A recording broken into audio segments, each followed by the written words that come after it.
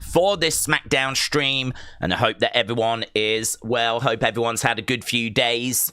You might remember the last time we did a public stream, we had some drama because of the fact that YouTube was playing up. We streamed Evolve on Wednesday, and we wasn't able to interact. Not all the messages were like coming through. So that seems to have been resolved now. So it looks like we're in a much better place. But, yeah, it made for quite an interesting stream on Wednesday. It was a bit like an extended 3-hour monologue. But I still enjoyed it. I still thought there was some... I thought the show actually was not bad. I kind of enjoyed the show on Wednesday. Obviously, we did Raw, we did NXT. Now our attention turns to SmackDown. And, of course, we will be back tomorrow for Elimination Chamber. That stream is up now. I don't think I can really hope for 1,000 likes on that stream because we know Elimination Chamber is nowhere near as exciting or attention-grabbing as like a Rumble or WrestleMania, but it would still be nice to get as many likes as possible. So if you get a spare second and you can drop a like on that Elimination Chamber stream, that would be greatly appreciated. We're going to see I don't know. I feel like we should set a target, but I don't know what that target is. I don't think we should set a target of like 1,000 likes, but I don't know. I feel like I'm going into tomorrow's Elimination Chamber stream not really knowing what to expect. It's a weird one, actually, because this time last year we had the whole Rock thing and Cody, and there was a real buzz going into Elimination Chamber. I don't really feel that so much this year. Yes, we've got the crate, and the crate is probably the mystery, right? Outside of that, I don't think there's much in the way of mystery. I think everyone's kind of expecting Cody to win because the rumors have been that he's going to be involved in that match at Mania. I think people are expecting Tiffany to win because the rumors are she's going to be facing Jade. So I don't feel like the Elimination Chamber is bringing much in the way of intrigue for those of us that kind of know what's being said in the dirt sheets, whatever, and the latest rumors. The mystery crates, that's, bringing some intrigue. Maybe Becky and AJ as to which way that goes is bringing a little bit of intrigue. It'll be nice to see AJ Lee in her first singles match. Obviously, that's, her first singles match. I couldn't even tell you her last one. I mean, it's obviously going to be her first run. I mean, I'm guessing it's going to have been 2015. Probably she had one at some point, if not 2014. So, yeah, that's a long time. So we have got history being made in that regard. And then, of course, people are going to tune in to see if Finn Balor can do it, but I don't think people are expecting him to either. So it is a bit of a weird one, to be honest with you. We'll have to see. Maybe it's going to be a bit of a sleeper and it's going to really surprise us. We're going to tune in and it's going to blow our minds. I mean, there's obviously a lot of potential for Seth Rollins to make an appearance. There's potential for Bianca to make an appearance. There's potential for Danhausen to be in that crate. There's potential for some turns, maybe Charlotte, Alexa, maybe Asuka, Kairi. The one I think people are looking at is maybe Dominic, Judgment Day, and Finn Balor. So, there's maybe some potential there. So, I don't know. I feel like WWE are going to have something up their sleeve. I promise you, I will be stunned. Absolutely stunned if the show tomorrow just goes the way everyone thinks and it's just going to be Cody wins, Tiffany wins, something happens in the women's intercontinental, Becky, it could go either way, that one. But we know there's going to be a rematch at WrestleMania anyway. And then CM Punk retains. Inside the crate is, I don't know, maybe Danhausen, and that's it. That's it. I'll be shocked if that's it. But, I don't know, that's kind of where we are going into Elimination Chamber, not quite knowing what we're going to get. So, Cody Rhodes did come out, though, today and say he thinks this is going to be a sleeper WrestleMania, which I thought was a very interesting comment. It seems like Cody is sort of also saying, You know, this one feels like it's a bit under the radar at the moment, this WrestleMania. But he thinks it's one of those manias that actually is going to really surprise people. And again, you have to take it with a pinch of salt, don't you? I mean, how many times have we been told this is a new era, there's going to be big surprises, and then you get to the show and that's not what happens. So you have to take it with a pinch of salt. But Cody came out, made those comments today, that he thinks this is going to be a sleeper WrestleMania. It's going to be one that kind of sneaks up on us. And I don't know, have to wait and see. Obviously, big step forward at Elimination Chamber. Really, after Chamber, it's just nothing but WrestleMania builds. Next PLE after Chamber is WrestleMania, and we'll just be building towards that. So as soon as you get past the Chamber tomorrow, we are in peak WrestleMania season. Not just WrestleMania season, peak WrestleMania season. So that's what's coming up this weekend. Let's have a look what's coming up tonight, and then we'll jump into the chat. Obviously, we've got plenty of time to get into the chat, but let's have a look. It's actually quite a bit that they've announced tonight. So we've got men's Elimination Chamber match participants meet on SmackDown. So all of the guys in the chamber are going to be exchanging a few words. That could be a fun segment. Not down on that. RHIYO defends the women's tag titles against the Irresistible Forces. So that's Nia and Lash. That'll be okay. I'm not down on that. Uncle Howdy solo. Not down on that. Be good to see Howdy in a singles match. Obviously, we're expecting outside interference. Obviously, we're expecting shenanigans. But not down on it. Oba Femi against The Miz. Not down on it. It's just another kind of squash for Oba, but I think it'll be a bit more than that. I don't think he should just go in there and murk Miz in like 5 seconds. Miz, you know, is very experienced. He's definitely a step up from Kit Wilson. So for me, The Miz should actually, you know, use some of his cunning and actually find a way of kind of getting a few moments himself. But by and large, Oba is clearly going to win this. And by and large, it should be relatively straightforward. So it's just to keep building Oba. It's just to keep getting him on TV and just reinforcing the fact that he is a monster. And pretty soon, probably, hopefully after Chamber, we can start actually getting him involved in a feud. We can actually start getting him involved in something. I mean, it could be The Miz. I mean, if The Miz does some shenanigans and, you know, runs away and Oba doesn't get that satisfying victory the way that he wanted, you know, winning by count out or something like this, perhaps like Miz could be in Oba's sights for a little while. Don't know, we'll have to see. I have not heard what the plans are for Oba at WrestleMania, so that's why we're not sure as to where we're going. We know that the fans were chanting for Oba when Brock was in the ring, but apparently it still feels pretty locked that it's going to be LA Knight against Brock. So, but apparently WWE are more than aware that the fans were chanting for Oba. I think it was Dave Meltzer that said, you know, there's every chance we get that just a little further down the road.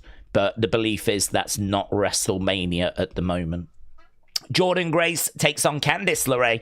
I'm also not down on that because I do like Candice LeRae. And yeah, that'll be okay. I mean, of all the matches, that's the one I'm probably least interested in. But I do like Candice LeRae. Oba against The Miz.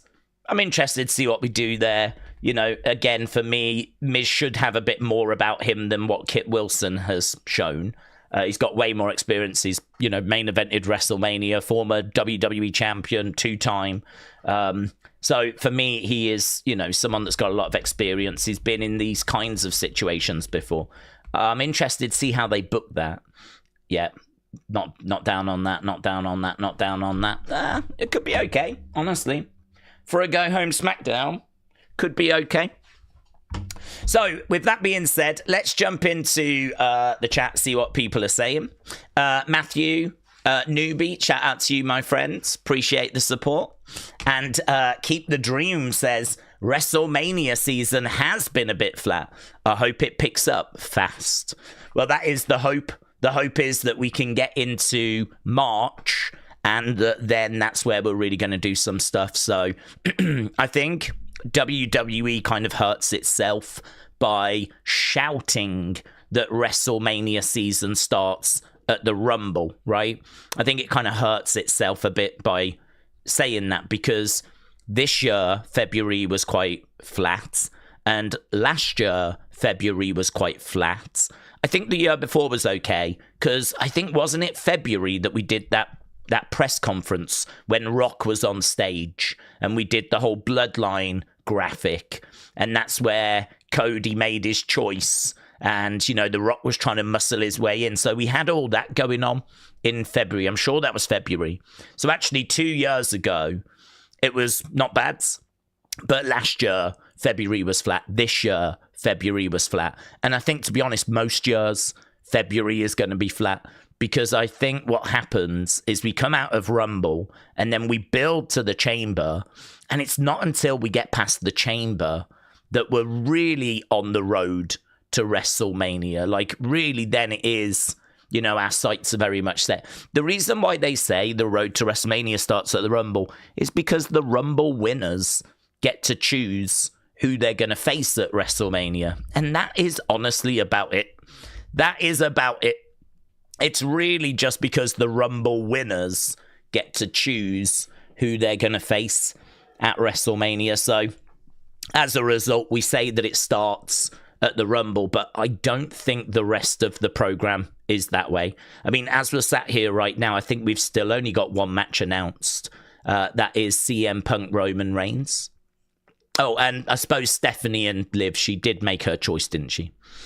So I suppose Stephanie and Liv as well. So, you know, the Rumble winners selecting who they want to face is kind of where we are. So really, I think I wouldn't get too disheartened. I would just maybe reframe WrestleMania season in your mind and just push it back past Elimination Chamber. Because once we're done with Chamber, there really is no excuses then. I mean, March, early April, I mean, there's no excuses. You've got nothing to worry about apart from just, you know, working your way towards WrestleMania. I don't know if there's a Saturday night's main event that might be in there. To be honest, I sort of hope not. We don't really need that distraction at this time of year, but let's just have a look at Saturday night's main event, because I genuinely don't know when the next one of those is. So is that gonna be in the way? Let's have a little look. Saturday night's main events. I don't know if they've announced the next one. The last one's still showing as January. Have they not announced when the next one is? Not according to the Wikipedia page. Okay, when did we do one last year? Let's have a look, see if that... Oh, May. So last year, we did one in January. We did the same this year. The next one wasn't until May. So if we do the same this year, then that'll be obviously after WrestleMania. So it doesn't even look like we've got a Saturday night's main event to worry about. So it should just be a straight road, straight the way through to WrestleMania. So yeah, I do have some optimism that once we get past Chamber, you know, we should start eating better. But I can understand the frustration. I share in the frustration that people have right now. Right, Brandon, hello. Said, Daze, do we think Carmelo will face Ilya for the US title tonight? I think because that's being teased so much and delayed so much, part of me wonders if that is maybe part of the plan for WrestleMania.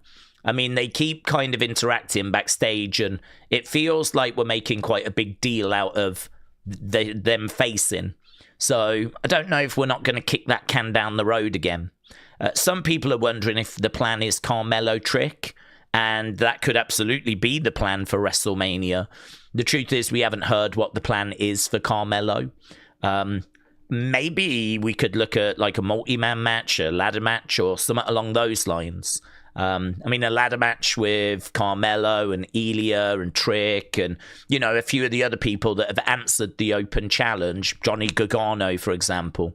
That could be quite fun.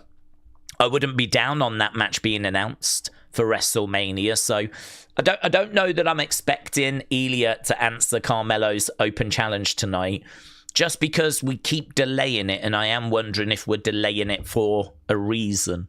But there is still quite a long way to go, to be honest with you, till we get to WrestleMania. I mean, we are looking at a good, month and a half? So, I mean, we are still looking at like 6 weeks, 7 weeks kind of range. So, I don't know, can we kick the can that far down the road? One thing I know about WWE is, yes, we very much can. If there's one thing I know about WWE, delaying things, dragging things out to the point where they no longer become interesting or fun, that is what WWE specialise in. So there's every chance that they're saving that for WrestleMania. But yeah, the honest truth is, don't know who's answering the open challenge tonight. So it could be Ilya, but I don't know. It just keeps getting delayed, doesn't it? Which makes me wonder if they're setting up something bigger down the road. Connor said, do we potentially see any of these for answering Brock? LA Knight, yes. Randy Orton, could do. Oba, could do. Gunther, could do. But LA Knight is the rumor. So, I mean, none of them are impossible. There's no word as to what Gunther, Oba, or Randy are doing at WrestleMania. So, you know, I can't sit here and go, well, no, Randy's rumoured for this, or Oba's rumoured for that, or Gunther's rumoured for this. There's no word as to what they're doing. The only thing I can say is LA Knight is the one that keeps being mentioned as Brock's opponent. And I think I got a bit more from that Brock segment than a lot of other people on Monday. And the reason why was because for me, it was quite nostalgic seeing Paul Heyman standing next to Brock, something we haven't seen loads of, actually. I know that Paul has been sort of around Brock since Brock came back at SummerSlam, but Brock doesn't make that many appearances. And, you know, like, he might come out with Heyman at the Rumble, for example, but to actually see Heyman walk down to the ring on a Raw, stand next to Brock Lesnar, and then start talking about how Brock had beaten Undertaker, tell us a little story about, you know, some of you might not know, but back in the day, there used to be like 2 main events of WrestleMania. You would have, you know, the WWE Championship match, but also you would have the Undertaker's match. And it was just, I found it quite nice, nostalgic, listening to Heyman, seeing them two together. It brought back memories. I mean, like, that is just how Brock used to be presented. He would stand there, sort of looking mean and moody, whilst Heyman was, do you know what I mean, showering him in praise for being the one that's in 21-1 that ended Undertaker's streak. And he was kind of making a really good point, I thought, which was, you know, this is the guy that beat Undertaker's streak. So that means that if you're going to face Brock Lesnar at WrestleMania, you are in a main event. It might not be the match that closes the night, but make no mistake about it, it's a match that's going to get attention. It's a match that's going to have interest. This is not just another match on the card. Like, this is a major WrestleMania match. And I didn't mind him taking a moment to kind of get that message out there. I didn't mind him, like, taking some time to kind of take us on a bit of a history journey. And don't forget, for a lot of us, we know this story, but there's plenty of people out there that don't. I mean, you've got to remember, at this point, the streak ended 12 years ago. And so there's a lot of people, kids in particular, that may not know this story. I don't know how much kids go back and watch the old stuff. I don't know people that are just getting into wrestling or got into it during the pandemic, how much they know about the history of wrestling, or know that Brock ended Undertaker's streak, or even that Undertaker had a streak at WrestleMania. I genuinely don't know, right? But for me, it was quite nice, quite nostalgic to listen to Heyman kind of being back with Brock, and to kind of see them together again and remember, you know, all those times they were together in the past. Listen to him talking about how Brock was the one that beat the streak. Set up the situation, set up the angle whereby you're telling the fans, whoever we choose to put in this match with Brock, it's a big deal. And I think if you're an LA Knight fan, that's really good. That's really good, because they've just took a little bit of time to basically say to you, this is a big deal. Whoever is going to answer this, whoever faces Brock, it's a big deal. And the rumors are it's going to be LA Knight. Now, there is concern about how that match is going to go. But the other reason that I was not down on that segment was because not only did I get that from it, right, but also it made me start thinking about, right, how are they going to book this? Are you going to have LA Knight? Because I don't think we see Brock again until the 16th. But are you going to just bring LA Knight out on the 16th? Or are you going to bring someone else out? Because there's every chance that LA Knight is not the first person that answers that open challenge. You know, there's every chance that someone comes down, answers the open challenge. Brock Lesnar could look at Heyman. Heyman could, you know, say, listen, if you really think you've got a chance, how about you prove it? How about you go one-on-one with Brock tonight? And let's see how good you are. And there's every chance that we actually get like a Brock match on one of those Raws where he takes on someone and, you know, ends up beating them. So as a result, they're not the person. I think that you need a few weeks of Brock and LA Knight. But if I remember the schedule correctly, there's like 5 weeks. I don't know that you have the LA Knight come walking out on the 16th and then you do like 4 more weeks of just promos or whatever. Not when there's a few other things that you could do. And so I think kind of getting a better idea as to what Brock's going to do at WrestleMania, getting a better idea as to how we're going to go about setting that up, and then starting to think about what are they going to do? What would I do? Would I have LA Knight come out on the 16th? No, I wouldn't. Who would you have come out on the 16th? Well, it needs to be someone credible, but it needs to be someone beatable. You know, like a Damian Priest. It's not going to be him because he's on SmackDown, but like a Damian Priest, where Damian steps up to Brock. It's, you know, Brock's looking at Heyman like, really? Do we think this is the guy? Is this really the right challenge? And, you know, we do a match. I would be really tempted to do something like that for a couple of weeks. And I think that could be quite interesting. And especially if you think as well, this is potentially Brock's last year in WWE. This would just be a really good way of getting a couple of matches in for Brock before he goes away at SummerSlam. So I'm sure that schedule said he's got a 5-week run in March. So when I was watching that Brock segment, because I saw criticism of the Brock segment, people saying, oh, that could have been an email. I disagree. I think that they communicate how we're going to get Brock to Mania and what the plan is. It's like an open challenge. We showed off his schedule, which I think was interesting because we could see there was 4 or 5 dates, which started to get me thinking, how do you go about booking that? Do you have the person come out week 1? Do you save it a week? What do you actually do? And then for me, like, they build up how important Brock's match is. So if you are the person at WrestleMania, then you've just told the fans, you know, we think a lot about this person because this match is a big deal. That's good for LA Knight. LA Knight being in that match is good. The concern is that LA Knight gets murked at WrestleMania, but we don't know that's going to happen. I think that I'd be really tempted I mean, I'd make it really close. I would have LA Knight putting in the flipping performance of a lifetime. And even if he does lose, I would make it so Brock was pushed to his absolute limit. You know, Brock is like struggling to even get back up to his feet after the match. Like Heyman's having to come in and trying to help him up. Like it is Brock that is just shattered.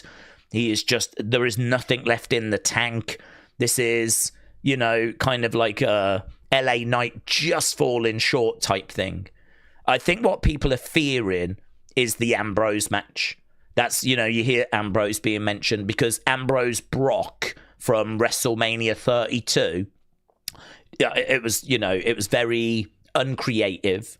Ambrose was very frustrated. He was very excited about being in a match with Brock, But, I mean, you know what Moxley is doing in AEW these days. He is really all about blood and violence. And so you can imagine the kind of ideas he would have had going in there with a former MMA UFC heavyweight champion. I mean, his mind was like, we could do this, we could do this, we could do this. Apparently, Brock was like, no, we're going to do this, F5, and I'm going to get the win.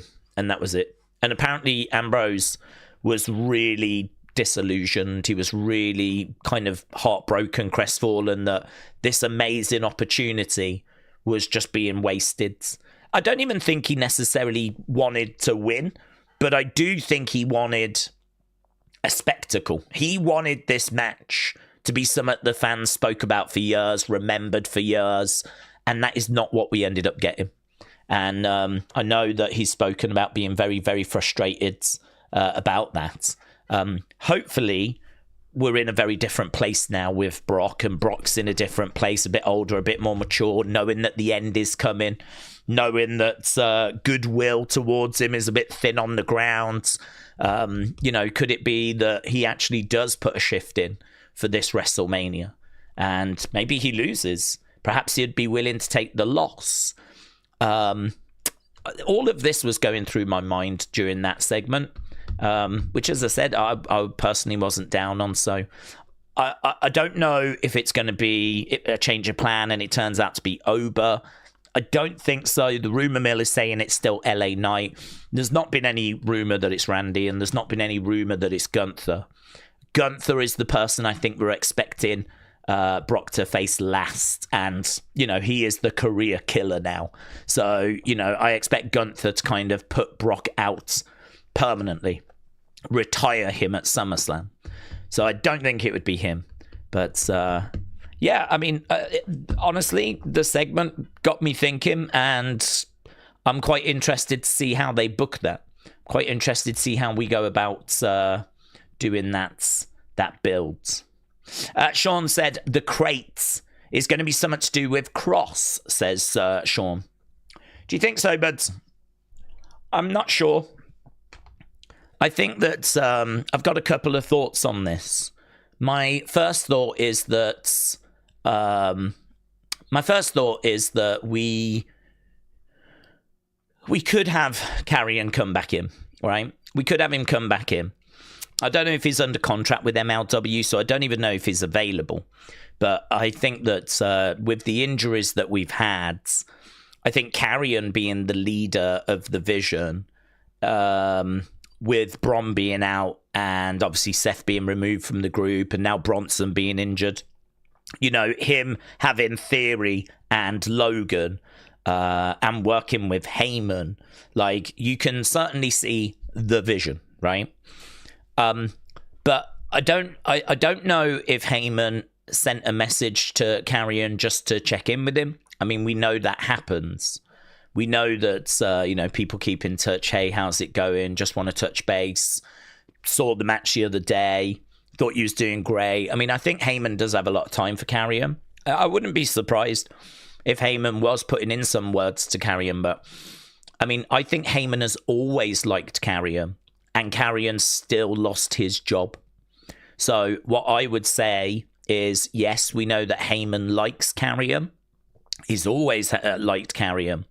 But that did not stop Karrion from losing his job last year. So with that being said, how much can we believe that Heyman now has got the sway, the power to be able to bring Karrion back into the company? I suppose without knowing why Karrion lost his job, it's hard to know how likely it is that he's going to return. I mean, I think there is a growing belief that Karrion sort of lost his job because we had Alistair and Zelina. We had plans for them that was so similar to Karrion and Scarlett that we didn't need both. We didn't need Alistair and Zelina and Karrion and Scarlett. They're too similar with their presentation, right? Be like having Undertaker and then someone very similar to, Undertaker. And I suppose you could say Kane, actually, but that was a bit different because that was a whole brother storyline. They were family and blah, blah, blah. But anyway, I think in regards to this, there might be something in that because it is very interesting. We lost Carrion and we lost Scarlett, and then not long after we got Alistair and Zelina arrive, and their presentation is very, very similar. Their vibe and the entrance and all of that stuff, very, very similar. So it could be that Carrion and Scarlett, we struggled to find stuff for them to do when they were in WWE. Then we've got, this idea for Alistair and Zelina. Carrion and Scarlett's contracts were coming up. We don't need both. Thank you. All the best in your future endeavors. Yeah. You can sort of put pieces together and kind of go, there could be something there. I don't know that it was that. And I'm not saying that it was that. I'm just saying it could be that. And so it's hard to know why. I mean, it was a head scratcher because the fans were right behind Carrion. We all saw the We Want Cross stuff and the chants and all that right at SummerSlam. I mean, he was over. So I think in regards to the Carrion situation, it's really difficult. It's difficult to know as to whether WWE are going to reach back out to him. Whether I don't even know if he's available because he is currently working with MLW, so he absolutely could just be under a long-term deal with those guys, and he might not even be available. And then also the other thing I wondered was, it's not hard to believe that he could change Scarlett's phone number to Paul Heyman.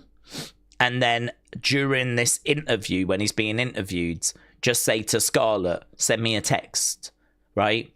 And it'll flash up. And whilst I'm being interviewed, it'll flash up Paul Heyman. And I'll make sure that the interviewer sees it. Because if you watch the interview, he doesn't hide it from the interviewer. Like, he's got his phone right in front of him. The text pops in from Paul Heyman. And he looks at it and goes... You know what I mean? He looks at it and goes, wow.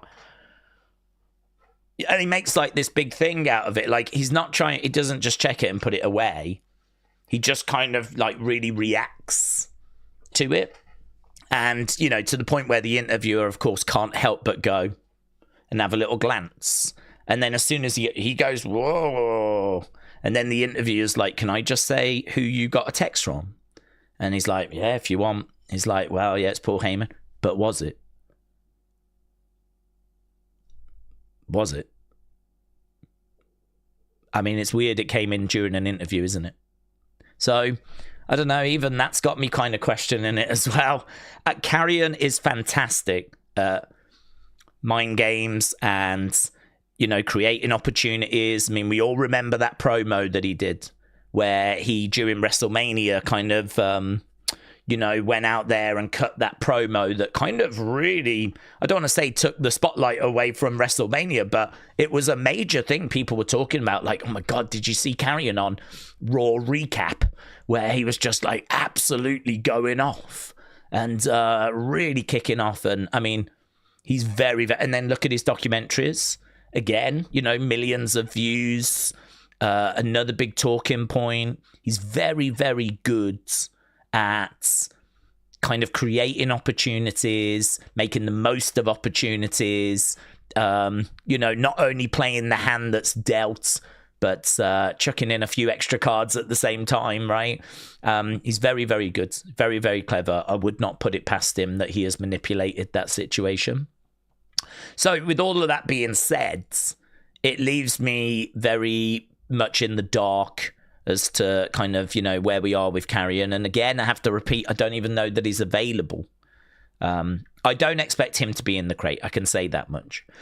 That's not how you bring someone back in 2026, someone credible, by having them in the crate. Because whoever is in the crate has surely been in the crate now for 2 weeks.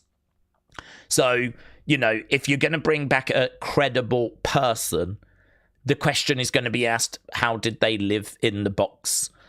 How did they go to the toilet? Where was the food? Where was the drink? We don't live in an age, and certainly Triple H's product is not a product where you can just sort of, just get rid of the rules of reality, As a result, I'm not expecting it to be a person. The only exception, I would say, is if it's a comedy character. If it's a comedy character like Danhausen, right? Then like that's part of the joke, isn't it? It's not meant to be serious. That way, if you go, how did he survive in the box? You know, well, it's Danhausen, isn't it? That's what Danhausen does, you know? So if it's a comedy character, I think you can sort of get away with it. But this is why, for me, I wouldn't expect it to be Carrion or Scarlett or Bianca or Seth or anyone that's got, you know, credibility. Anyone that's, you know, we want to present seriously. I wouldn't expect them to come out of the box.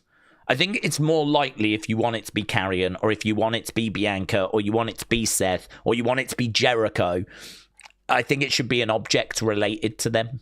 I think if it's Jericho, a countdown clock would be fantastic. Even if it only counted down for a minute. You know, it just counted down a minute. And then, like, you know, lights go out and then, you know, break the walls down. I would do that, break the walls down. Screw Judas. Right? Break the walls down, 100%. Countdown clock, break the walls down. Jericho comes out on the entrance stage. Bang, love it. Put it in my veins. But I don't expect that because he is still on the AEW roster. But so is Danhausen. Although he did tweet out today that he's free, but he is still showing on the AEW roster page. And people are telling me that is 100% correct 100% of the time. So we have to believe that unless he gets taken off tonight or tomorrow, we have to believe Danhausen is still with AEW. So lots in there, lots. Right, it's Bryn again. Hello, buds. Said, happy 16 months. The crate feels like classic WWE. I like the crate. I like it. Right now, I mean, once it's revealed, I'll let you know. If it turns out to be a load of doomed wipes, I might change my mind. But I like the crate. I know that we've had a lot of mysteries. We've had a mystery man over Christmas. We got a mystery man again now. We've got a mystery crate, right? There's a mystery phone call that Adam Pearce received that we haven't gone back to. Some mystery person attacked Jacob backstage, and we haven't dealt with that either. I'm aware there's a lot of mysteries. But that is wrestling, isn't it? You know, surprises and mysteries are the lifeblood of this flipping sport, entertainment. So, yeah, I like the crate. I think that I just hope that it kind of, well, it's never going to achieve, I don't think it's ever going to be something that is going to please everyone, right? I think the closest you would get to that would be if it was Jericho. I don't think it's fair to expect that. Right? So I don't expect that. If it's Danhausen, I would be okay with it. Right? I would be okay with it. Again, not everyone would, but for me personally, I would be okay with it. And I think the reason for that is because if you think of the alternatives, if you think about what bad would be, bad for me would be that it's Pat. Again, a person, comedy, yeah? Pat coming out, comedy person, you know what he's like on commentary, just, you know, zany, whatever, making noises and squealing away. And so for me, there's every chance we open it up and Pat's back, and this is WWE's way of saying, oh, Pat's back, like we're meant to care. That would be bad for me. That would be something I'd be like, Jesus Christ, like all of this, and that's what it's led to. If we open it and a load of dude wipes fall out, or a dude wipe mascot comes out, or flipping Captain Crunch emerges, or some sort of sponsor comes walking out, that's going to be very frustrating as well, right? That's going to be bad. So if we can, in our minds, go, okay, here's the scale, right? The best thing it could be, in my opinion, is Jericho, right? I'm not sure what else I could think, or not Jericho himself, but Jericho related, right? That would be the best thing, or maybe Rock related, you know, something in there to do with The Rock, and then lights go out and out comes The Rock, right? All of a sudden, WrestleMania season just got a lot more exciting, yeah? So Rock, Jericho, somewhat connected to them, that would be my big thumbs up. Big thumbs down would be Pat, or something to do with sponsorships, that would be big thumbs down. For me, Danhausen on that scale is probably like, I don't know, 7 out of 10. If 10 out of 10 is Jericho Rock, Danhausen's like a 7, and I'll take that, you know, compared to what it could be, which would be much further down that scale. So, you know, I think the reason why I'd be okay with it is because this would be a new character, and he is a character. It's a fun character as well, and I do think there is a need for a bit more humor in WWE. So, you know, R-Truth is obviously very good, but you kind of know what you're getting with R-Truth, and we also know he's not going to be around forever. His deal that he signed is, you know, likely his last deal. You got Chelsea. She does great work, but I think there's room to bring someone else up that's fun, and, you know, you can put into a tag team, or, I mean, look, Danhausen ain't going to be a world champion. He's going to be someone that kind of, is fun backstage, accompanies people down to the ring, is a tag partner. He's going to be that kind of Santino type character, you know, that's not going to bother the top end, but just adds a little something to the roster. And I know that I read earlier people saying if it is Danhausen, he comes in quite well received, and then people get tired of him quite quickly. I think, honestly, the best promotion for him is WWE. I think WWE is like a really good place for him. I could imagine him getting a bit tiresome in AEW.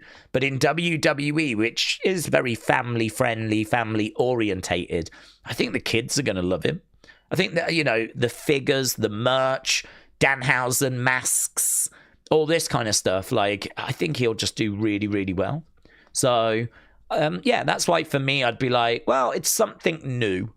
Something permanent as well.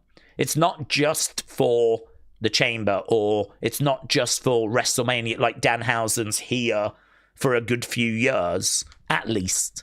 So that's why that would be okay for me. But yeah, the crate is having to do a lot of heavy lifting when it comes to intrigue at Elimination Chamber, because I can't say there's a great deal else, but there's maybe a few other things. I don't know who's winning out of Becky and AJ, for example. Mr. Full D says Punk Roman match isn't big enough to carry this WrestleMania. That's interesting. I mean, I agree with you. Yeah, I don't know. It's interesting. I can't get a read as to how people feel about that match, because no one's really talking about it, which is maybe not a good sign. Part of that is probably because CM Punk's got to get past Finn Balor first, and we've only really had one interaction between Punk and Roman. Maybe when we start like really getting into the build, it'll feel better, but this isn't like a match that we've been building for a year or teasing, something that we've been desperate for. It's just, I agree. It's just sort of there, and it's fine. It's watchable. I ain't got a problem with it. It's not like I'm down on it. I mean, it's hard to be down on CM Punk against Roman Reigns, so it's not like I'm down on it. But I agree with you. This, to me, is not a match that I'm, like, desperate to see. It's not a match where I'm like, oh my God, I can't believe it. They're finally doing it. This is the year. This is going to be so good. It's like, in my mind, chuck it night one, main event night one, and give me something better for night two, which I know might sound harsh, but that is honestly where I am with it right now. And I really do think a large reason for that is because we sort of did it last year. I think we sort of did it last year with the triple threat. I cannot recall much teasing over the last 12 months of Roman and CM Punk. I feel like whatever animosity they had, they got out of their system that night last year when they both got screwed by Paul Heyman. I mean, Heyman betrayed Roman and Heyman betrayed CM Punk. I mean, he low-blowed both of them. I suppose in a way, I feel like these two are the two that got betrayed at last year's WrestleMania. I suppose I got sympathy for them because Heyman betrayed them, went off with Seth, and then we got the Vision. So I suppose the point I'm making is I don't sense the animosity. I don't sense the heat. I don't sense that between them right now. If anything, I just feel sorry for them because they both got screwed last year in the main event of WrestleMania. And that's not a great place to be when you're trying to build up this big, massive sort of dream match type scenario, you know? That's not really like the right place to be. I suppose the point I'm making is that the builds for this up to this point now is not really what you would look for that kind of a match. So yeah, it's very interesting on that because some people are really into it, can't wait. I have seen that, and we've seen that in our community. And then you've got other people that are like, not really bothered by it, to be honest. I mean, honestly, for me, I would put it night one, and I would really try and give the fans something they really want for the WWE title match and have that as night two. And the other thing as well is I can't help it, but the World Heavyweight Championship, I've said before, it feels like a step down from the WWE title. I know it's probably not meant to. I know they want it to be equal. But one of those belts keeps main eventing WrestleMania, and one of them keeps opening up WrestleMania. And as well as that, one of them has been held by Roman, Brock, Cody, Drew. The other one has been held by Damian Priest and Jey Uso. I mean, there are reasons as to why one feels like a step below the other. So for me, the WWE title means more, and the World Heavyweight title is... It's still a world title, but it's like, it's just a step below. So again, it's kind of hard to even make an argument that that title should be in that kind of night two main event match. So I think because we had this match last year, because it is for the lesser of the two world titles, and because we still don't quite know what the other match is going to be at this stage, I suppose for me, I'm in agreement. It just, the build doesn't feel right. And because of what we did at Mania last year with both of these guys, because they're both baby faces as well, people love Roman, people love CM Punk. There's no heat between them. I mean, they can try and manufacture something, but gonna have to do a lot of work in March to really get something going here, to really build this up, in my opinion. So, interesting you should say that. I genuinely, if we did a poll, I don't know what the result would be. If it was like, not do you love it or hate it? I don't think anyone hates it. But it's like, do you love it or do you like it? I suppose it's that, isn't it? I like it. I'll watch it. I'm not down on it. I'm not like, it's not like I'm going to turn it off or anything, like tune out or anything. But I don't know. At the matches I would rather see, yes. I would rather see Seth against Roman, because we've not had that ever at WrestleMania. And if you think about their history, and they were both in the Shield, I mean, you would want Ambrose, Seth, Roman. That's the match. But you can't do that because we don't have Ambrose. So the next best thing we can do would be Seth Roman. And we've seen that match many, many times, but never at WrestleMania. We haven't seen it for a few years either. And I do like the idea of building up some heat between them, because they've always got heat. Like, they've always got, like, they're always taking little digs at each other in interviews.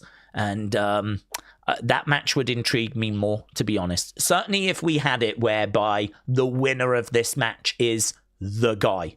Like, this is a match to determine who is the face of WWE, right? Perhaps put Cody in there? I don't know. Seth, Cody, Roman.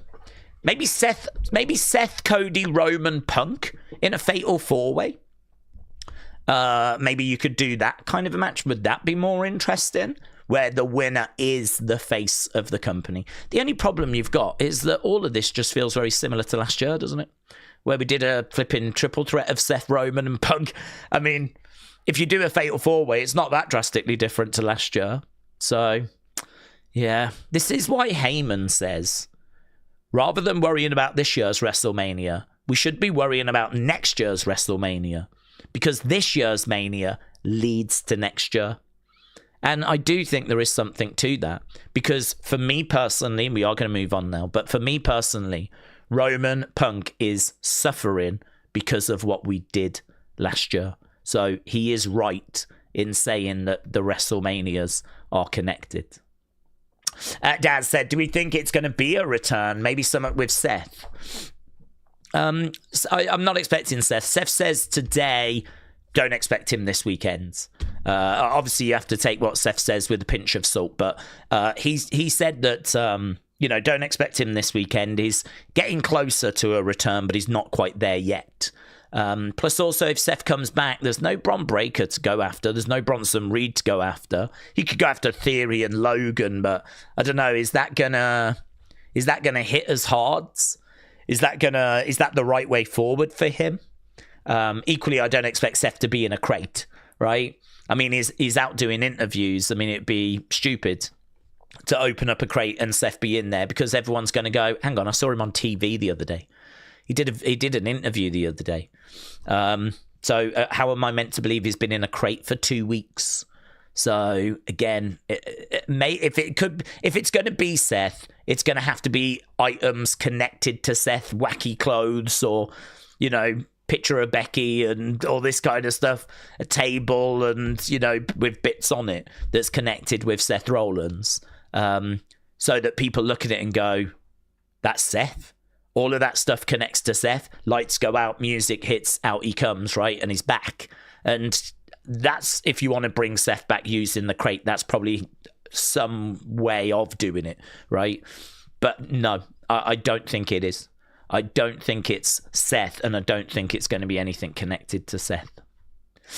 Bryn said the crate is a Samoan mystery box. Who are we going to get? Oh, you reckon it's another Fatu? It's been a while since we've added another Fatu, to be honest. So maybe it's going to be another Fatu that comes out. Perhaps it's the arrival, finally, of Zilla.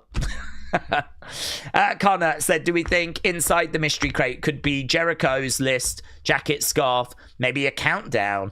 Well, if he gets released by AEW, but we don't know when this contract's getting unfrozen, so I'm not going to have that as an expectation. That would be like a 10 out of 10 for me.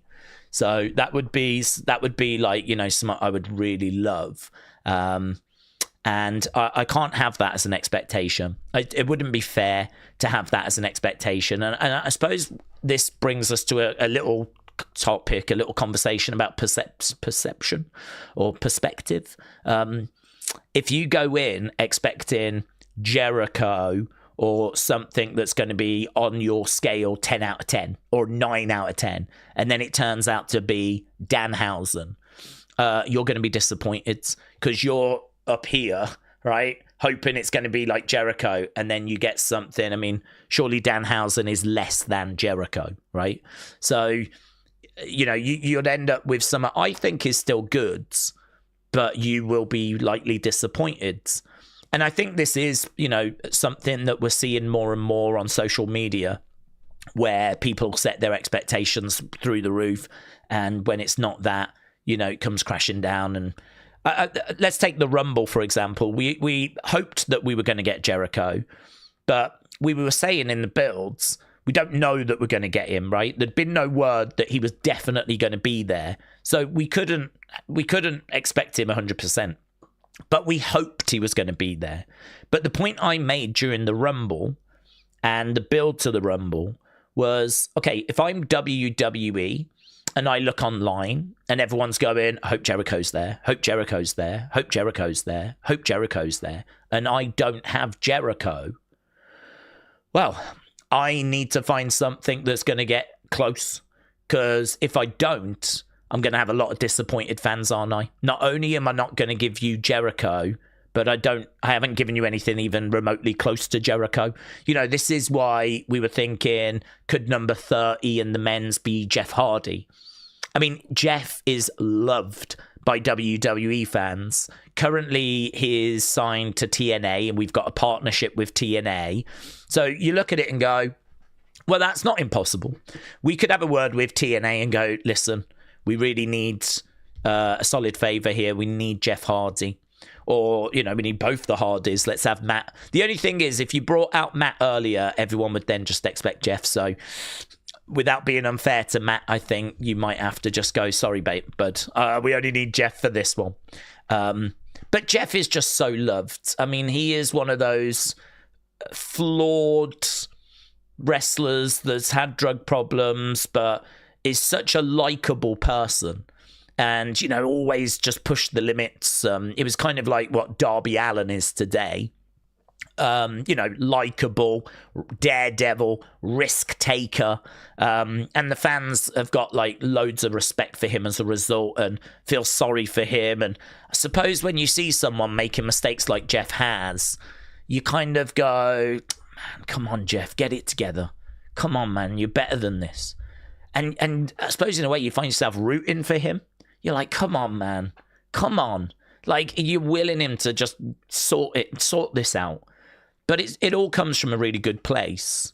So I suppose the point I'm making is if you don't have Jericho for the Rumble, you got to find a replacement that's going to, land or at least take some of the disappointment away. And I think someone like Jeff Hardy, I mean, I'm sure there's other examples, but I think Jeff is the one that comes to mind because of him being with TNA, right? The problem with the Rumble was that the biggest surprise we got was Brie Bella. I mean, no offense to Brie, but do you know what I mean? That's nowhere near where the expectation was, right? And so expectation, reality, big difference. The problem you've got with the crate, if you're going to go in expecting Jericho, which is the ultimate, and, the reality is going to be down here, it's going to be disappointment again. So I suppose the point I'm trying to make is learn the lessons from the Royal Rumble, right? Set your expectation as low as you realistically can. And then, when it gets revealed, hopefully, if it is disappointing, it won't be as disappointing. If it is something really good, it'll be a great surprise. And you can sort of flip it round. Rather than going in expecting that but getting that, you can go in expecting that and hopefully getting that or getting that or even getting that. Or even if it's that, the disappointment won't be as great. So I think there is probably a bit of thought that we should put into going in with, heavy expectations for this crate.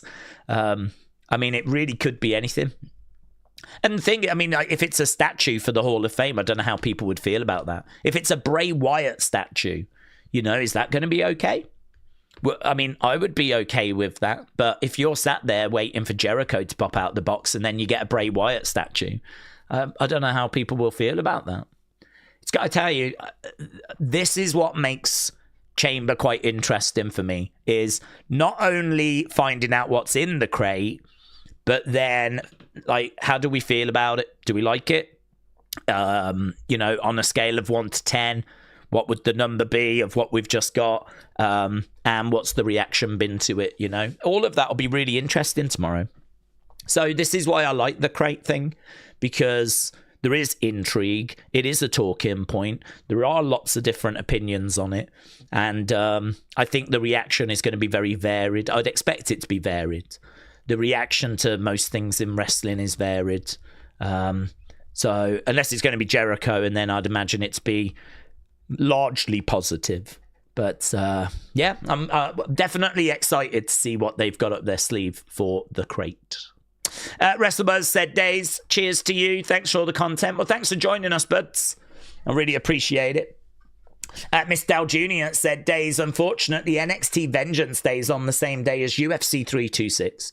Are you doing UFC 326 or Vengeance Day? 327 is not clashing with WWE. We'll probably do Vengeance Day. I'm wrestling first, so probably Vengeance Day. I don't know why TKO just can't work this out. I have absolutely no idea. We missed the 2 shows in January because of Saturday night's main event and the Rumble, and those were the same nights that they put on the 2 big UFC pay-per-view shows.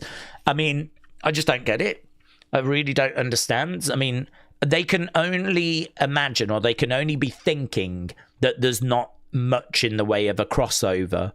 But even if there is just a little bit of a crossover, wouldn't it make sense to just capitalize on that? I don't know. I mean, I just don't know. I don't know why they don't like make sure that they're running on different weekends. You know, I mean, you've got one monthly. Well, I suppose you've probably got two now, because you've got NXT. Sometimes you've got Saturday night's main event. So you've probably got one of them each month, right? Might be NXT one month, then it's Saturday night's main event, then it's NXT. Maybe the next month there isn't anything, but month after that it's Saturday night's main event, blah, blah, blah, blah, blah, right? So you've got that. And then, of course, you've also got the WWE monthly pay-per-view, which is each month. So you've probably got 2 weekends for WWE. If UFC is going to have a monthly show, like, you've still got 2 weekends to sort of select from so that they don't clash. So I just don't know why they can't work this out. I don't. There must be some reason, right?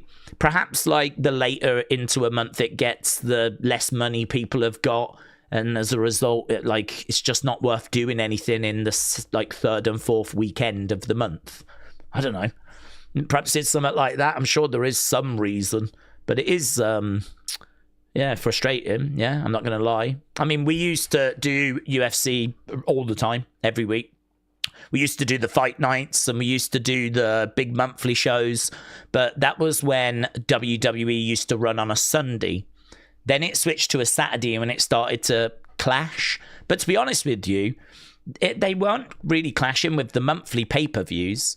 They still found a way to not clash with those. So we were still able to do those, and we were still doing the odd fight night. But, you know, I don't know. Last year, in particular, 2025, 2026, it's all just gone to hell in a handbasket. They just don't seem to be able to work this out at all. They just don't seem to be able to get this scheduling right whatsoever, which, considering the same company owns WWE and UFC, it is mind-blowing. So, yeah, I share in the frustration, but it's not something I'd focus on, to be honest. It's out of my control. The only thing I can do is just try and figure out what the right thing to do is. And to be honest, we've always been, obviously, a wrestling channel. So I learnt my lesson, as everyone knows, back in 2022. I learnt my lesson when I did a UFC show instead of SummerSlam. I didn't just completely ignore SummerSlam. SummerSlam was Tommy Toy Travels. He did it on, I think it was the Wrestling Escape Pod channel. I was trying to find a way of doing both. So I was like, I'll do UFC, you do SummerSlam, do it on the web, right, channel. So that's what we did. He did SummerSlam and I did UFC, and we tried to find a way of like covering both, but it didn't work. Well, it didn't work for me. I mean, like, UFC did okay, but like, I was sat there watching Brock drive down with a tractor tipping the ring up. It was that one. It was the one where, you know, it was a bonkers main event, and it's the one where Bayley comes back with Damage Control, and Io's there, and Dakota's there, and there's a banger match between Becky and Bianca to open up the show. And I was just watching all this crazy stuff happen, going, oh my God, I am watching the wrong show here. I am not making this mistake ever again. So that's always been at the forefront of my mind. So, yeah, very frustrating. I don't know why they can't work it out. Higgy said, Daze, hope you're good. And you, but massive shot in the dark. Love it. Let's go. Could we see Logan confronting Brock for the attack at the Rumble and letting him get attacked before War Games? It is a shot in the dark, said Higgy. I mean, it goes back to what I said earlier, that I didn't hate the Brock segment on Monday because I actually got a bit from it. And one of the things that I got from it was the thinking and the thought process of, oh, okay, how are they booking this? Because we got about 5 weeks of Brock in March and early April. He's around for quite a few appearances, and they showed us that schedule. So do you just have LA Knight come out on March 16th? And then we do 4 weeks of build after. Maybe that's WWE, and maybe that's what they'll do. And if they do that, I hope they've got some really good creative planned. Because if that is the plan, you've got 4 weeks of like stuff that we need to do, right? That's going to be interesting, that's going to make the video packages. But I got to be honest, that's maybe not what I would do. I think I'd be more interested in having a few people step up to Brock first, only for them to not be the people, right, that go on to WrestleMania. And again, because Brock is potentially in his final year, it's a good way of getting some, head-to-heads. I mean, maybe you have Ilya Dragunov step up to Brock and, want to be the one. And maybe that leads to a match on Raw where Ilya just falls short, does himself proud. But the stipulation is you've got to beat Brock to face him at Mania or something, right? I don't know how you go about booking it, but I suppose the point I'm making is that's what was going through my mind. Do you have LA Knight step up that first week, or do you do a few other things first? So with that thought process, could you have Logan step up to Brock Lesnar in that first week and have Brock just absolutely murk him? I mean, I would not be down on that. Watching Brock Lesnar chuck Logan Paul around the arena, I'll take 2 hours of that, to be honest. So you could do something like that. I certainly am not expecting Logan to be Brock's opponent at WrestleMania, only because if we go back to the rumors are Brock LA Knight. I could see it being Usos against the Vision. Certainly this version of the Vision, where it's Theory and Logan. I could see something like that. There is a bit of chatter about Bad Bunny as well, isn't there? And Logan seems to be heavily connected to the Bad Bunny chatter. Bad Bunny apparently is meant to be coming in, but I mean, that could be Backlash. That might not be WrestleMania. But we are expecting Bad Bunny to come back in. So Bad Bunny coming back, you got to think Logan will be connected with that.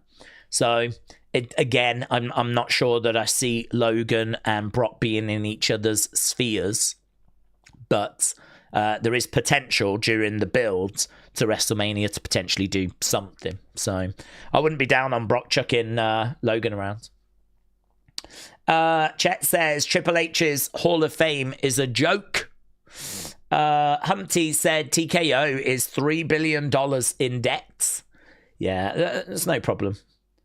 The debt thing's not a problem because a lot of companies go into debt when they buy assets. So, Man United got 1.3 billion debt, but they're looking at building a stadium. They're looking at building a $2 billion stadium, but they're 1.3 billion in debt. The way that the business world works, debt is fine. Debt is seen as being quite healthy and acceptable as long as it's manageable debt, as long as you're making up the repayments and you've got a good plan in place. In fact, a lot of companies go into debt because a lot of companies borrow to buy things. Where it gets dangerous is when you are then struggling to make your repayments on that debt, and there's no evidence that TKO are struggling with that. So I suppose the point I'm making is that even if TKO went back to zero and were debt-free, I would expect them to actually borrow a load of money and go back into debt again, because a lot of businesses tend to operate that way, and it's all about managing those repayments. So sometimes you do hear this about TKO and about how they're in debt and all this kind of stuff, but it's not a concern. It's as long as those repayments are under control and not spiraling out of control, and that debt's not getting bigger and bigger. This is why, there's big debt for the US, isn't there? And the UK's in debt as well. I mean, the UK has got a massive debt. The United States has got a massive debt.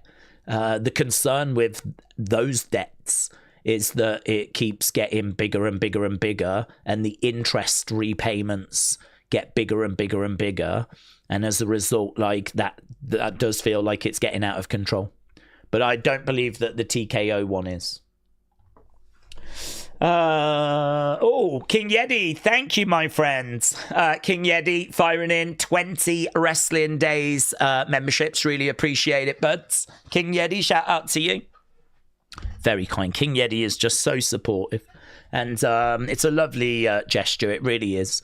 When it comes to our members side, I do just want to take a moment just to shout about that, only quickly. But in a few weeks' time, we're going to change it so that it runs 5 days a week during the week. That means there'll be a member stream every day on a Monday, Tuesday, Wednesday, Thursday, Friday.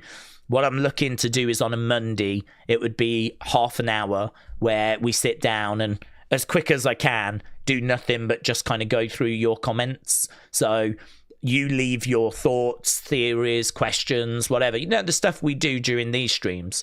But the thing with these streams is I know it's very hard for me to get to everyone's thoughts, and I don't ignore people or anything, but I feel like a lot of the questions and a lot of the things that come up, a lot of the conversations we have, I think they're the kind of conversations people want to have anyway. I mean, there's no way we weren't going to talk about the crate during this, 2 hours. So we've kind of really dug into that. And there's no way we weren't going to talk about Elimination Chamber. So we've really dug into that, right? But I know there's others that I don't get to. So if you are a member, on a Monday, and I think a Friday as well, we'll do 2 streams where I just want to get to your thoughts. I think that's the most important thing about the members side. When I think about what can I give members, I think attention is the most important thing. I think like acknowledging your thoughts, your comments, I think that's the most important thing that I can do. So I think doing a stream on a Monday, doing a stream on a Friday, just for half an hour, it'd be like the half an hour before Raw, the half an hour before SmackDown, would be like a members thing. That to me feels like the right thing to do. Then on a Tuesday, we would do nothing but quizzes. So Sporkle quizzes, we do them every week anyway. It's just fun. It's like, we've got 10 minutes. We need to name every person that's been in Money in the Bank. So people are like shouting answers out. We're typing them in. We're seeing if we can get 100%. People really enjoy those. So on a Tuesday, we'd do nothing but that every Tuesday. Not the same question, obviously different questions. Name every United States champion, name every Intercontinental champion, name every female that wrestled in the 1980s for WWE. We just, we'll blast through 3 or 4 every week, and people do enjoy those. On a Wednesday, we've got a game show called Wrestle Feud that people like. It's where we get a couple of members on, and so we play that. We do that every 2 weeks because it is a little bit hard to kind of get questions kind of each week for it. I could take it weekly, but I kind of like having a week off of it, to be honest. So at the moment, it's every other week. That might change. But I'm thinking of doing match watch-alongs. So 1 week it'd be the game show, Wrestle Feuds, where we bring a couple of people on the stream. And then the next week it'll be, let's sit down and watch Elia versus Gunther from NXT UK. And then the next week it'll be back to Wrestle Feuds. And then the week after it'll be, let's watch John Cena against AJ Styles from the Royal Rumble back in like 2017. We just, because YouTube is full of matches, full matches, on the Vault, on WWE YouTube. So I'm thinking that's what we do on a Wednesday. We just alternate between those 2 things. And then on a Thursday, we've got our championship game. You can see down there who our current champions are. And so on a Thursday, we tend to play that. That would probably have to stay an hour, that stream, but that's fine. All the others would be about half an hour. Wrestle Feud will just be as long as it needs. But yeah, I'm kind of looking to sort of shift over to that kind of a setup. That way, I think we're really giving our members a lot of streams, a lot of chances to kind of jump in and chat with the community. Quite a varied content lineup. That feels quite good to me. So if you are wondering as to kind of what we do on the members' sides, that's kind of, a nice layout of what we do, really. So, really appreciate it, King Yeti. Appreciate everyone that joins us for those. And if you are a member, join us for those. I mean, at the moment, it's Tuesday, Wednesday, Thursday. for an hour. We do an hour on a Tuesday, an hour on a Wednesday, an hour on a Thursday. But as I said, in a few weeks' time, it will change to what I just laid out. So, yeah, if you're around, come in. It'd be lovely to see more people, more members joining us and engaging and playing the games and, you know, kind of doing those watch-alongs and sharing your comments. And, yeah, definitely get, if you are a member, you get the benefit of it, you know. Come and join us, join the conversation. So, King Yeti, thank you, my friend. Kieran, hello, my friend, said, Daze, I don't know if we've answered this, but do we think RHIYO is going to lose tonight? Maybe Rhea could win the chamber. Maybe EO to face Julia. Not answered that, but no, we haven't spoke about RHIYO tonight. I think the thing is that the rumors are that Tiffany was going to be facing Bianca, right? We know that Liv's taking on Stephanie, but the rumors were that it was going to be Bianca Jade, right? Bianca Jade. Now it doesn't look like Bianca's going to make it back in time. She's certainly not in the chamber. So the winner of the chamber is going to go on to face Jade. And according to Meltzer, it was either Charlotte or Tiffany.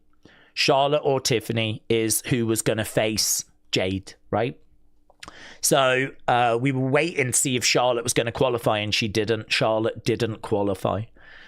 Tiffany did.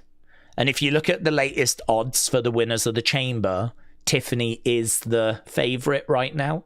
And I think she's the favourite because of those rumours.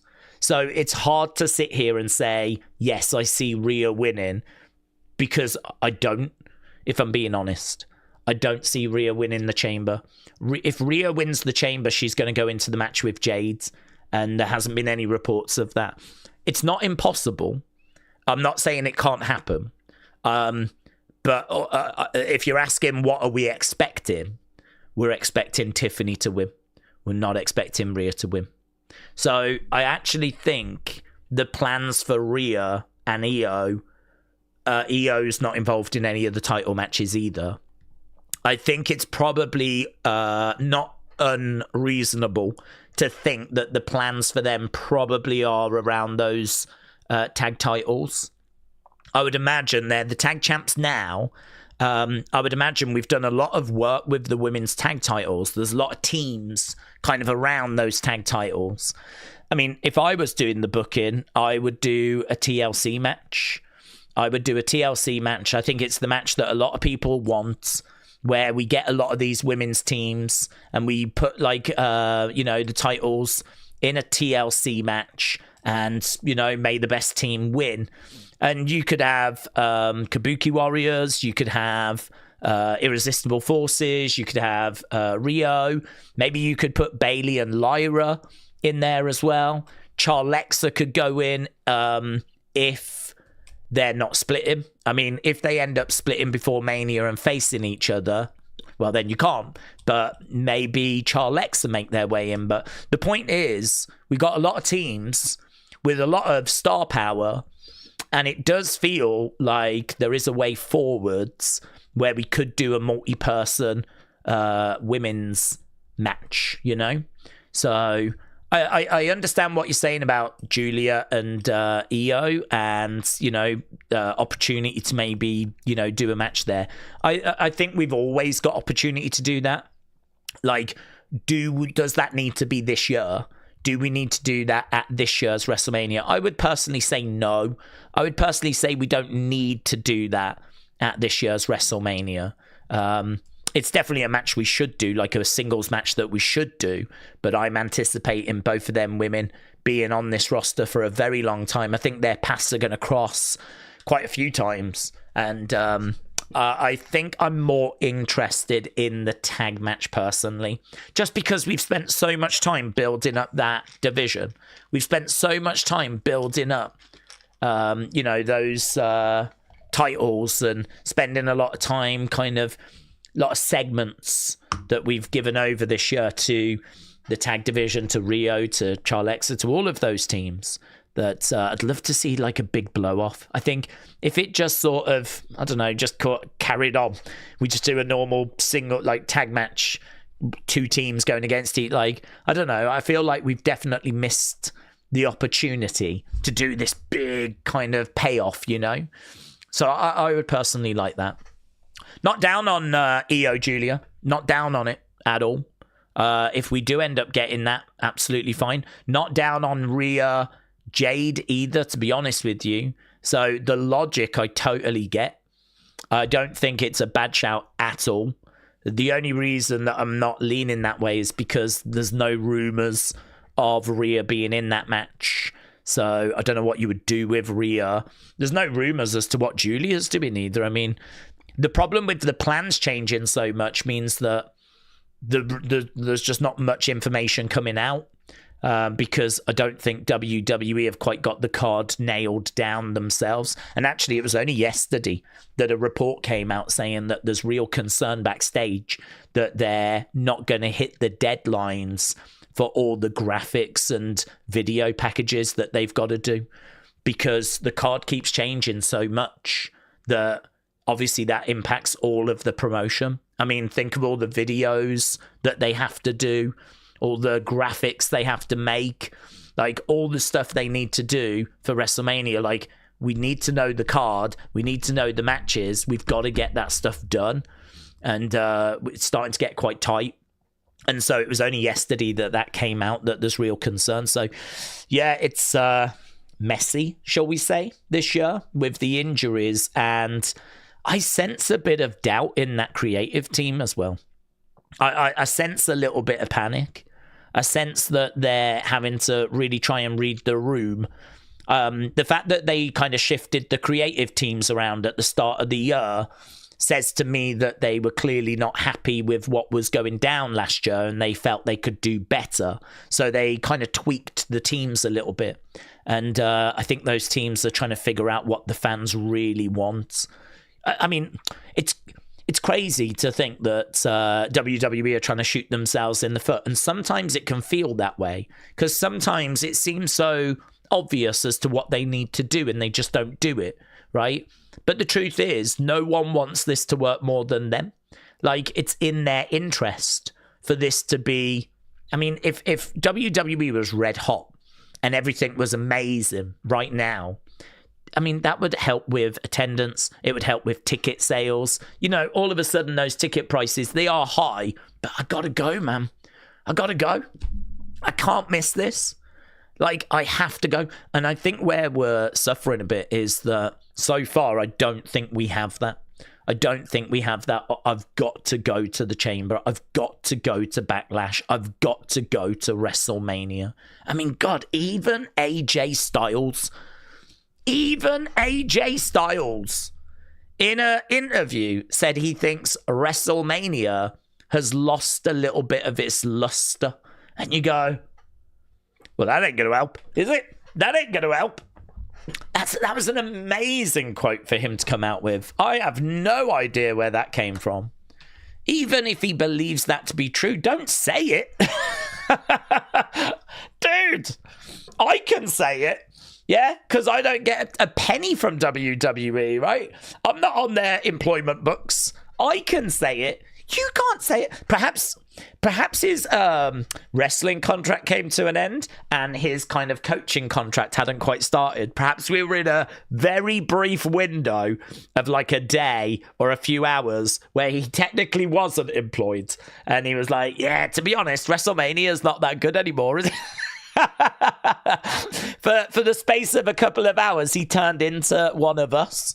Yeah, it's like they can't book. Creative's rubbish. 2025 was rubbish. WrestleMania has lost its luster. Where was Jericho at the Rumble? I bet this crate thing's going to be a massive disappointment. Sponsorships everywhere. How much are they charging for ticket prices? Dude, you stop. You shouldn't be saying this. This is what we should say. Yeah, we're the ones that aren't employed by WWE. We're the ones that get to say these things. You have to toe the company line. Yeah, it's all right. We understand. We don't blame you for it. But yeah, that was crazy, him coming out and saying that. I wonder if when he said it, his brain went, uh-oh, we just boo-booed. Because I can't imagine TKO were fans of that. I can't imagine they were loving that. So, yeah, that was wild. But, you know, it is kind of true. I think last year definitely hurt the WrestleMania brand. Just a little bit, not much, just a little, you know. It means that this year, unless you've got like a really good cards and, you know, you've got like loads of buzz going on, loads of momentum, you know, people are still sort of feeling that hangover from last year where they're kind of like, oh my God, we were in Vegas last year. That main event was not it. There was a couple of good moments, but I don't know. I mean, like, the main event of night 1 was enjoyable and the start of night 2 was enjoyable. And you can find some other stuff on that card that was enjoyable. But you have to weigh up, was it worth the X amount of dollars, thousands of dollars you're going to have to pay to get there, have a hotel, food, drink, merch, tickets, transports, you know, all of that stuff is going to cost thousands of dollars. You know, was there enough last year? To be honest with you, I think the general consensus was no. And now we're back in Vegas again. Ticket prices are even higher. We know that tourism in America is down and ticket prices are higher. We're coming off a cold WrestleMania last year. I mean, you can understand why things are where they are. So yeah, it's interesting. It's really interesting at the moment. One of the reasons why I'm like enjoying watching WWE at the moment is because, as I've said, even when times get tough, I know good times are just around the corner. They always have been, and they always will be. So I don't see this as, you know, being where we stay. It's going to improve, and it's going to get really good. It's just when, you know? Is it soon? Is it later this year? Is it next year? Is it the year after? I don't know. But every time we go down in a dip, we come out of it. And every time we come out of it, we go back into it. I mean, that is how things go, right?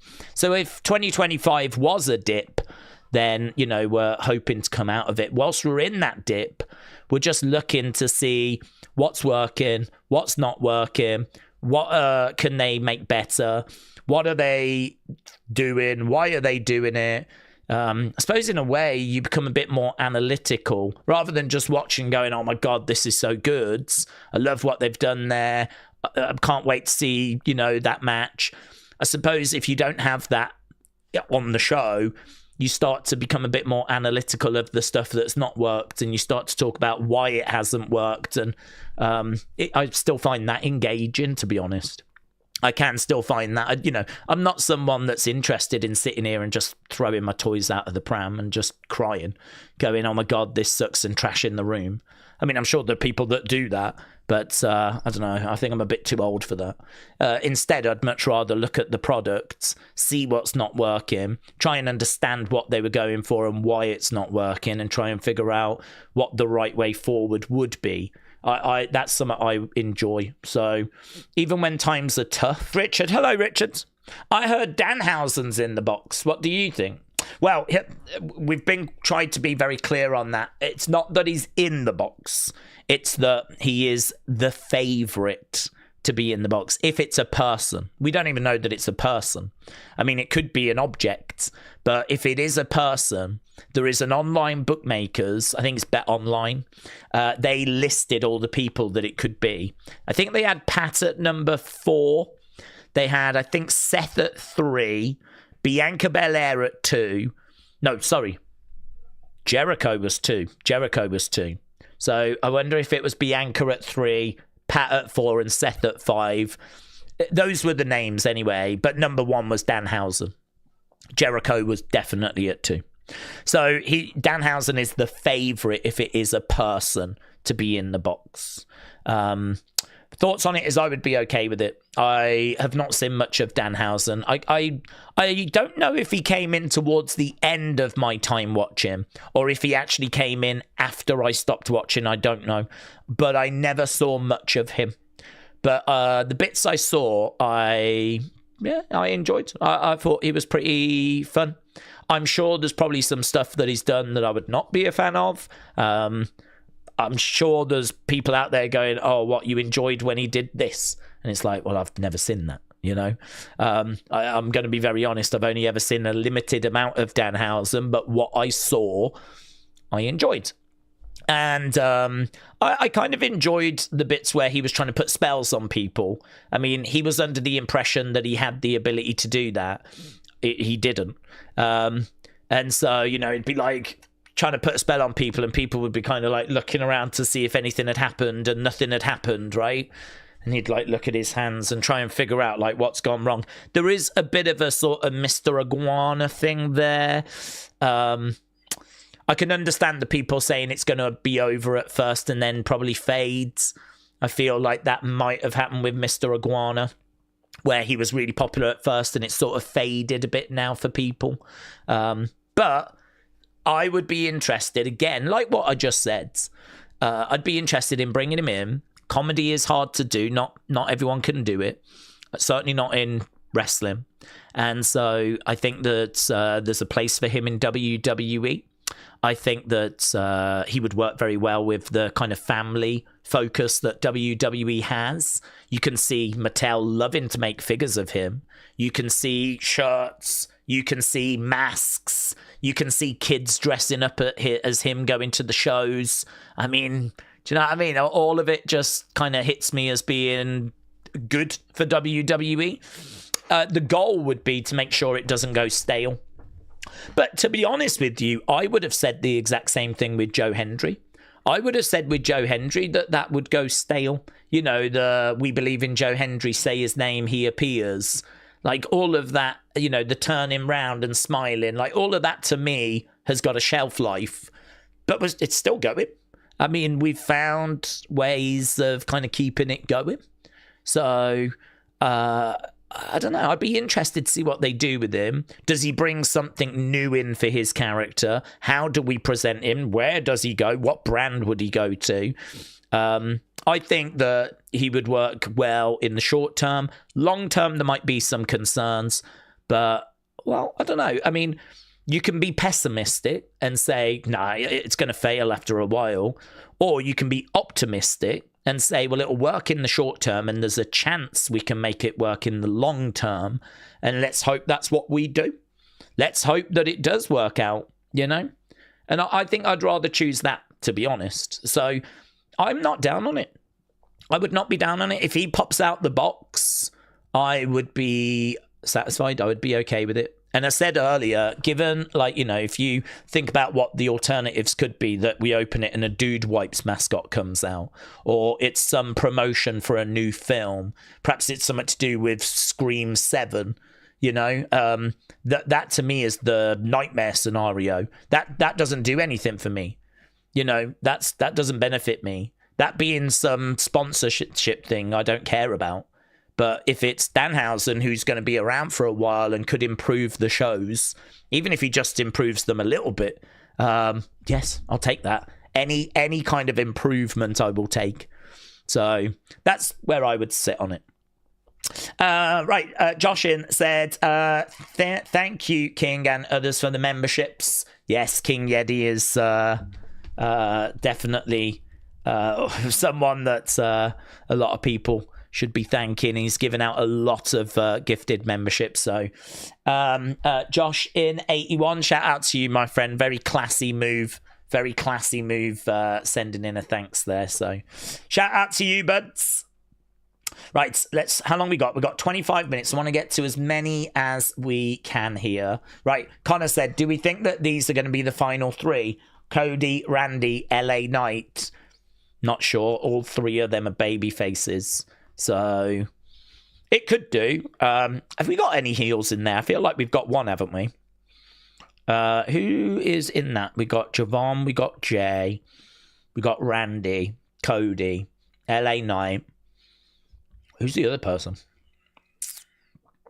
Is there? I want to say there is a heel in there, isn't there? Trick. That's the heel. Trick. Final three. You might want to have Trick in that final three. He's the only heel in the match. So you might want to have Trick get that far. I think if LA Knight is not going to win it, you might want to get him out the way early. which LA Knight fans are going to be disappointed with, but it's not going to be in Cody's benefit to get down to the final two with LA Knight, because I could see the fans being with LA Knight. I could see the fans wanting something new, something fresh, something different. And I just don't think it's going to go that way. So I think LA Knight, you might want to get him out the way early, or at least make sure he doesn't get to the final three, certainly not the final two. You know, and it's going to need to be someone like maybe Randy that puts LA Knight away. Randy is just an absolute bona fide legend. The fans can't hate Randy. And I think if LA Knight gets eliminated, there'll be boos, even if Randy does it, but there won't be any heat on Randy. If Cody did it, I don't think that would go down well at all. So maybe Trick does it. Trick or Randy could put LA Knight out. I don't think it'll be Brock. I mean, they've laid out what Brock's doing. Brock is going to do that. And another reason as to why they might have done that, by the way, is so that you don't expect him for Chamber. I mean, there are rumors that it's LA Knight Brock, and people might be thinking that Brock's going to interfere. But actually, that segment on Monday now makes me think, no, he's not.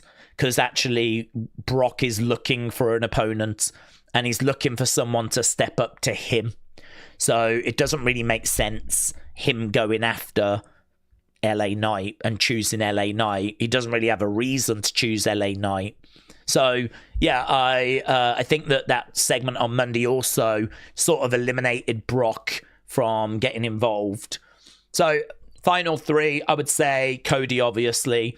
I think Trick, because he's a rising star and is the only heel in the match. And maybe Randy.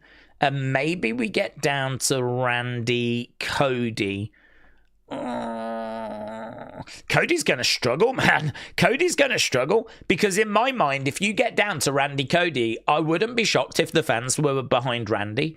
If you get down to LA Knight Cody, I wouldn't be shocked if the fans were with LA Knight. If you get down to Trick Williams Cody, I ain't going to be shocked if the people are chanting lemon pepper steppers.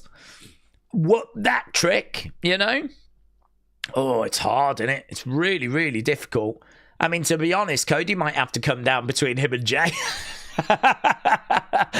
If we get down to Cody and Jay, Cody's probably got a chance of having the fan support.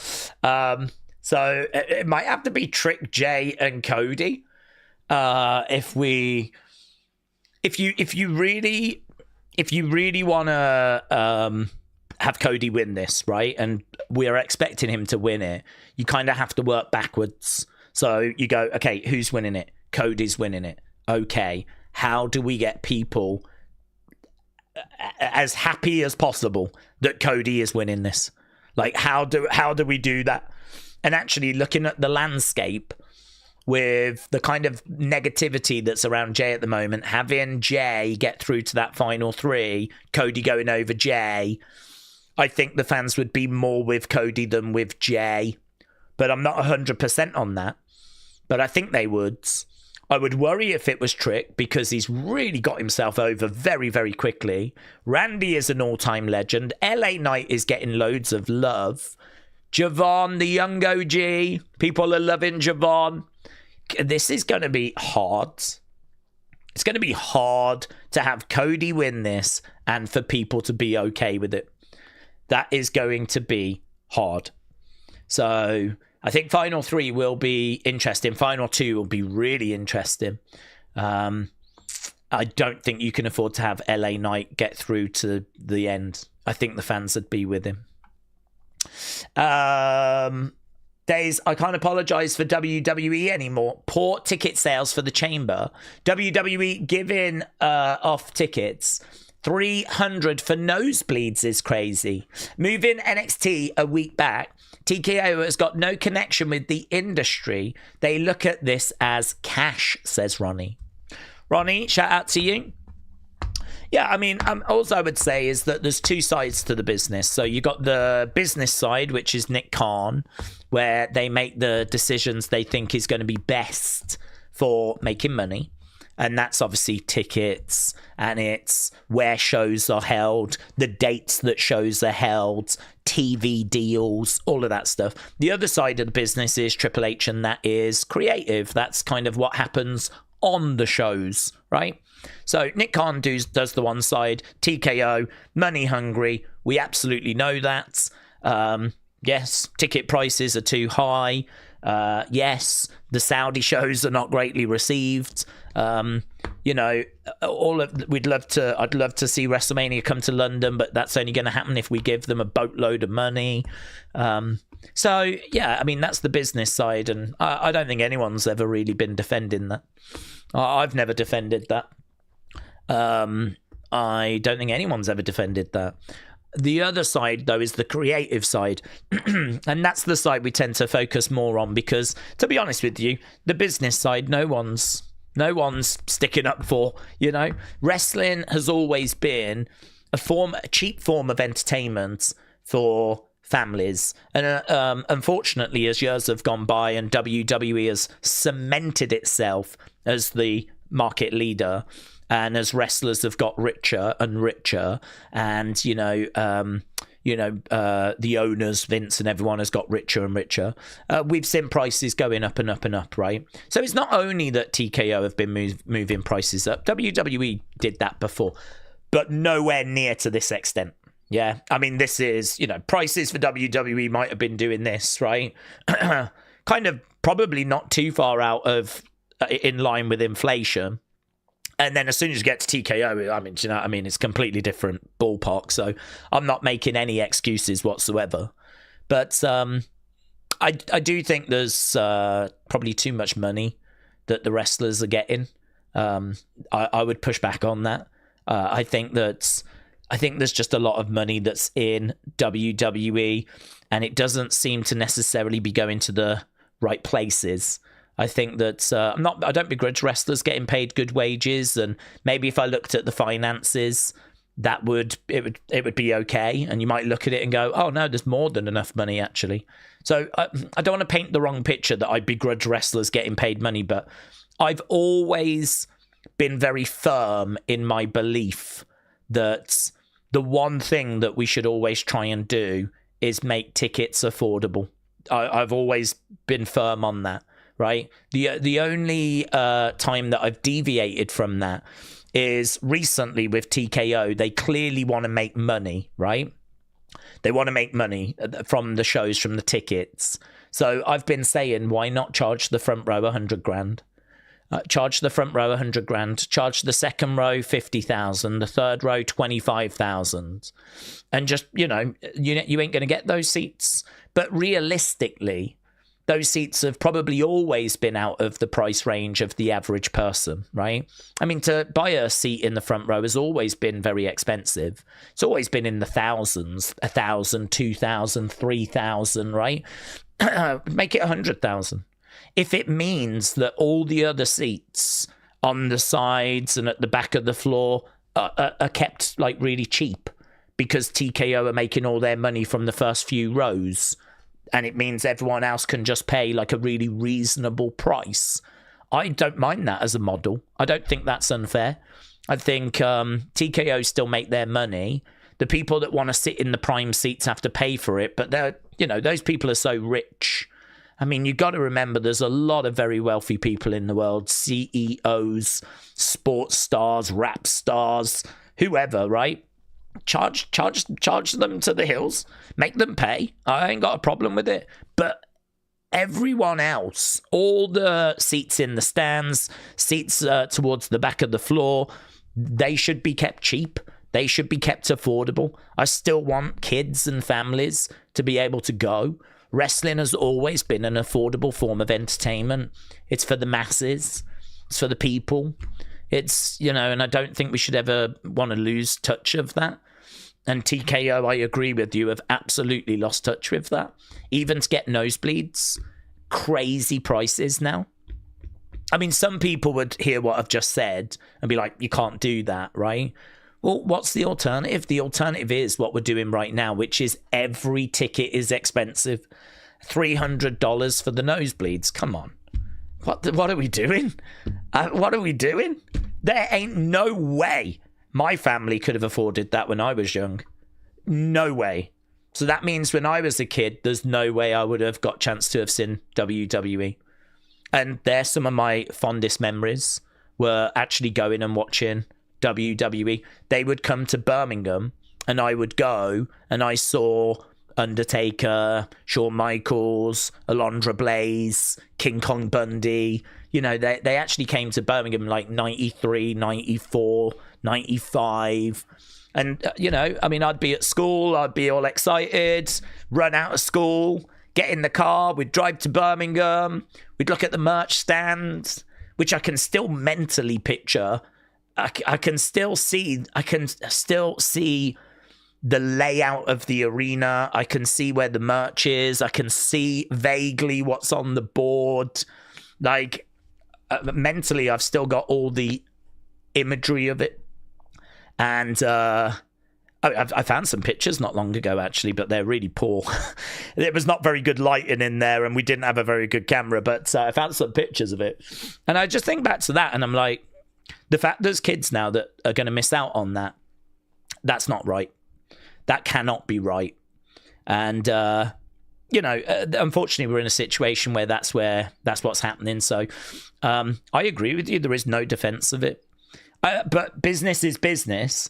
So I can understand TKO wanting to make money. But this is why, for me, just charge the front row, second row, third row, fourth row, fifth row. Just charge them even more. But make as those prices go up, the prices in the stands go down. Right? It's not that they're making more money. It's just redistributing where they're making the money. And then hopefully we can get people going to shows again. And we can get, like, you know, make it a bit fairer again. It's hard. Like, life is hard. Like, it's really hard. And there's people out there that want to take their kids to these shows and can't. So no defense of that. Would never defend that. So, yeah, but not something I can see changing, to be honest with you. I mean, WWE just posted that they actually made more money than UFC. We were looking at that in yesterday's Unseen. WWE, I think, last year had revenue of 1.7 and UFC had revenue of 1.5. So they actually made more money. Billion, that is 1.7 billion is what they took in, and UFC took in 1.5 billion. So obviously WWE have to work harder though. UFC only tend to do one show every week, whereas WWE have obviously got a lot of shows going and a lot of stuff happening. But yeah, I mean, they're probably quite happy with that number, to be honest with you, which is why I don't see anything changing. But the problem is, if the creative isn't there, then people obviously are going to look at those ticket prices and be like, not this year, you know? Maybe if it was like Stone Cold Rock and it was flipping unmissable, then I just pay the money and I worry about it after. But if the card is not going to grab you to that extent, it's not unmissable, well then you're just not going to shift those tickets, are you? So, yeah, WWE obviously have had meetings on it. They've reduced those tickets 25%. I'm sure there'll be more reductions coming as well. We know ticket sales are down 20% for Mania this year compared to where we were at this time last year. And, yeah, I mean, at the moment, Mania is set up for being like 40-odd thousand each night, which isn't bad, but it's a little bit like AEW in Wembley, where Wembley can hold 80-odd thousand, 90,000. And, you know, we were wondering if that first show they were even going to reach 50,000. And so, you know, could they even justify Wembley? I mean, you could have gone to Tottenham Stadium, which holds like 60-odd thousand. You could have sold that out, would have looked really good. But instead, you know, you're going to run Wembley and what, you're going to have to tarp off a load of sections. And unfortunately, WWE at the moment are kind of staring at the same situation for WrestleMania, where you've gone to a massive stadium and what, you're going to have to tarp off a load of areas because you didn't sell the tickets or weren't able to sell the tickets. Oh, I mean, that will be heartbreaking, won't it? Imagine all the people that would love to go to Mania And instead of just making the ticket prices a bit cheaper, you're just going to tarp sections off. You're just going to put tarp on seats. No one's going to defend what's going on with tickets and all of that stuff. Yeah. I would imagine they're constantly assessing it, though, and looking at it. They're constantly trying to charge as much as they can. And, you know, I don't think that's ever going to change. Okay, we've got 10 minutes. Hannah said, Daze, hi, it's going to be sponsorship for the crates. I know, TKO. I'd rather not have Danhausen. He does nothing for me. Does it feel like WrestleMania? Shout out to you. Does it feel like Mania? No, it feels like Elimination Chamber. We've just gone through a load of qualifiers. We're on the verge of Elimination Chamber, so it feels like Elimination Chamber. I've said, let's get past the Chamber. Let's just get past tomorrow, get to Raw on Monday, and then let's see where we are. I mean, what I would be hoping for is something big to come out of Chamber that gets people excited, something good out of the crate. I don't know that Danhausen would do that for people, as what you've just said, but I am trying to go into tomorrow with my expectations in a good place, right? So I'm trying to go in with, you know, if it's a Bray statue and he's going to be announced for Hall of Fame, okay, I'll take that. Okay, I'll take that. Like, that's a nice thing. I mean, I loved the AJ segment on Monday. I thought it was pretty close to perfect. I had a few doubts during it when The Undertaker came out, and I was like, do we need to give Undertaker a moment here? But as I said in my breakdown, it wasn't him taking a moment. It was him actually delivering one. And that was the announcement that AJ goes in the Hall of Fame. And then, you know, crowds cheering, superstars applaud him, family in the ring crying. I mean, if you're AJ Styles, that's, you know, as good an end as what you could get, really. And Undertaker delivering the news, I mean, amazing. So I thought that segment was, you know, absolutely fantastic. If we have this crate open and it's a Bray statue and we announce he's going in the Hall of Fame, that's going to mean a lot to a lot of people, actually. It doesn't help us on the road to WrestleMania. Like, it's not something that's going to make Raw better and SmackDown better. So it would be a down in that regard. But I think for me, he definitely deserves to go in. There's a lot of people that ask me, when is he going in? And I think if that's what the reveal was, I would be okay with it, because mentally I would be like, okay, this is somewhat separate from WrestleMania. I know that he'll go in during WrestleMania weekend, but this is separate. This doesn't help make Raw or SmackDown more interesting. So it is disappointing in that regard, but you have to look at it for what it is, and that is Bray being announced for the Hall of Fame, which I think most people would agree is deserved, warranted, and I think most people would agree that's a positive, that's a good thing. So this is what I'm trying to say. Like, let's try and keep our expectations for the crates in check. If it's Danhausen, if it's Bray going into the Hall of Fame, if it's even a draft. I mean, if it's a draft, which I don't believe it is, because news came out that there's no plans for a draft at the moment. But if it was the draft that was being announced, then that would shake things up. And, you know, that would have an effect to Raw and SmackDown. That would freshen things up. I mean, basically, the crate is bringing freshness, a refresh, if it is a draft. So you go, yes, I'll take that. I'll take a refresh. I'll take the rosters being freshened. Danhausen, I'll take that, because I liked what I saw of him, and that I don't care what brand he goes on. We watched them all.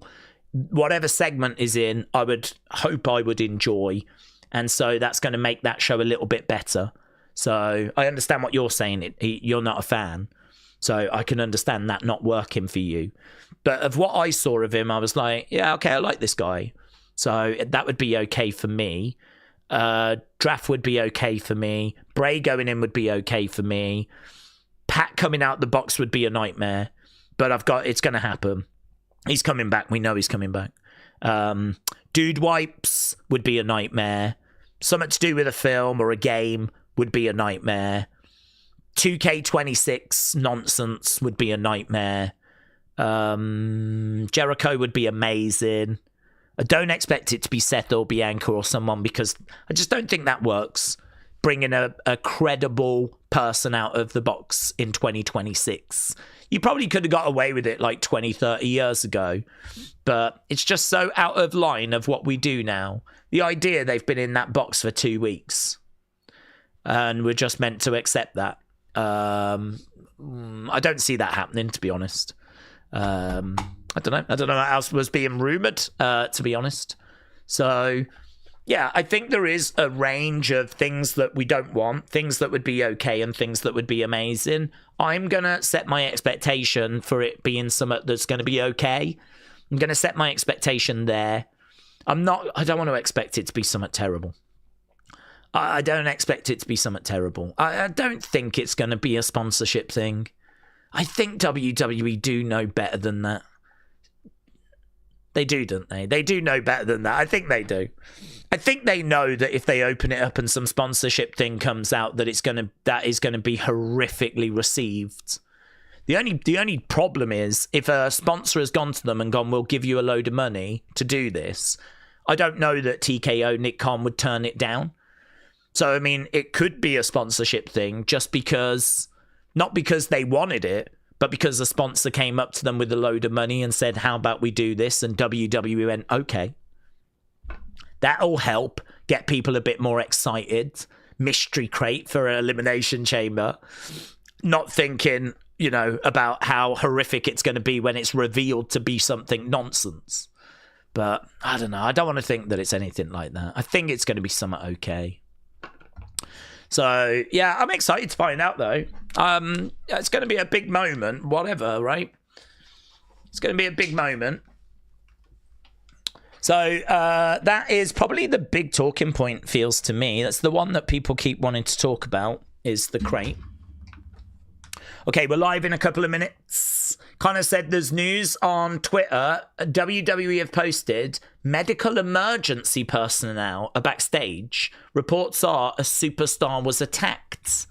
Well, if a superstar's been attacked, I'm sure it's probably storyline.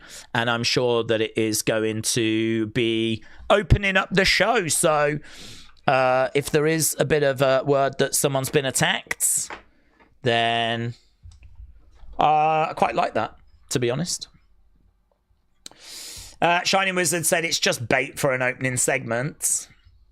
Yeah, I don't mind. It's quite clever, actually, to do something that's a bit of a mystery for, like, a SmackDown or a Raw. Like, what? Something's happened. Let's have a look. What's happened?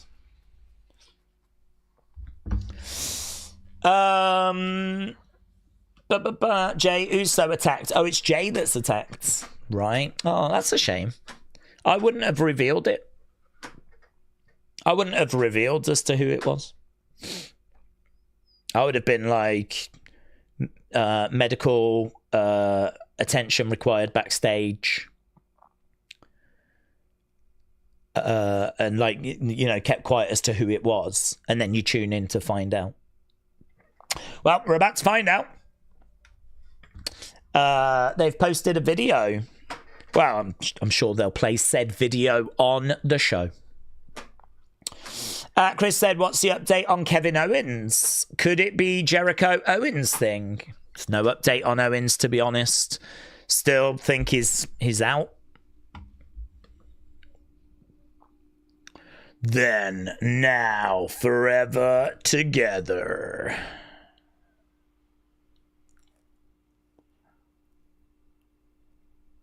Let's go. Here we go. So, Jay is being loaded into an ambulance. Wow, they've got the whole roster out there right now. There's Jacob. I wonder if the person that's attacked Jay is the same one that attacked Jacob. Yeah, here's Cody.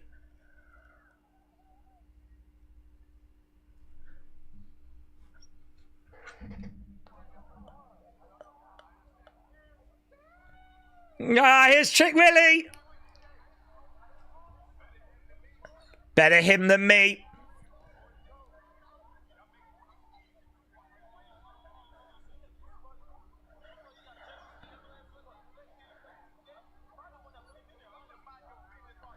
I wonder if this means Jay is out of the chamber. Yeah, the audio on this seems... here's Drew. Drew's in the crowds. That dude didn't seem bothered, did he? There's a guy in a Jimmy Hart shirt and he was just on his phone. Drew was right behind him. He was just like... Drew's making his way down. So, we're starting the show with Jay injured.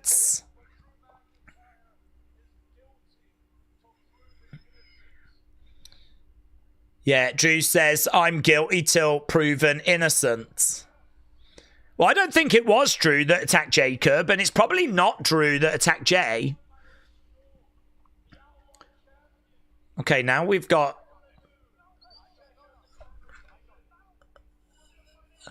What the hell is going on? We've lost picture momentarily. I could hear people going, I've got this, I've got this. Mate, this is chaos. SmackDown has opened with chaos. Yeah, Aldis has come out. Let's see if we can get some order restored.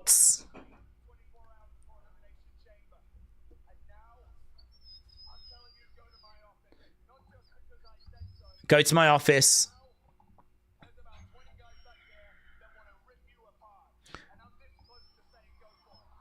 There's about 20 guys back there that want to rip you apart.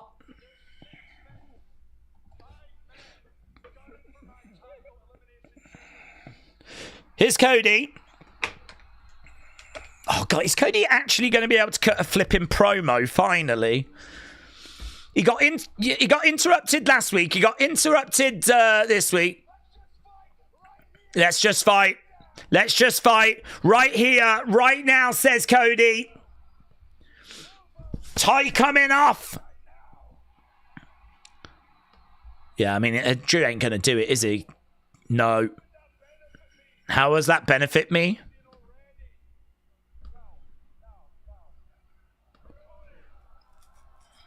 What are we doing with Jay? Is Jay out? I told Nick I'm going to leave, so I'm going to leave. Drew walks away.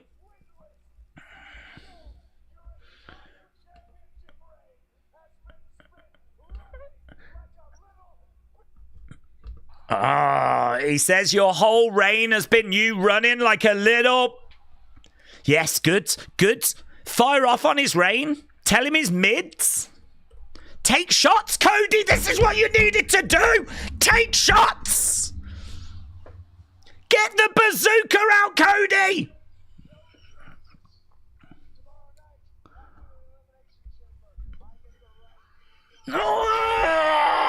Oh my God, he got one in. He got one in. And now Randy's coming out.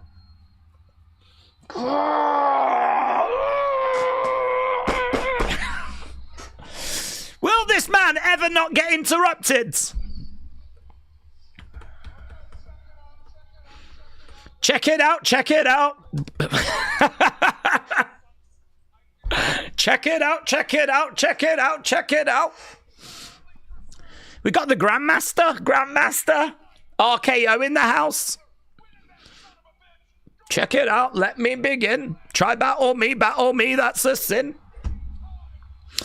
Okay, Randy's fired up at the moment. Randy getting in the ring, stepping up to Cody.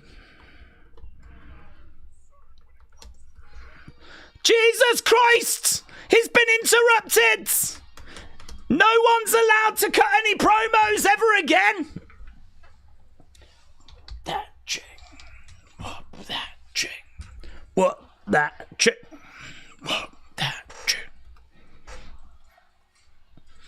chaos. Flipping chaos. I don't even know if it's good chaos. It's just chaos. This has happened. That's happened. He's come out. He's trying to say something. He's interrupted. He's interrupted. Randy slipped into being an MC.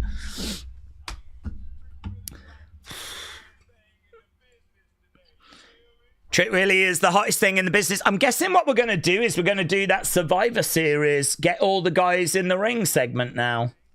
I'm guessing that's what we're doing. Oh, Elimination Chamber thing.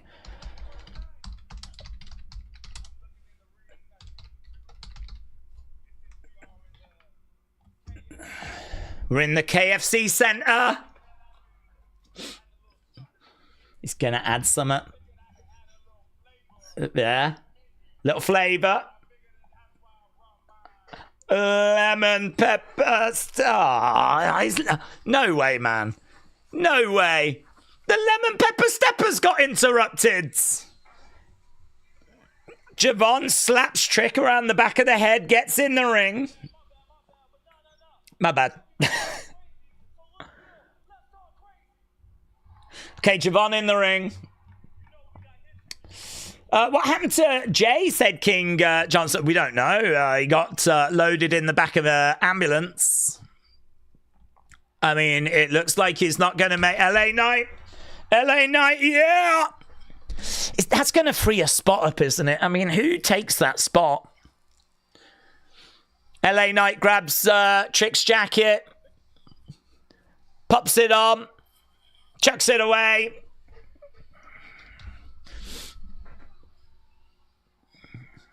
It would have been really good if he'd put the jacket on and started going, whoop that chick, lemon pepper slippers.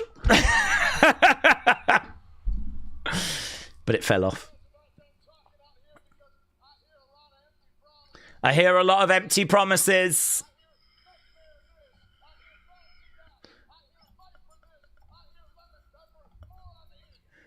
I hear lemon pepper, moron idiot.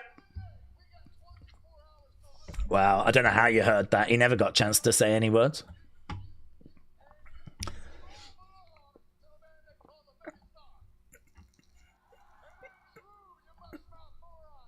Drew, you mushmouth moron. That title belongs to me, yeah!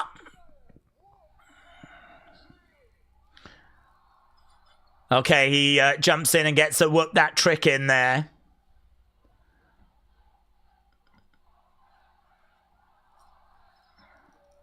It's a fiery open.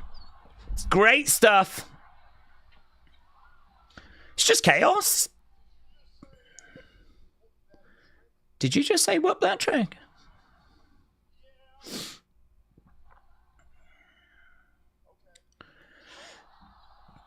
LA Knight says okay, and he lays out.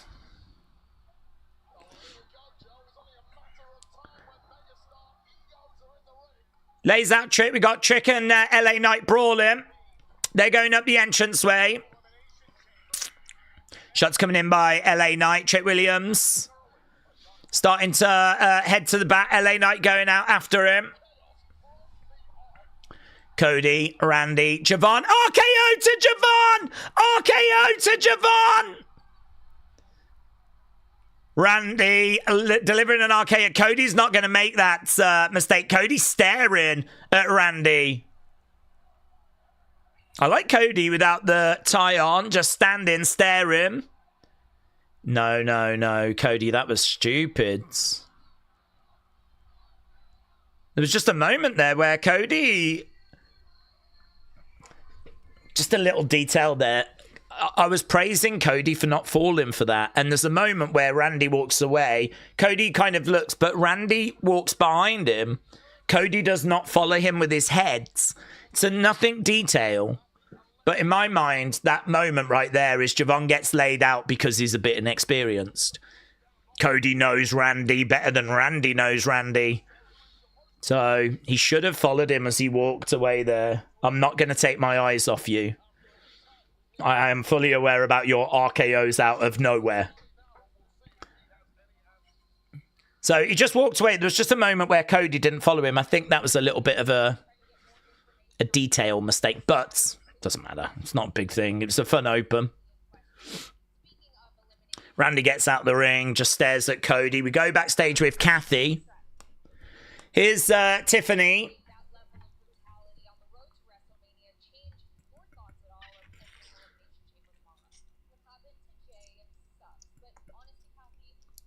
What happens to Jay sucks. People are really into that open, you know. A lot of the comments I'm seeing are really positive for it.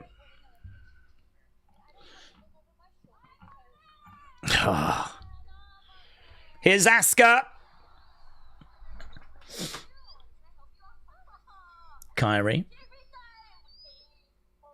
Tiffy time is over. No one is ready for Asuka. You're not. I feel like I'm ready for it. You're not. Tiffany, come on.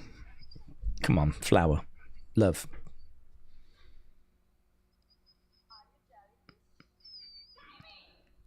Oh. I thought she meant, are you jealous? But she was talking about the skirt, wasn't she? So there was all these little things dangling down, and she kind of flicked it and went, are you a jellyfish? I thought she'd mispronounced it, and like she was meant to say jealous, but she did mean jellyfish. And she did look a little bit like a jellyfish. Tiffy time. I did a Tiffany going, I think I'm ready for it. You're not. You're not, love. You're not. You're definitely not. Right, there's Rio. Leroy said, maybe everyone's going to be waiting for Jay's mystery replacement. Maybe Jay declares himself fit and is in the chamber after all. SmackDown better than Raw so far, says Midnight Madness. Edward said, Daze. What if it's either Jacob, Logan, or Theory that takes that spot for the Vision and a return in Seth? What do we think? Yeah, you could be on something there. You could be onto something. I mean, WWE were in a situation where Jay won a match that he was not meant to win. And so it seems to me that they've now had to find a way of undoing that, which is a little bit of a shame, to be honest with you, because that was one of the things that I enjoyed about Raw. And again, it comes down to perspective. A lot of people looked at that opening match and were down on it because the match wasn't very good when the injury happened. And it also meant Jay qualified and they didn't want Jay to qualify. So some people looked at it and that was their conclusion.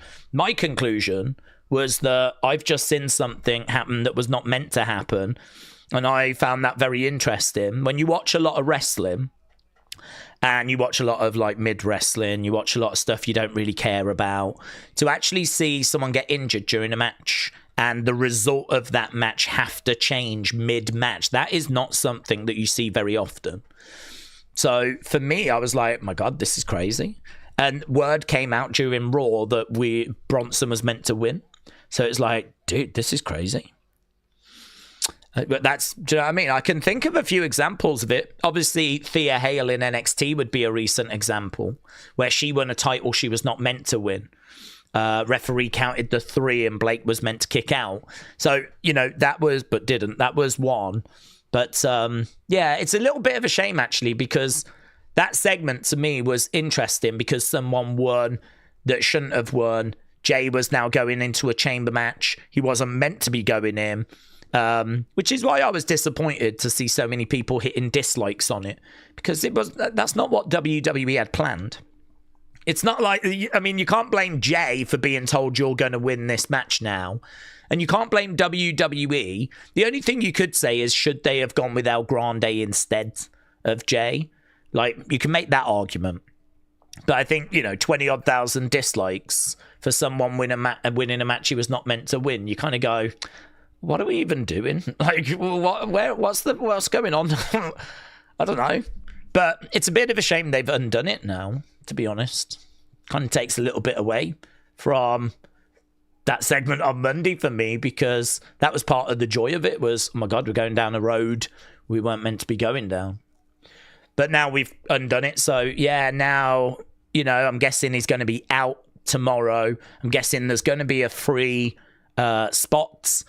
In the moment, you could only choose between Jay or El Grande because they were the only two people in the match on Monday. So they could only choose between those. By doing this, you can now put anyone in, can't you? Now you can have whoever you want as the replacement because Jay's been attacked. That frees that spot up again. And now you can put anyone you want in there. So you can understand as to why they've done it. I think, yeah, what Edward just said there about maybe we put in a member of the Vision. You know, maybe Austin Theory now finds a way in. There's probably a chance of that. Certainly not expect him, whoever replaces Jay, to win this thing, though. Probably is something to do with the mystery person. Football Talk said Jericho in the box and he replaces Jay in the chamber, says Football Talk. Well, I just don't think it's going to be Jericho. I mean, if we look at the AEW roster page, right? So let's have a look at the AEW roster page. I never go on the AEW roster page, but I have been told enough times now by people that know these things, right? By AEW fans, I have been told enough times, this is never wrong. That's what I'm told. This is never wrong. Should never doubt the AEW roster page. So, Danhausen is still listed on it, right? Danhausen is still on it. And would it be Chris C for Jericho? Jericho is still on it. So this is the AEW official website. This is their roster page. Both Danhausen and Jericho are both listed on the roster page still. And to be honest with you, whilst they're there, there's no way that I can expect to see them. The only thing I will say is that Danhausen earlier today did send out tweets saying, I'm free now, freedom, and stuff like that. But he is still on this roster page. So perhaps the 28th is going to be his last day. But the 28th is Elimination Chamber. So does that mean that he's going to be free on the day of Elimination Chamber or still under contract? I don't know. I don't know. All I know is he's still there. And he's still there. So whilst they're still there, don't think we can be that confident that they're going to be in the crate. I did think, what if the person in the box is the replacement for Jay? That would be interesting. Well, I don't think so. The crate story was set in motion before Bronson got injured. So whatever is meant to be in the crate is not meant to be replacing someone in the chamber. You can change it now because we haven't revealed what's in the crate, so you can change it. But Bronson was just meant to win that match, and he was meant to go to the chamber. So, and the crate was a completely separate story that had already started. So the crate could lead to being a replacement, but I don't think it was meant to be. So as a result, I'm going to say it's probably more likely that the crate does not have an impact on who's going to be in the chamber match. Solo against Howdy coming up next. Solo versus Howdy. I'm kind of into this, to be honest, because this is... is this? I don't want to say it's his first solo match this run. I'm sure it isn't, but he can't have had many. Let's have a look at Uncle Howdy. When was your last singles match, Uncle Howdy?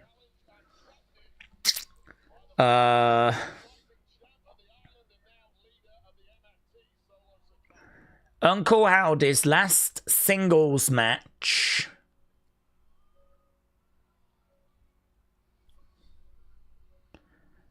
was 2024.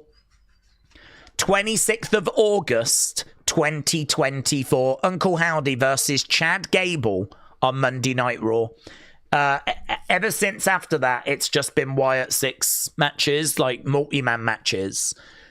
Even on house shows, the main event. So this is Uncle Howdy's first singles match in a long, long time. A long, long time. About a year and a half. Yeah, a year and a half. So, it's hard to know what we're going to get. It's hard to know what to expect. What are we going to do? Wrestling Theories Debunk Chat, said Shining Wizards. Daniel said, Daze, Cody was on the AEW roster before he returned to WWE. I was told that he was removed. I was told that he wasn't on there when he debuted at WrestleMania. It's not like he was at WrestleMania and he was on the AEW roster at the same time. I mean, look, I'll say what I said during the Rumble. I don't know. I never look at the AEW roster page. The only thing I can tell you is I know that WWE's roster page has had mistakes. And I would be shocked if AEW's roster page has never had mistakes on it, right? But you know what those people were like that kind of came out when Jericho wasn't at the Rumble. There's loads of people online going, I told you, he was on the roster page. How could people be so stupid? And, you know, you have to deal with those people, right? That kind of come out and make those comments. And you go, well, I don't know that the roster page is 100% correct 100% of the time. I have no idea. We could have got to the day of the Rumble and Jericho could have been removed. I mean, we're in that boat now. I mean, I don't know that the roster page is 100% correct right now. It probably is. But equally, we could wake up tomorrow and it might have changed. So, you know, Danhausen earlier today tweeted out that he's now free. So I still don't think it's crazy to think that Danhausen or something to do with Jericho is in that crate. And to be honest with you, if it's a countdown clock for Jericho, then it could count down to when he is available. You know, so it might be that Jericho's available on April 2nd, and we might open up that crate and there might be a countdown clock to April 2nd when Jericho can come in. So, I mean, even that's not crazy. So I don't think it's impossible that it's Jericho related. I don't think it's impossible it's Danhausen related. It could be Danhausen, but whilst he's on the roster, I don't think it is the AEW roster page. But, yeah, at the moment, I don't think the crate relates to the chamber match.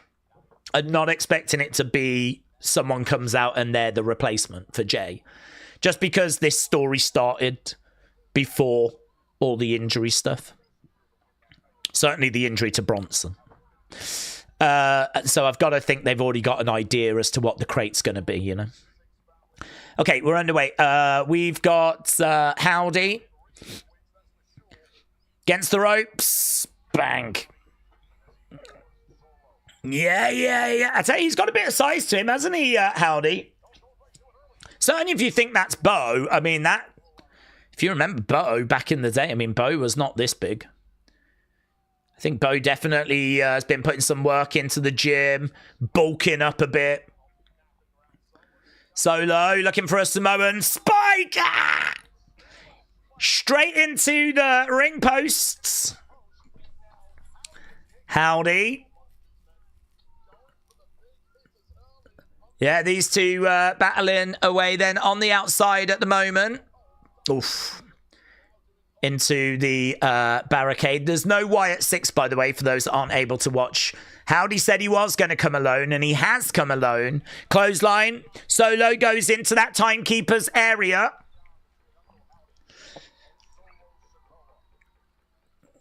The lantern is on the plinth, which is a bit strange.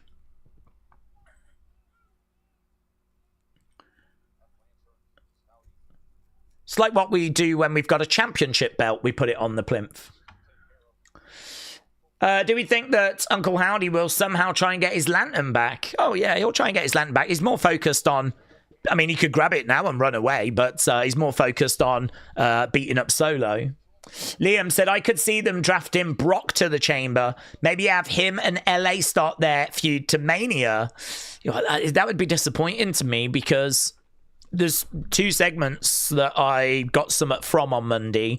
Was the, you know, injury and us having to change direction with that opening match, which we've now undone.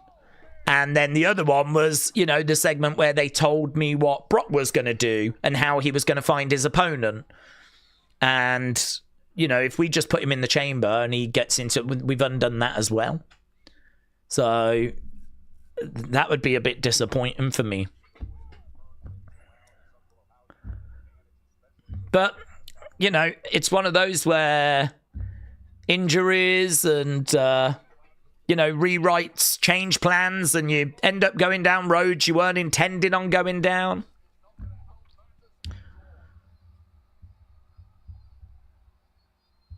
Solo's got that lantern, is posing away after hurling Howdy into the barricades. Solo looking up at the ref. Denise said, in the crate is a mannequin with a Fiend costume. It's going to announce that they're putting Jason Baker into the Hall of Fame. If you remember, he designed costumes and masks for not only Bray, Wyatt Six, Cody, Rhea, and more. So, interesting. That's the first time I've heard that theory. Interesting. Here's Solo. Oof. Big shot to... I don't know how people would feel about Jason going in before Bray, though. I mean, it doesn't really matter the order that you go in, but... I think everyone's waiting for Bray to go in first, or waiting for Bray to go in. If you kind of announce the person that made the Fiend costumes and everything goes in before Bray goes in, I think there'd be some questions about that.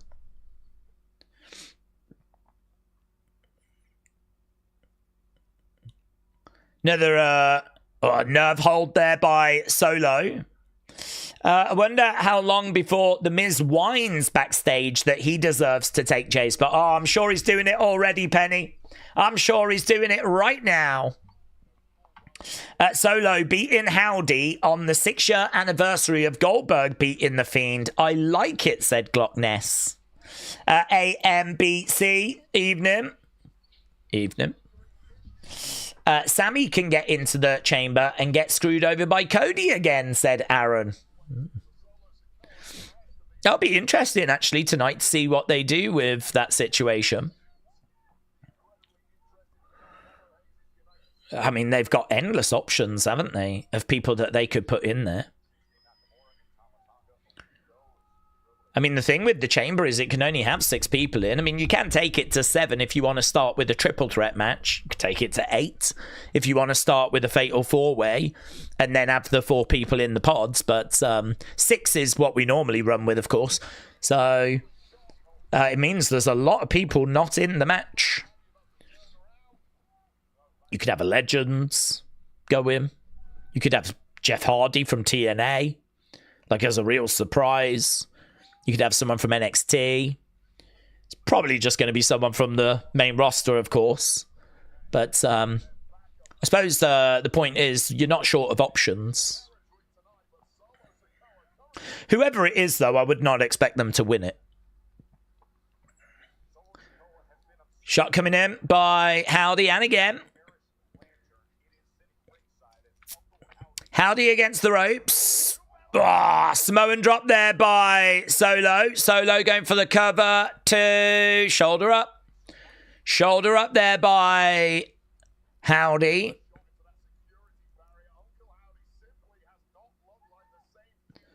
Solo is standing over Howdy, throwing in some shots. We're just seeing a replay of kind of what's gone down in the match.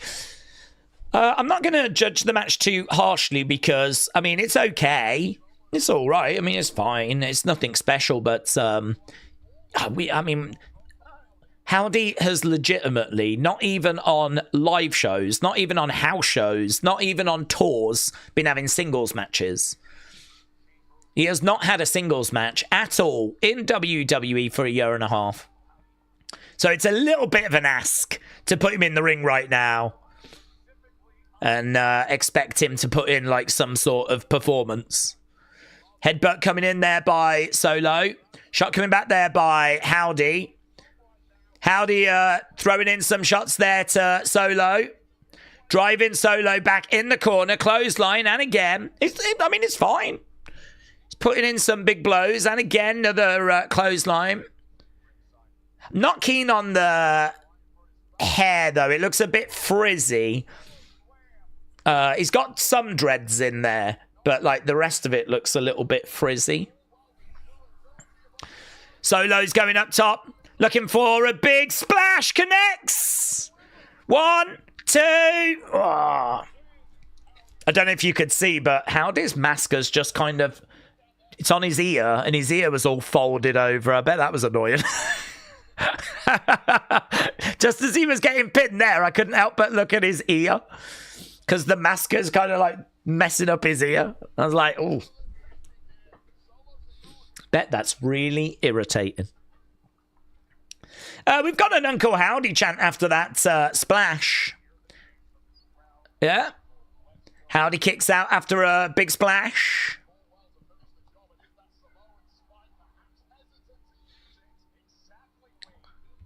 Smile on the face of Howdy. Could Jacob more or likely replace Jay? Could Jacob replace Jay? Yeah, there's a chance of Jacob replacing Jay, yes. And actually, it's funny you should say that because the rumor is Cody, Jacob, Drew. So actually, Jacob probably does have a chance of winning the Chamber if he was to be in it.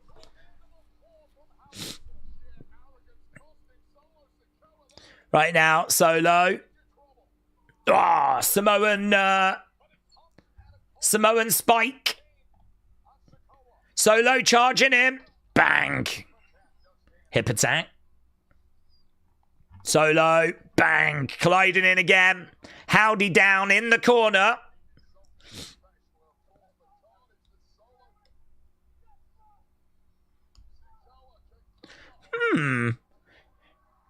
Howdy grabs Solo, hits Sister Abigail. 1, 2, 3, gets the win. Not crazy about that finish, to be honest.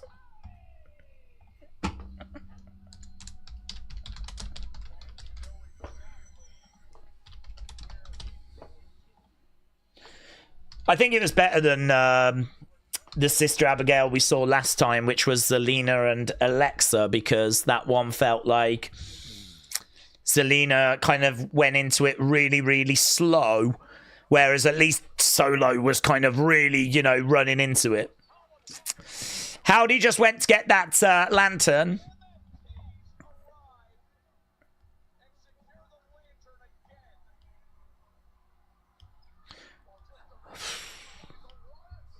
Don't know how people are going to feel about this. Howdy wins the match.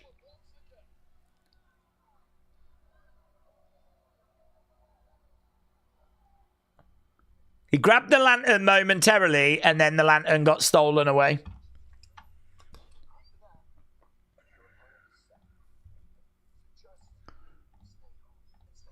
Just stay home.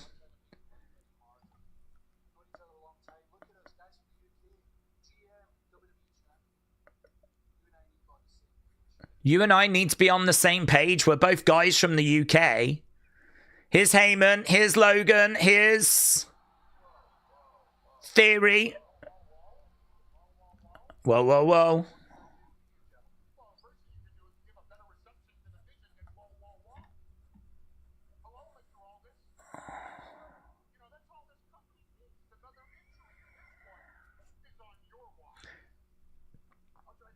That's all this company needs is another injury, says Heyman.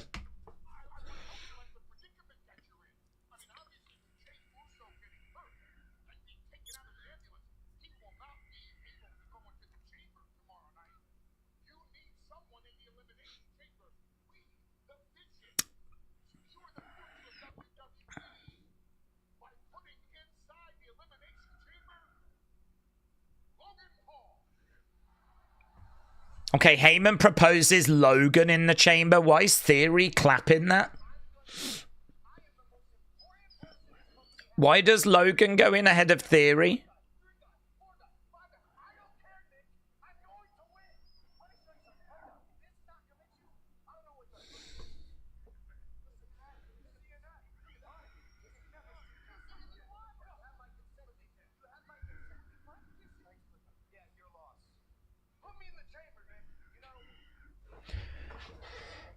Well, I don't know why we've done that to Theory.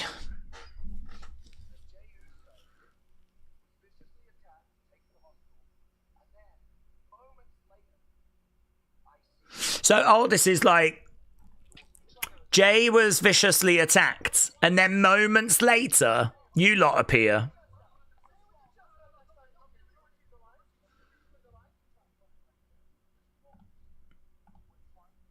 We're trying to help you.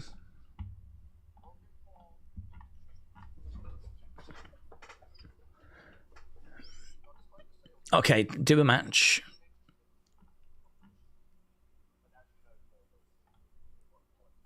There's a lot of politics at play.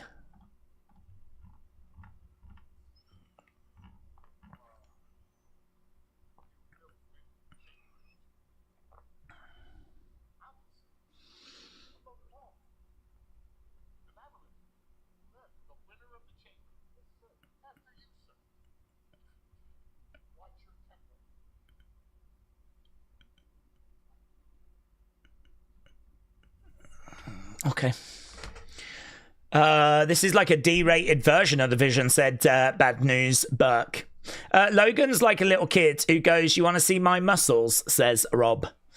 They love Logan in the chamber. I'm pretty sure he's been in the last 2 or 3, said Mad Jason. Howdy didn't quite work yet, said Think Positive. Your tribal chief said, instead of Bo's dark ultimate version being the Fiend, I think Howdy's dark side being Bo. Do with that what you will, said your tribal chief. Okay, I've got a few super chats to catch up with here. David said the head of Brad Pitt's wife from Seven is in the box. David also said Kane is going to come back because Katie Vick is in the box. So people getting their thoughts in as to what is in the box. Mayor Pete said, I looked up tickets for Raw before Mania. It's $150 for the lower bowl. Well, that's not too bad, is it? Not too bad. King Yeti said, Daze, Daze, Daze. King Yeti, shout out to you. Doc Holiday said, kit for the 6th to clean up the toxic masculinity. So Doc Holiday wants Kit Wilson to be that replacement person. Right. I don't like Logan, but Sai is doing good work. I think he does good in his scene, says Kappa. Chris said, I would love it if the Shield came back at the chamber to take out the Vision. Matt Pete said, I've sent you a tweet with some other shows, much cheaper seats. Well, I mean, I don't think there's been like a price reduction. Okay,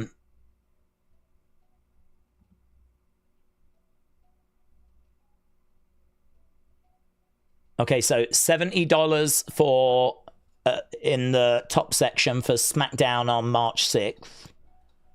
$70 again, top section, or $77.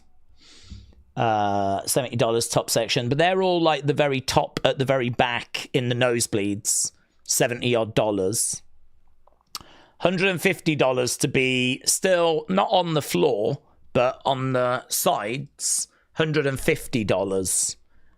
So a family of, 3 or 2, I mean, that's going to be $300 for a kid and an adult to go to. I mean, I would say that it's not as bad as, some of the numbers that we see, but I would not want to be sitting here and defending ticket prices, TKO ticket prices. $70 to be in that kind of very back section, or $77, $150 to still be on the side, not on the floor.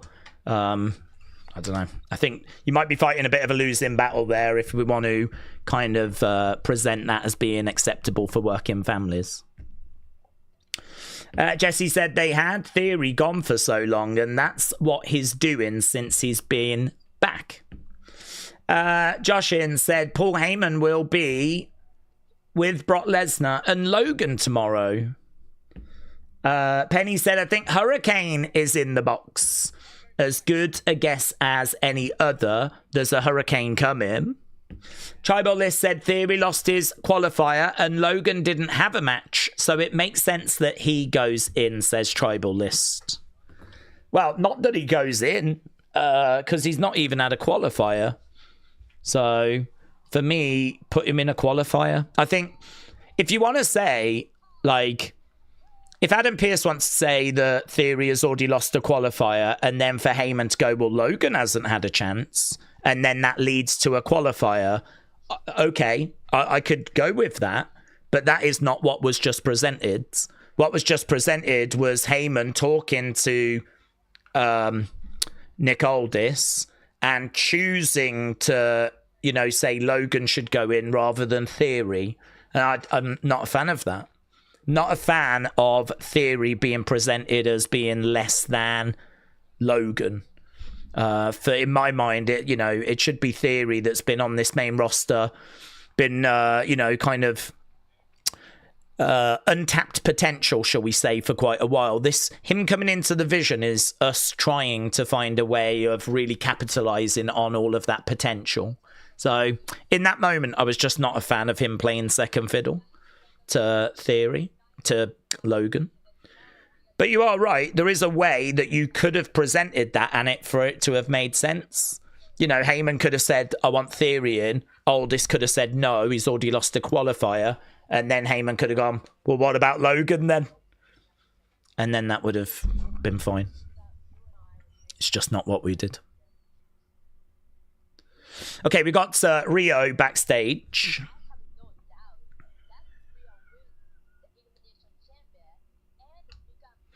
Io said she's got no doubt that RHIYO is going to win that Elimination Chamber.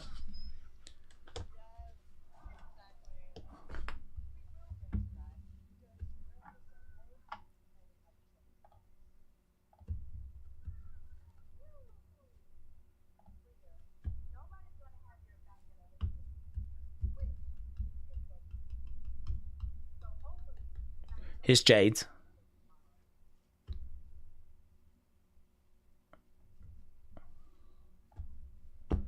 Okay, here's Aldis.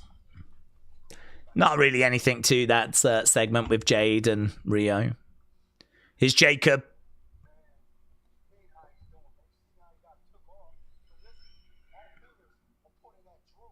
All fingers are pointing at Drew, says Jacob.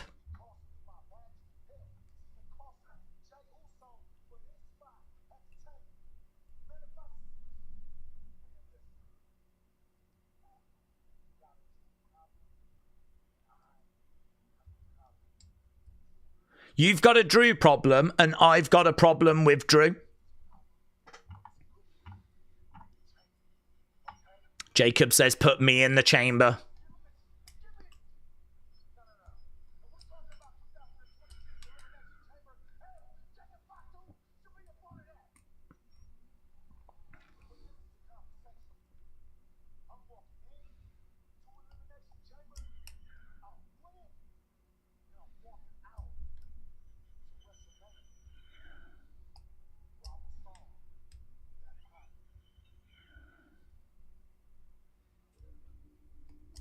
Aldis said he'll take it under consideration.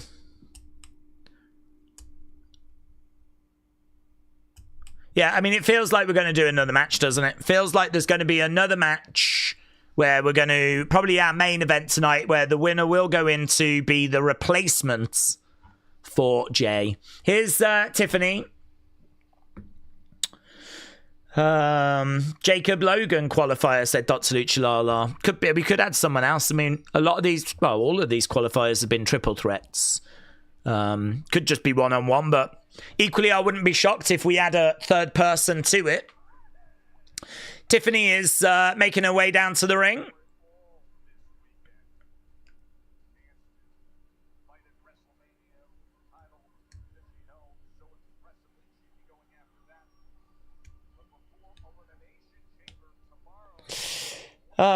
It needs to be a qualifier, otherwise it wouldn't be fair if someone just had a shortcut, said Mister. I agree with that.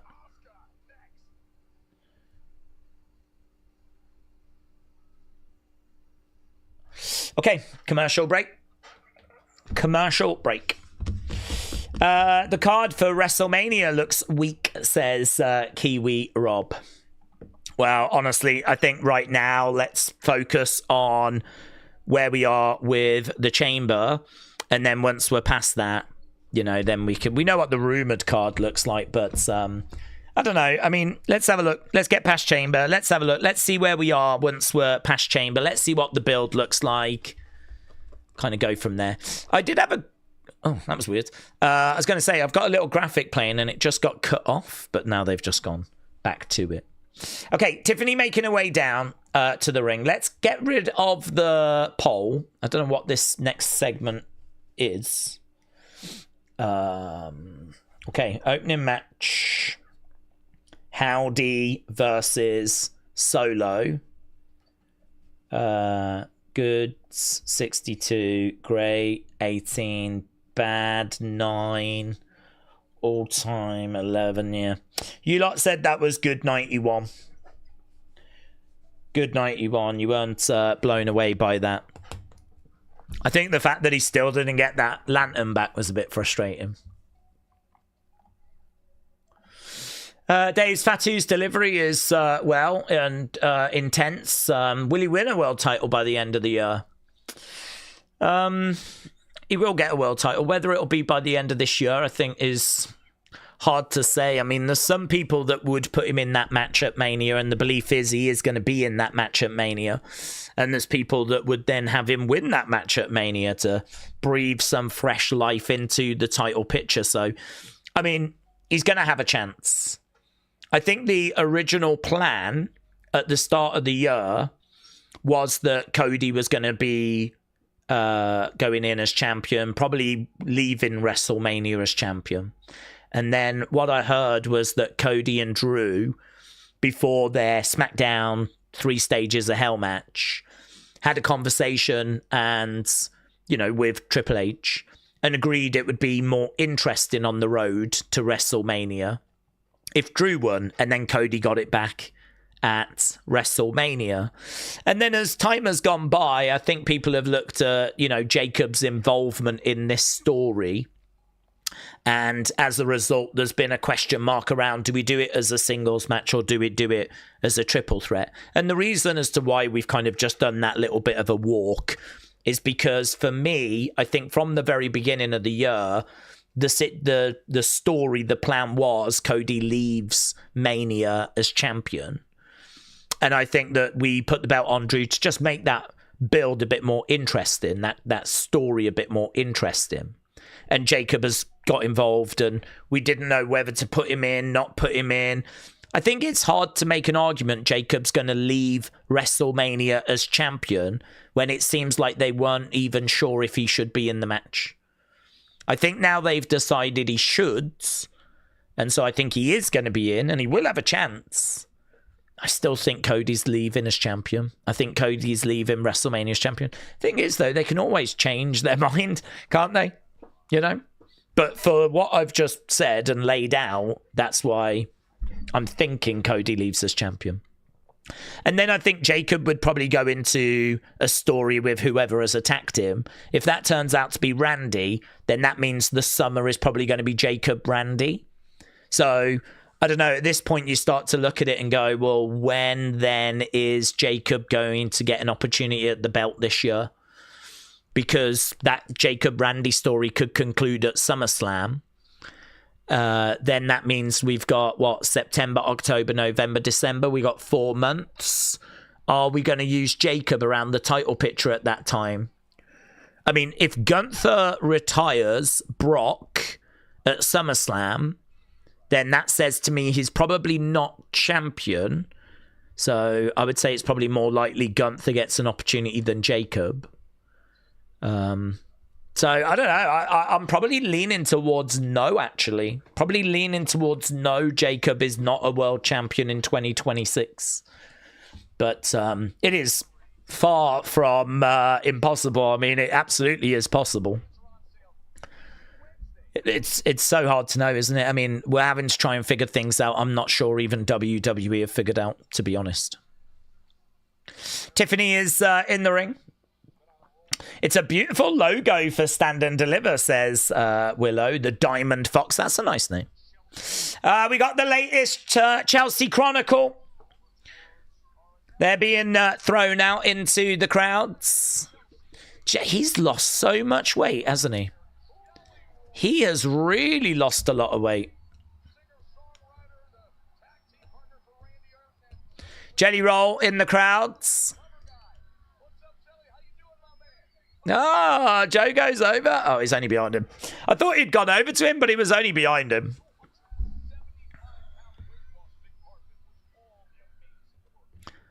Okay, Tiffany in the ring then. Chelsea had made her way down to the ring. Has she gone over to commentary? Yeah.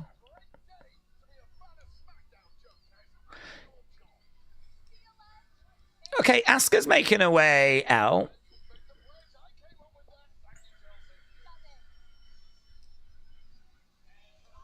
So I'm guessing this is like a women's... Is this like a women's Elimination Chamber segment? Tiffany's in wrestling gear, so it looks like she's going to compete, maybe against Kairi.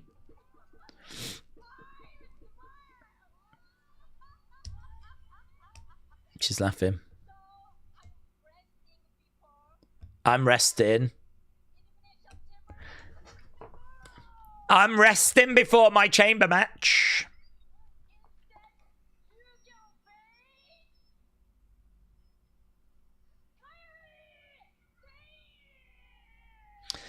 Okay, so Kairi takes her robe off. She's in her wrestling gear.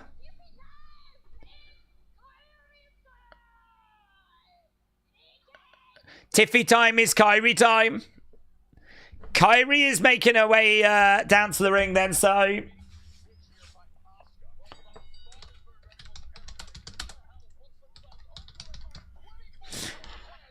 Okay, Chelsea's laughing at that move from Asuka. I didn't realise that little backstage interaction had resulted in a match being made. This is beautiful, says Chelsea. Chelsea's a fan. As Tiffany comes crashing down there on Kairi.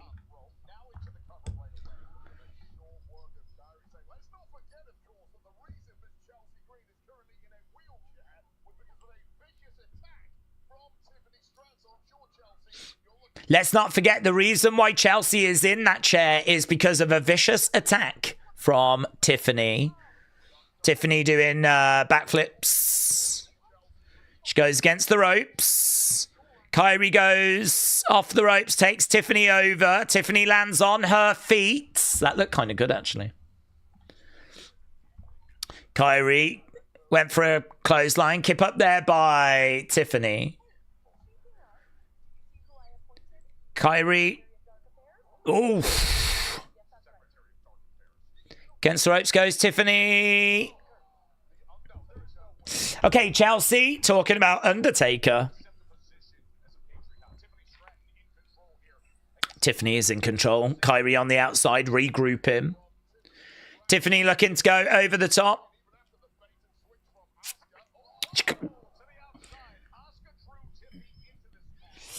Tiffany's wrestling is choreographed. You can see her just trying to do her spots and making sure she doesn't miss her motions, says Brony.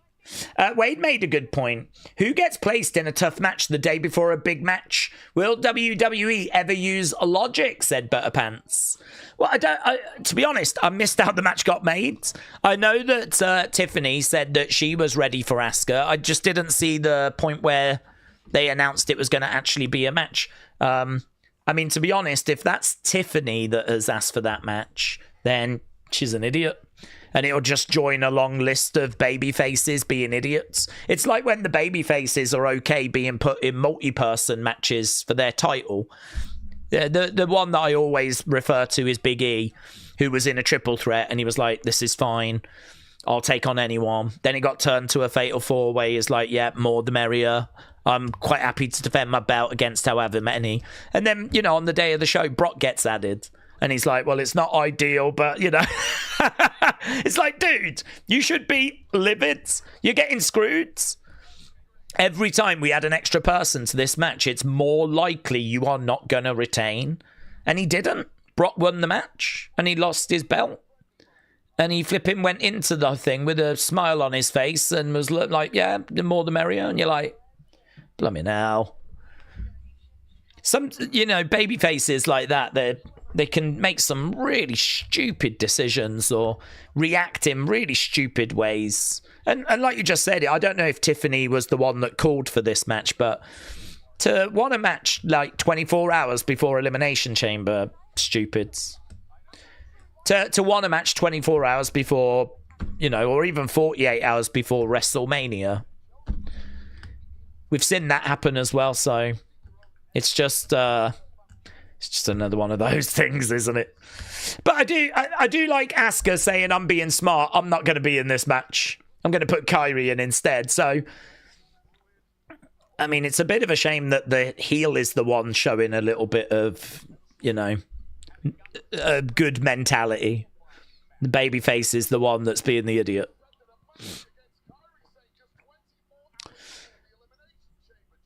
Kairi.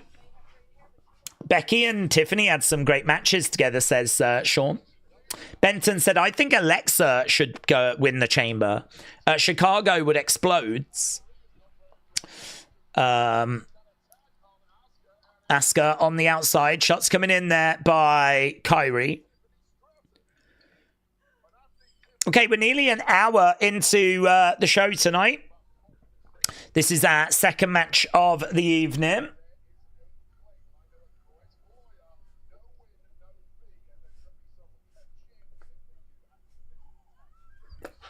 Wade Barrett just said to Chelsea, I know a good lawyer. No win, no fee. There could be some in this for you, Chelsea, after that vicious attack.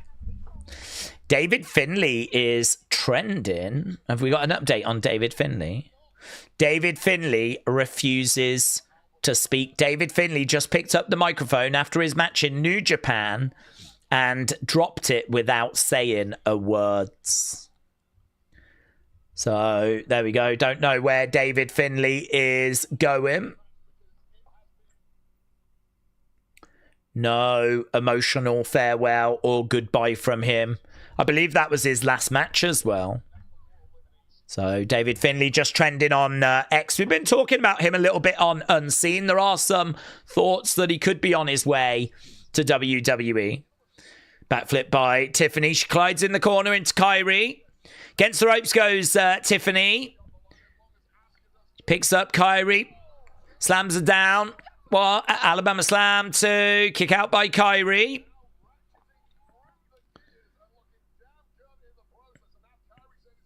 Chelsea watching on from outside the ring.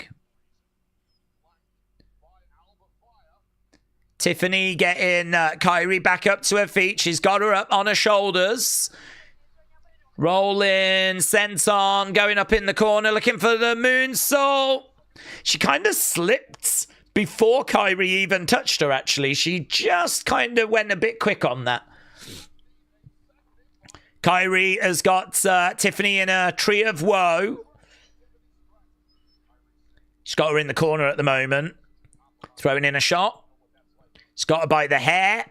Clubbing blow. Tiffany trying to fight back. They're over in the corner. Shot coming in. Headbutt there by Kairi. Another tree of woe. And tree of woe connects. I've never been a fan of that move.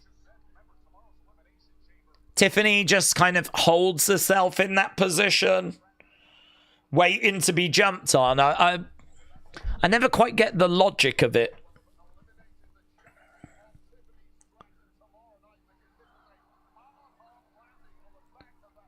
But the match carries on. Penny said, I'm not sure what happened with Tiffy during her time away, but she's rusty. Shot coming in there by Kairi. Right now, we've got Kairi going up.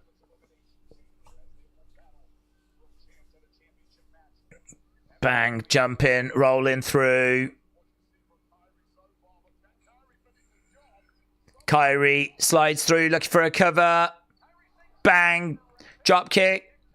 1, 2. Shoulder up. Shoulder up.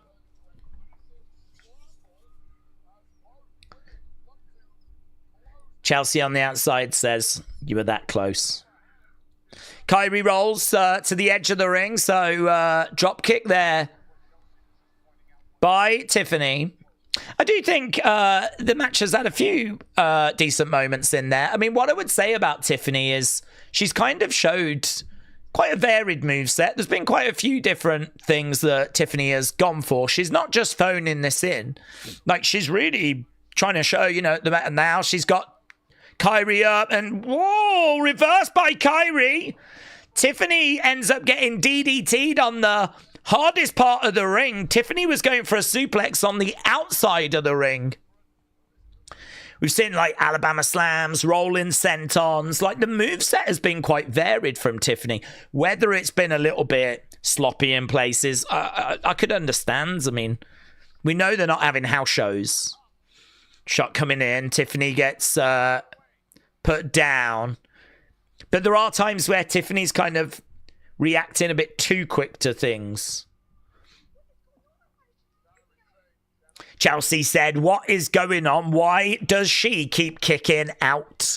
Right now, Tiffany being dragged over to the corner. Kyrie is going through the ropes. Crowd are making a bit of noise. We've got a Tiffy time chant that's broken out. Tiffany, wow! Kyrie gets pushed to the outsides. Albert was there to break the fall.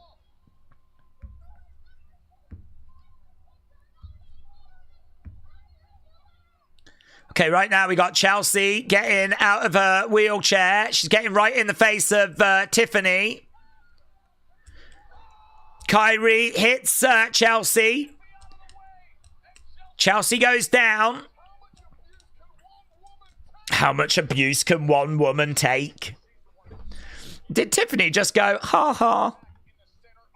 Ha ha. Roll through. It's going to be prettiest moonsault. And this is going to be... bang. 1, 2, 3. Tiffany gets the win.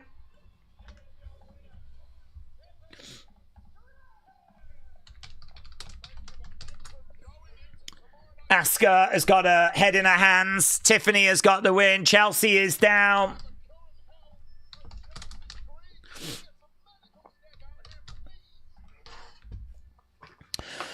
Tiffany points at that WrestleMania sign.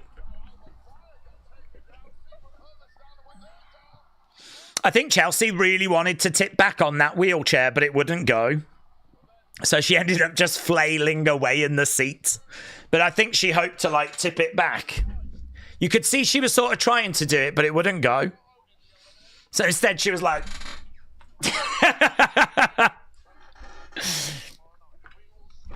It's a win for Tiffany. Asuka is frustrated. And we are in the Vision's locker room. Here's Nick Aldis.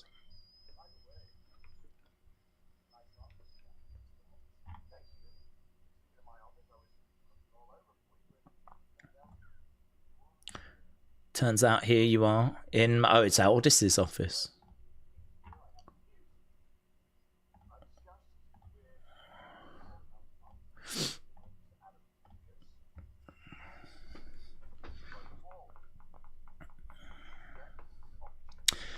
Logan will get his opportunity. What's the catch?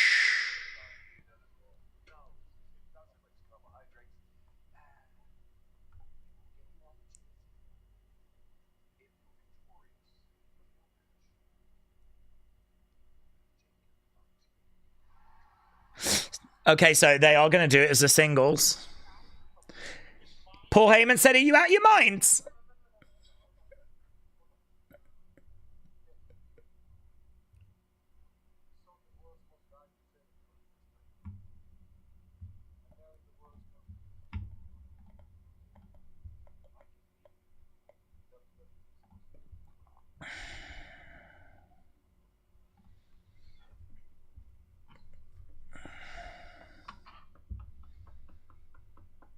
Okay, Logan's accepted it.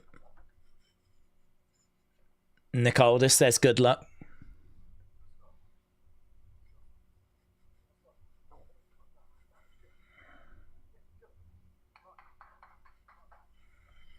Okay. Nicoldis could have added Jacob in the men's chamber. Is Chelsea really injured? Can she take bumps like that? Well, she said the other day she's between injured and cleared, really. So she chipped the bone in her ankle, but she can put weight on it. So she's like, I was quite fortunate. So there is an injury that's there. But, yeah, I mean, I don't think there's a problem her taking bumps like that. Okay, Jacob Logan set for tonight. Winner is going to replace. And it is interesting, actually, because, yeah, I mean, Jacob is rumoured to be in that match at WrestleMania. If Jacob wins and goes in, there is a way forward for him to... I mean, I think without a shadow of a doubt, you go Cody Jacob, final two. Cody Jacob, final two. Either could win it because both are rumoured to be in that match then. Daze, babyface logic. You might not understand. Any babyface would be willing to defend in a 50-pack challenge to prove they're fighting champions. I know, that is the mentality. I think it's old school mentality. I think that the world has kind of moved on from that a little bit now. I think people kind of respect, like... intelligence. I mean, it's good to be a fighting champion. No one's down on that. You should be defending your belt ideally every 30 days. That's the old school rule. I think that's what most fans still sort of measure it by.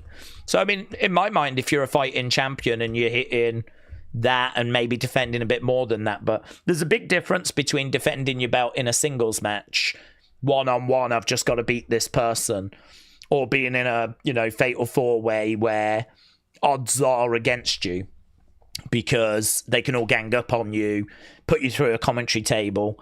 You could get knocked out and then the winner could get crowned and there's not much you can do about it. So, yeah, I think the world has kind of, moved on from where we were back in the day. But, yeah, I get those kind of little... annoyances and frustrations. I suppose the thing I'm saying is that it's been part of wrestling for the longest time, and there's no sign that that kind of babyface stupidity is going to be leaving wrestling anytime soon. Like Tiffany accepting a match 24 hours before the chamber. I agree. Stupid move. It's not the best preparation. But it's been part of wrestling forever, and as we said, no sign that it's going to change. Okay, Penny said, I think the masked man might help Logan lose, or Theory could help Logan win. Triple H doesn't book that way. In Triple H's world, the 30-day rule just doesn't exist, says Robbie. Well, it's interesting. I mean, I don't know. There's definitely titles where they've not been defended every 30 days. I mean, we Judgment Day...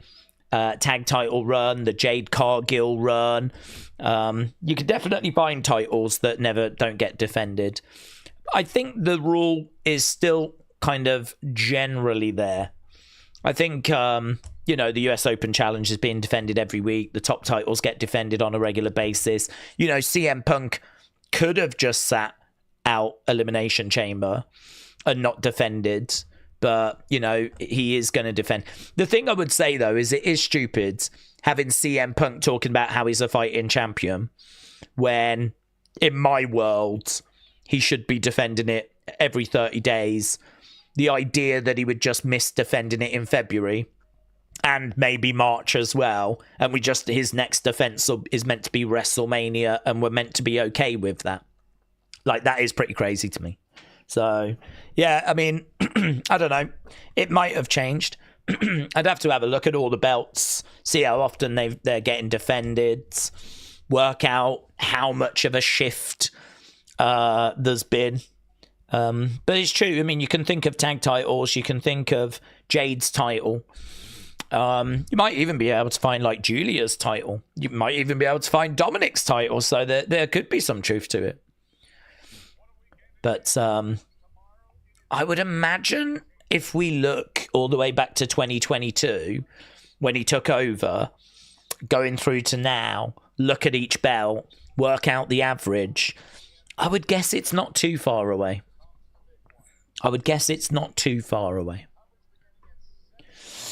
The 30-day rule hasn't been enforced this whole century, says Duron. Well, I might do some work into that. It's something that comes up, and I don't have any numbers to kind of talk about, so I might do some work into that, and then we can kind of have a bit of an answer. I mean, it's not a quick job. It would mean going through all the cage match results and looking at all the title defenses, putting it into a table, and then working out the average. So, I mean, it would take time, but it can be done. So, I might do that. Get an answer once and for all. See what the number actually is. Okay. We're back from commercial break. We've got Miz and Oba.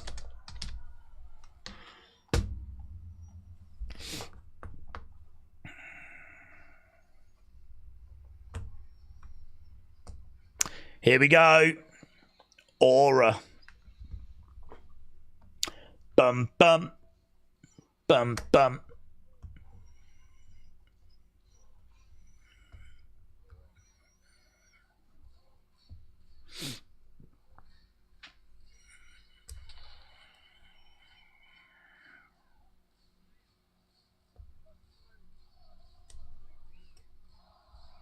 I love that cut to the Miz. That cut to the Miz is great. Oba chants from the crowds as Oba makes his way down to the ring. I love that look from the Miz. You can tell that he's really concerned, and he should be concerned. The aura is real.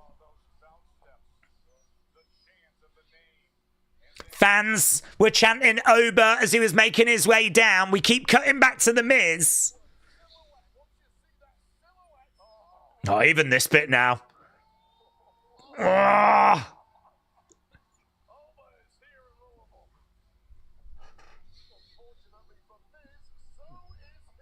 He's money, isn't he? He is absolute money. I mean, he is someone you would pay money to watch compete.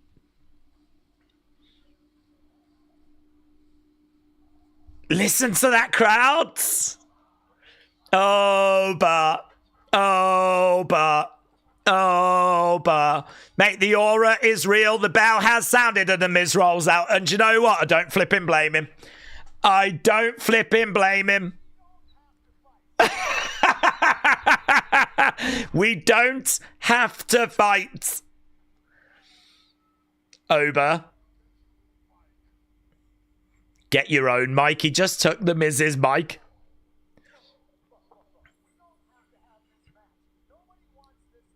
Nobody wants this match. Come on. Come on.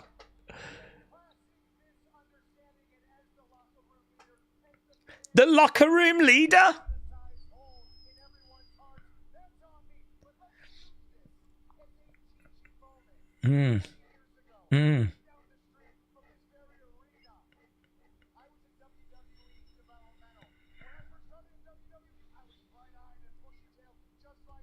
This is a great way of The Miz making this match longer, because the bell has sounded, actually. Fans are chanting Oba.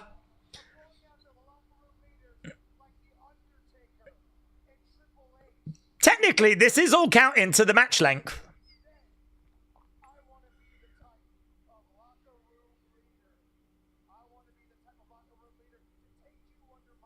I want to take you under my wing. Let me be your Undertaker. I want to take you under my wing.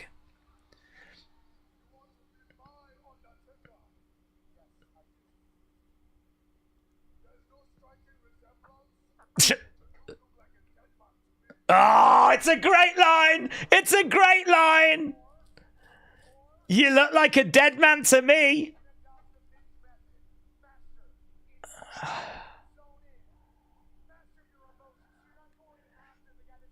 Technically, the match is still going, by the way.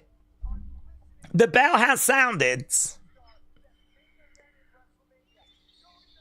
This might be Oba's longest match on the main roster so far.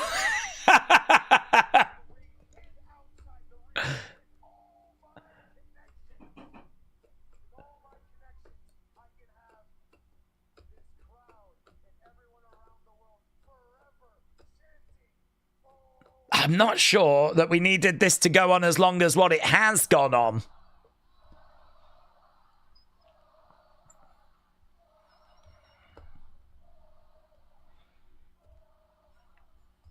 Oba's about to respond.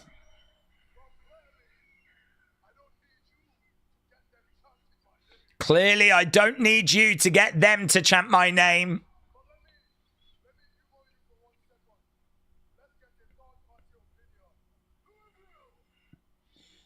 The match is still going, by the way.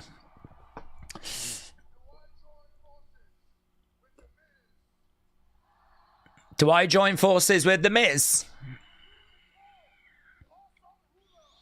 Do we become the awesome rulers? Miz really likes that.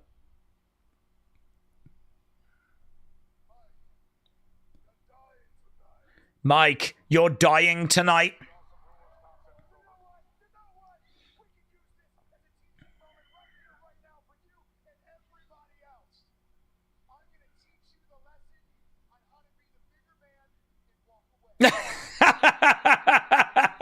I'm going to teach you how to be the bigger man and how to walk away. Oh, well, the time for talking is definitely done.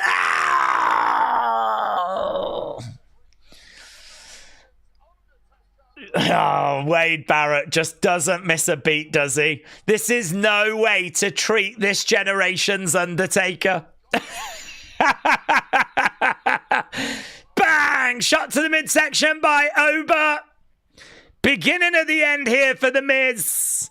Bang! Collides into him. Oba over the other side.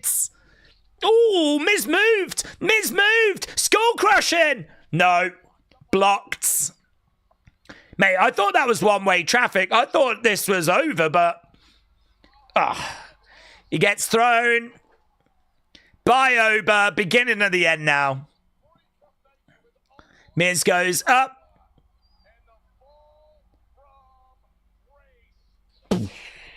There it is. Damn it. The streak is over. Undertaker has been defeated. Guys, what a match. I mean, that match had everything. What a match. It had a promo. It had moves. It had the crowd chanting. What more could you want?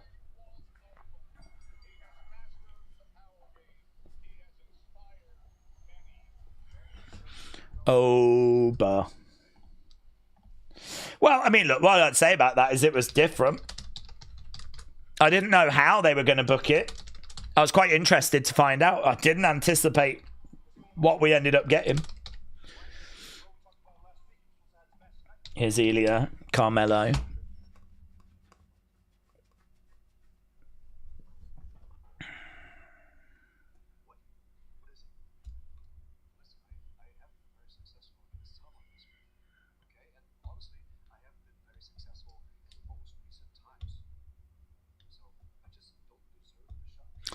I don't deserve the shot.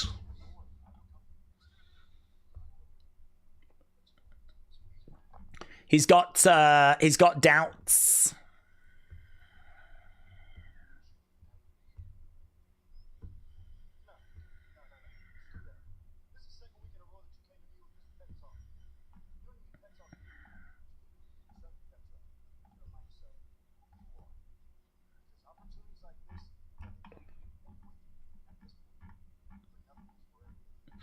Opportunities come like this every week at this point, but nothing is forever. So Elia's got a little bit of self-doubt. Carmelo just making it clear, well, listen, you can skip this week, but these open challenges, they ain't sticking around. Nothing lasts forever. Melo's here. Who's going to step up? Doc Holiday said, Oba's rise feels like Batista's. Well, I mean, it's great to see, honestly. Big fan of Oba. The aura's there. The fans are chanting. To be honest, I think it's a little bit tricky to book. It might seem quite easy to just have him go out there and just beat everyone, right? But that gets boring really quickly. So you got to find ways of doing that, but sort of trying to make it interesting as well. And I think it's what they did just... I don't know if that works for everyone or what the reaction to that will be, but it was something different. They've tried to do something different. You could have had Oba go in and just murk The Miz. But instead you had The Miz trying to persuade Oba to, come on, work with me. Let me be your Undertaker. I mean, that Undertaker stuff was fun. The Miz saying Undertaker was like locker room leader, took him under his wing and all that. Let me be your Undertaker. And that dead man line was great. So even if we got nothing else from it, we got that. And then, of course, a bit of a squash to follow. But, I wasn't too down on what they just did there. I was quite interested to see what they were going to do. Right, we're an hour and 23 minutes in. We know that we've got Logan Jacob. That's probably our main event. We've got RHIYO defending the tag titles as well. We got that coming up. Carmelo about to do his open challenge. So, yeah, I mean, we've got a few bits going on tonight. This, of course, is our go-home show for Elimination Chamber. I suppose we have to remember this is a go-home week as well. And it's all setting up tomorrow, Elimination Chamber. Don't know that we'll see the crate tonight because on Monday, actually, Adam Pearce sent it to Chicago. So I don't know that we're getting the crate tonight. But obviously that's what a lot of people are talking about, what's inside the crate. But if you are joining us tomorrow, we'll be live a couple of hours before the countdown show. So we'll be live chatting away. Come and join us, share your thoughts. If you've not left a like on that stream, the Elimination Chamber stream, it is set up. And it would be greatly appreciated if you left a like over there. Certainly if you're joining us tomorrow as well. I don't know. I want to try and get to at least 500 likes. 1,000 would be amazing, but I don't think we can. I think that's too high, to be honest. We do struggle with getting to 1,000, but we killed it for Rumble. You lot were fantastic. So we'll see what tomorrow brings. But yeah, I'm quite excited for it. Genuinely, as I'm sat here right now, I'm quite excited. Quite excited to see what they do. I mean, all of a sudden, if Jacob wins tonight, perhaps Cody ain't winning tomorrow. What is in that crate? What are they going to do with Becky and AJ Lee? Is that match going to be a success? AJ Lee's first singles match in certainly 11 years. Could be even more than that. So, yeah. I mean, there's things I'm tuning in for that I'm quite interested for. But there is every chance that it's going to not meet certain expectations, I mean, Survivor Series didn't, Royal Rumble didn't, so there's every chance this also does not meet expectations. That's why it's probably wise to keep expectations in check. Shining Wizard said it's crazy how Logan is a POS in real life and everyone genuinely hates him, but a murderer like Jimmy Snuka needs to get a free pass. Well, I don't think he gets a free pass. He's just obviously not on TV, is he? I mean, I think his last match was WrestleMania 25, which is like 17 years ago now. I mean, if Jimmy Snuka was around on TV, he would not be getting love. So, to be honest, I don't think he was getting fantastic reactions. I'd have to go back and re-look. I don't know that he was getting great reactions at 25. So... yeah, I don't know. I don't know where these great kind of reactions for Jimmy Snuka are. I think people that have seen Dark Side and are aware of kind of that situation. I mean, you got to remember back in the day, people just didn't have that information. And it's still, to my knowledge, it's not been proven that it was him.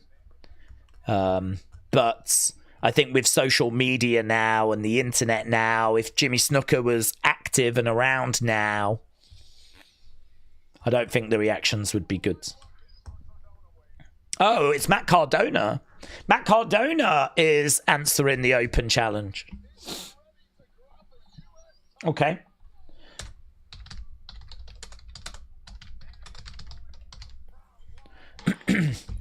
Oh, what's happened?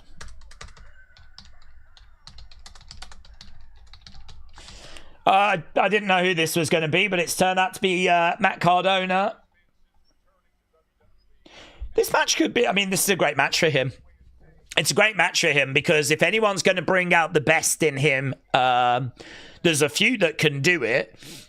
Carmelo right now is one of those that can do it.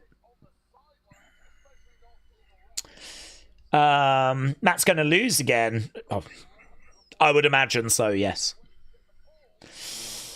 Funny how they showed the crate being delivered to Elimination Chamber and it's backstage on SmackDown. Can there be multiple boxes? Is it backstage? Have they showed it today?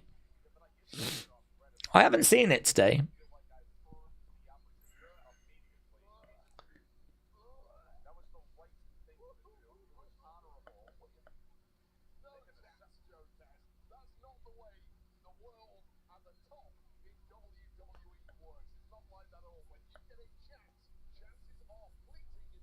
I do like Wade and Joe together. They kind of work well together.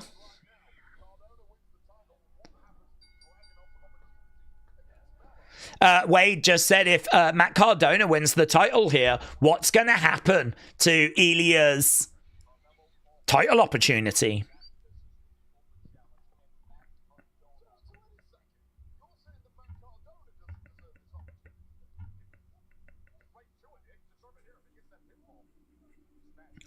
Okay, we are underway. Matt going for a quick roller, quick pin. What are they doing with Royce Keys? To be honest, nothing this side of Chamber, are they? So, I mean, be interesting to see what we do after.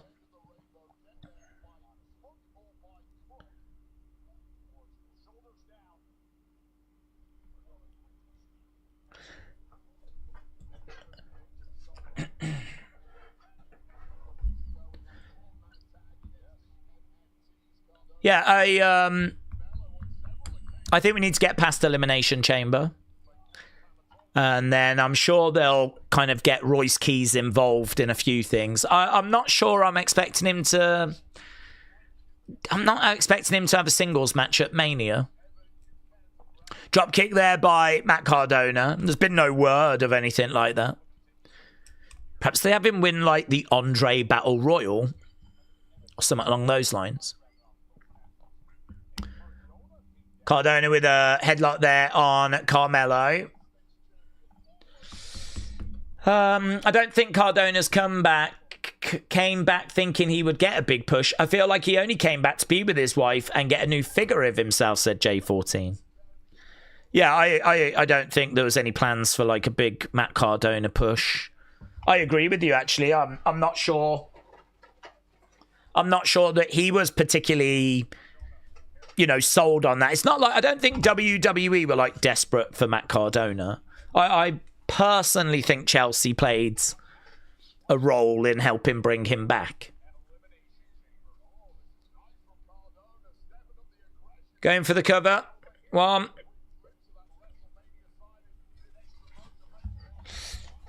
Daze the Crate was near when he got attacked. Oh, right. I didn't see it. I don't really know why it was there then, because Adam Pearce said take it to Chicago, didn't he? Which I presumed was Elimination Chamber. Lyra put a message out the other day. She was like, when are you going to do something about me and Bailey? When are you going to, give us an opportunity? Or are you too focused on shipping a crate back and forth? Carmelo goes into the commentary table. And looks like we're going to commercial break. Personally, I would have preferred an Ethan call-up. Maybe had Matt as NXT champ for a while, said Dr. Luchalala. Cody is also great friends with Cardona, says Radiated Zombie. Maybe Cody had a word, yeah, maybe. Maybe Cody had a word. I know that they do hang out together, and I'm sure, you know, Matt would have a little, can you have a word? Is there any interest? I mean, Cardona's got, as you're right, a good friend in Cody. And his wife working there. I mean, it's not crazy to think that his name wasn't getting mentioned.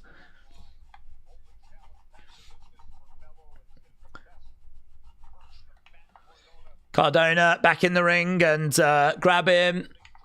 Carmelo. Another knee coming into the midsection. He was popular on the indie circuit as well, though. I mean, I don't want to be disrespectful.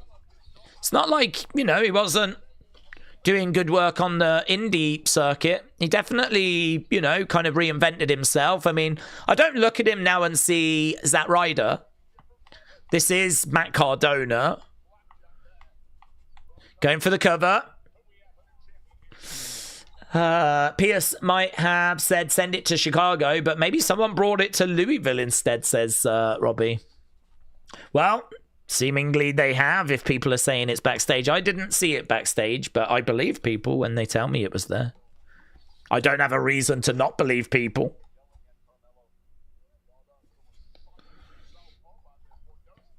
Into the corner goes Carmelo.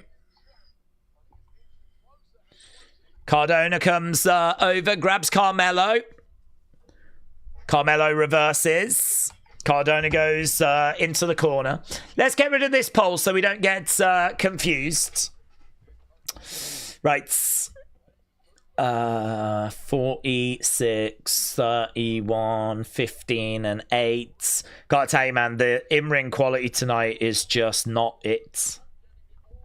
So far, we are looking at good 91, good 91, good 92. And the crowd are quite quiet for this match. It's like we're back in Atlanta.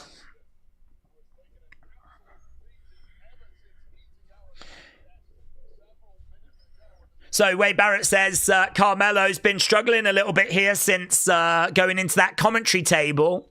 Carmelo down.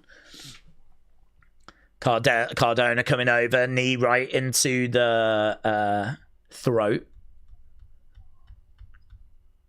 Someone just I could hear someone yelling, woo, woo, woo. Woo, woo, woo. Radiated Zombie said the crate is backstage, but there was leaked images of it being at the chamber, so there's 2 crates. Maybe Danhausen and Jericho. Honestly, I'm not expecting there to be 2 crates. WWE haven't, you know, I mean, like, that leaked footage is not necessarily footage that we're meant to see. So I'm not sure that in the storyline there's 2 crates. What's up with Roxanne Perez? Any word on when she's coming back? She had a growth kind of on her back, like a mass thing that she had removed. It's all fine, everything's fine, but she had it removed. She said she should be back relatively soon, but that's where she's been. Defcon said the box could be free WrestleMania tickets. Let's go.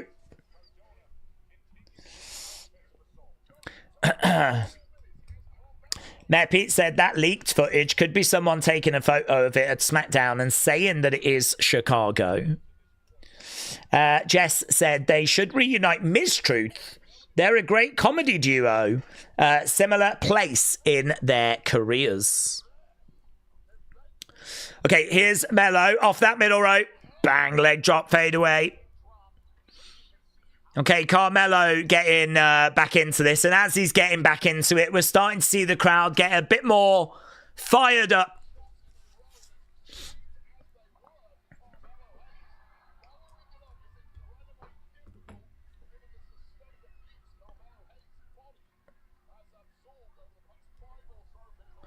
Okay, Melo kips up.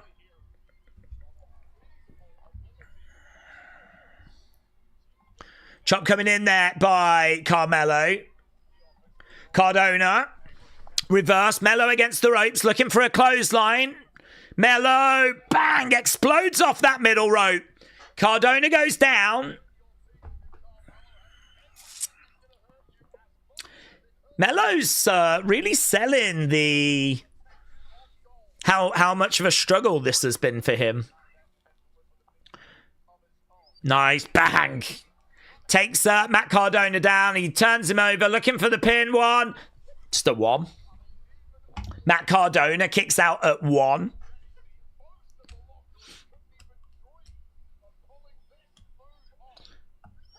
It's lovely.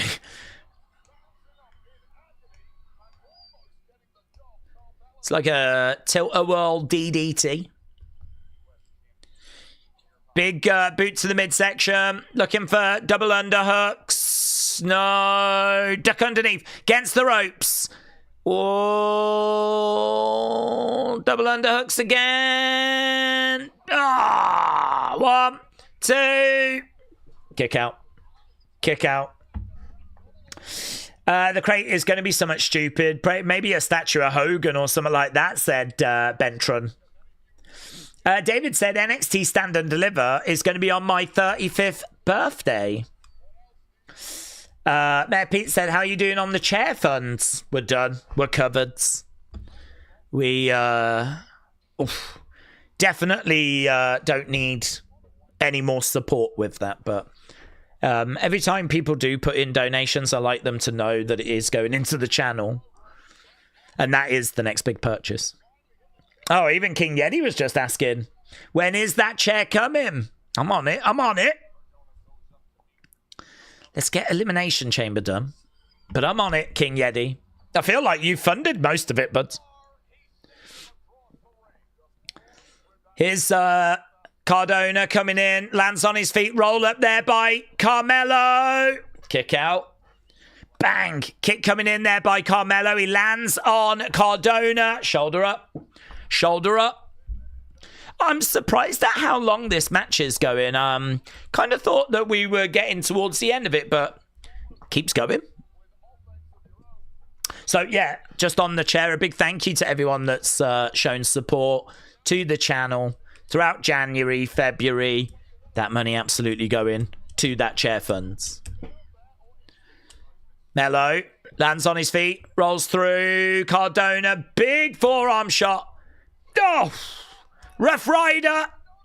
1, 2, kick out.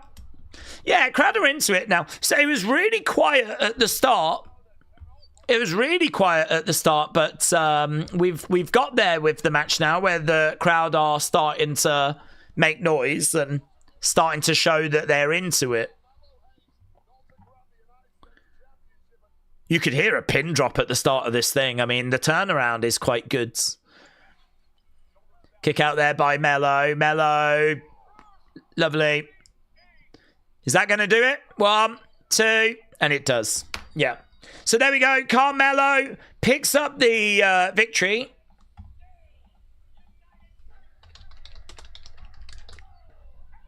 Carmelo gets the win. Carmelo retains. I think the match was really looking like it was going to go down as a really bad open challenge. But thankfully, it did start to heat up towards the end.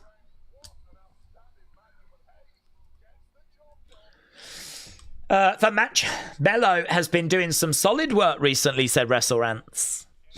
Who do we think is more likely to have attacked Jay backstage? Well, I'm thinking it's probably going to be the same person that attacked. There's the crate. We've got a crate spot.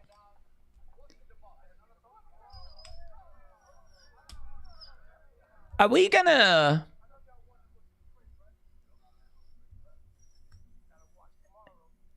Gotta watch tomorrow, said.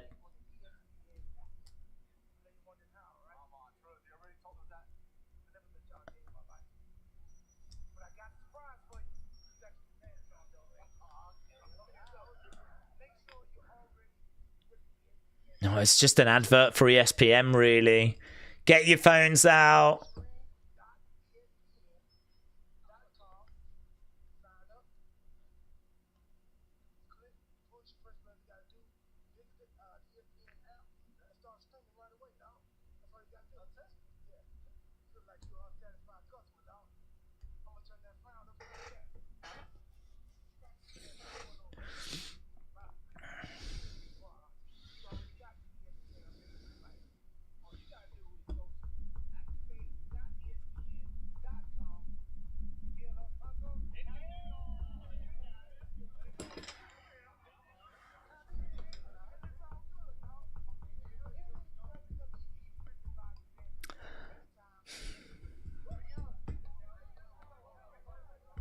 Okay, here's Johnny.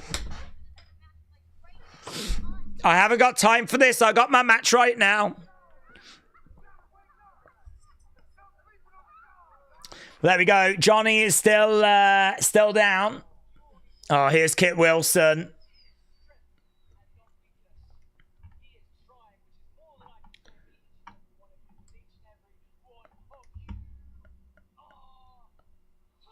Toxic.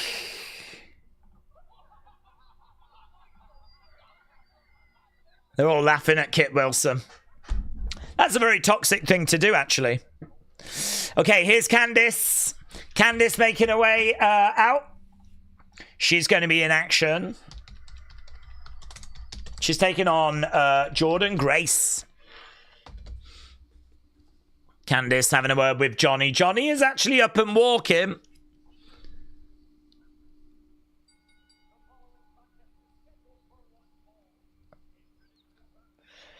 Reminder, he is upset because he no longer has Axiom's mask. Just in case you wondered.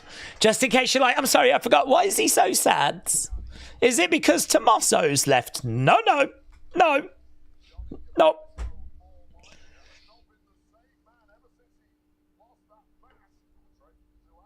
Ever since he lost that mask.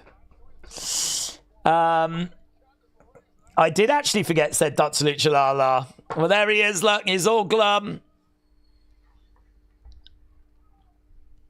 I mean, it was never his mask, and he only had it for a short while.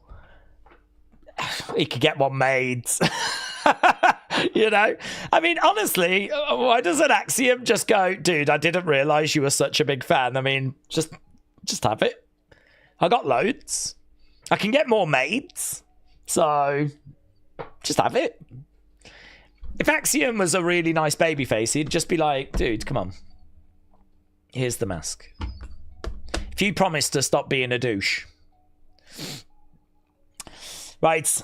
We need to get Happy Corbin to help Johnny find his smile. Okay, we're back at commercial break again. Daze, do we know if they're going to do Slammies this year? I would imagine so, yes. I don't know that they're definitely doing them, but they did them last year, and I want to say the year before.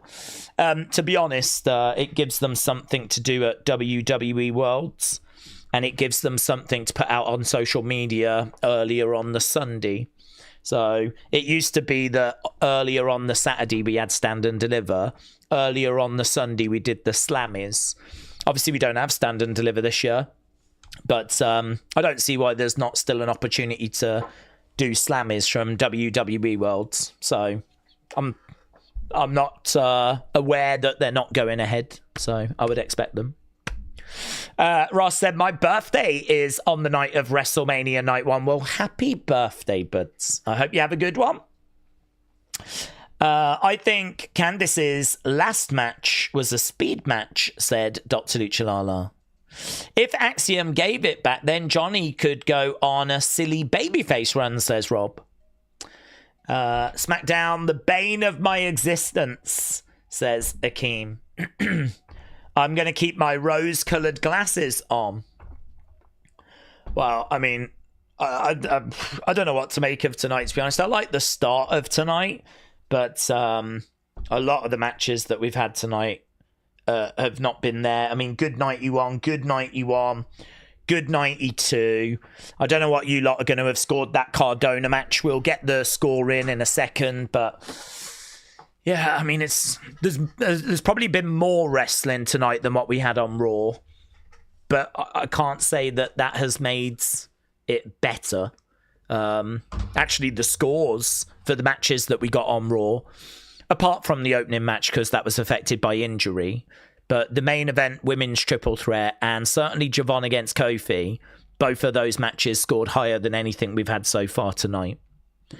Although we might be about to get a decent score from that match. I mean, the Carmelo-Cardona match, I wouldn't say was bad. So, and I'm guessing our main event tonight is going to, be really good. Logan and Jacob. So, there's still hope. But, so far we are struggling with in-ring. Defcon said, would Oba benefit from a manager, somewhat like Macho Man with Elizabeth or Bam Bam with Humperdinck? Jack says it's not necessary. I'm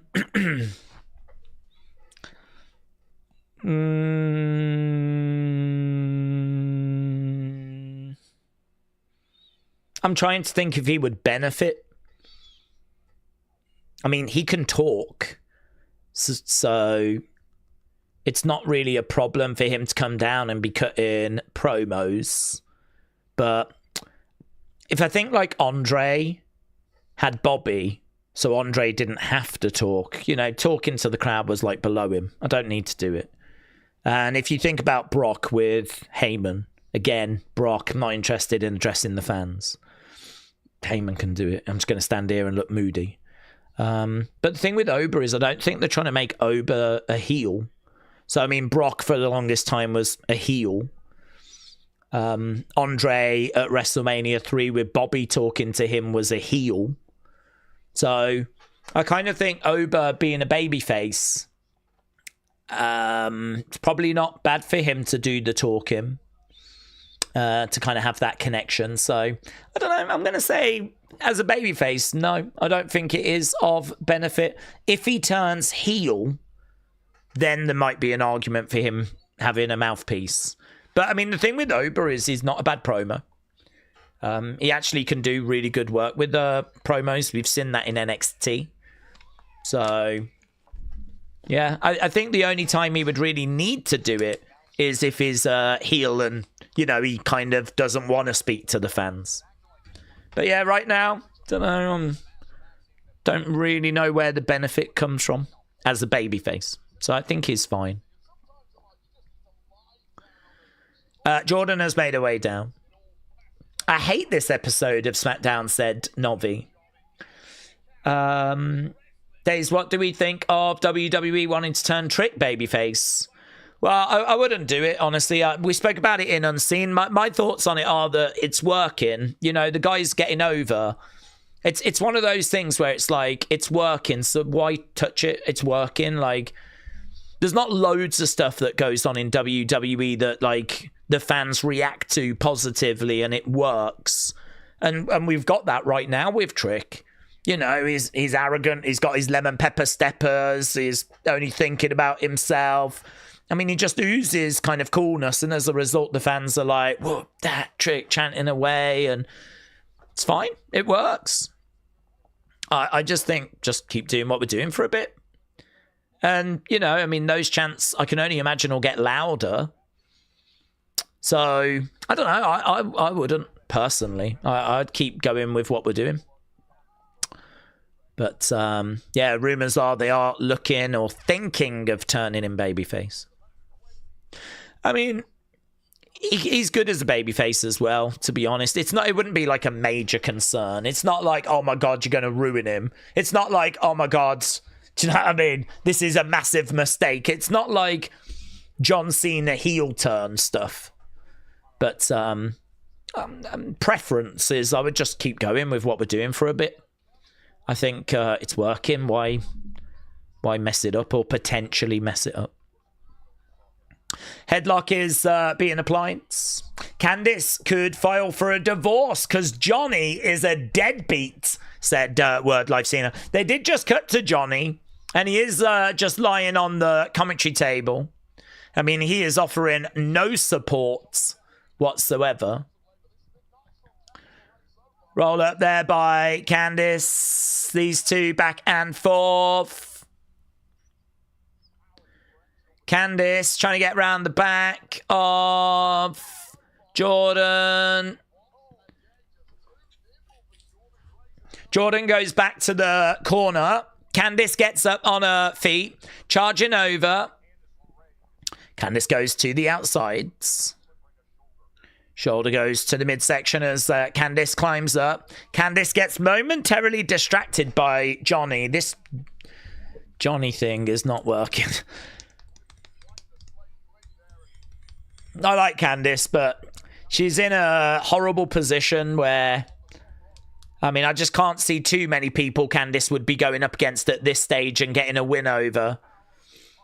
Jordynne picks up Candice and bang. Nice superplex. 1, 2. Oh, Candice kicks out.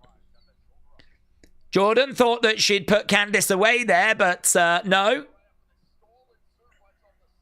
Bang.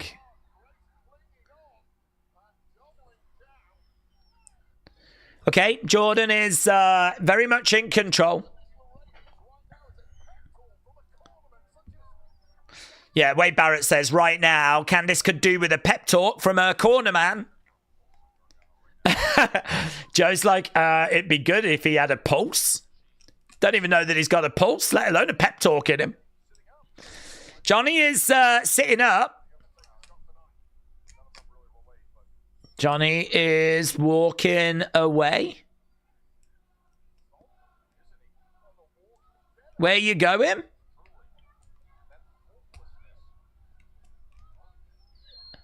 But I don't know what we're doing here. Johnny's sad and he's walking away. Candice is going to get 1, 2, 3.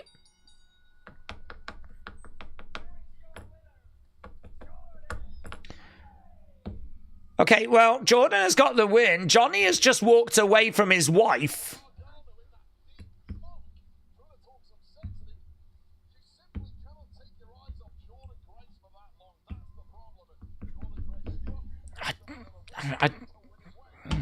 I don't know what to say about that.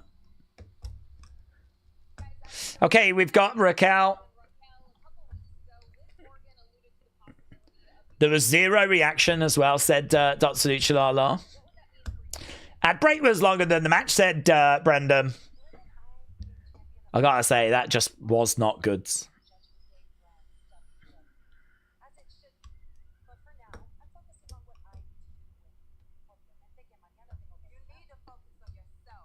Here's Jade's.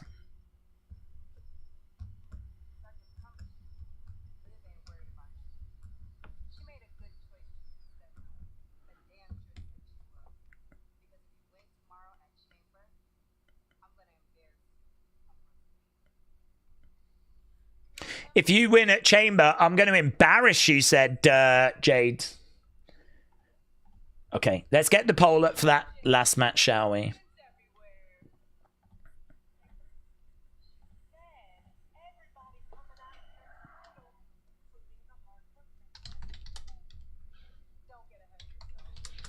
We got Meechin, we got B-Fab.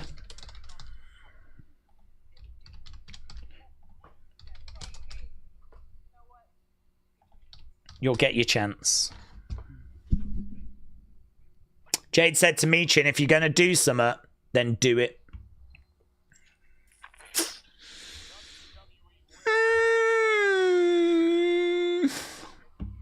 Okay, women's tag title match next.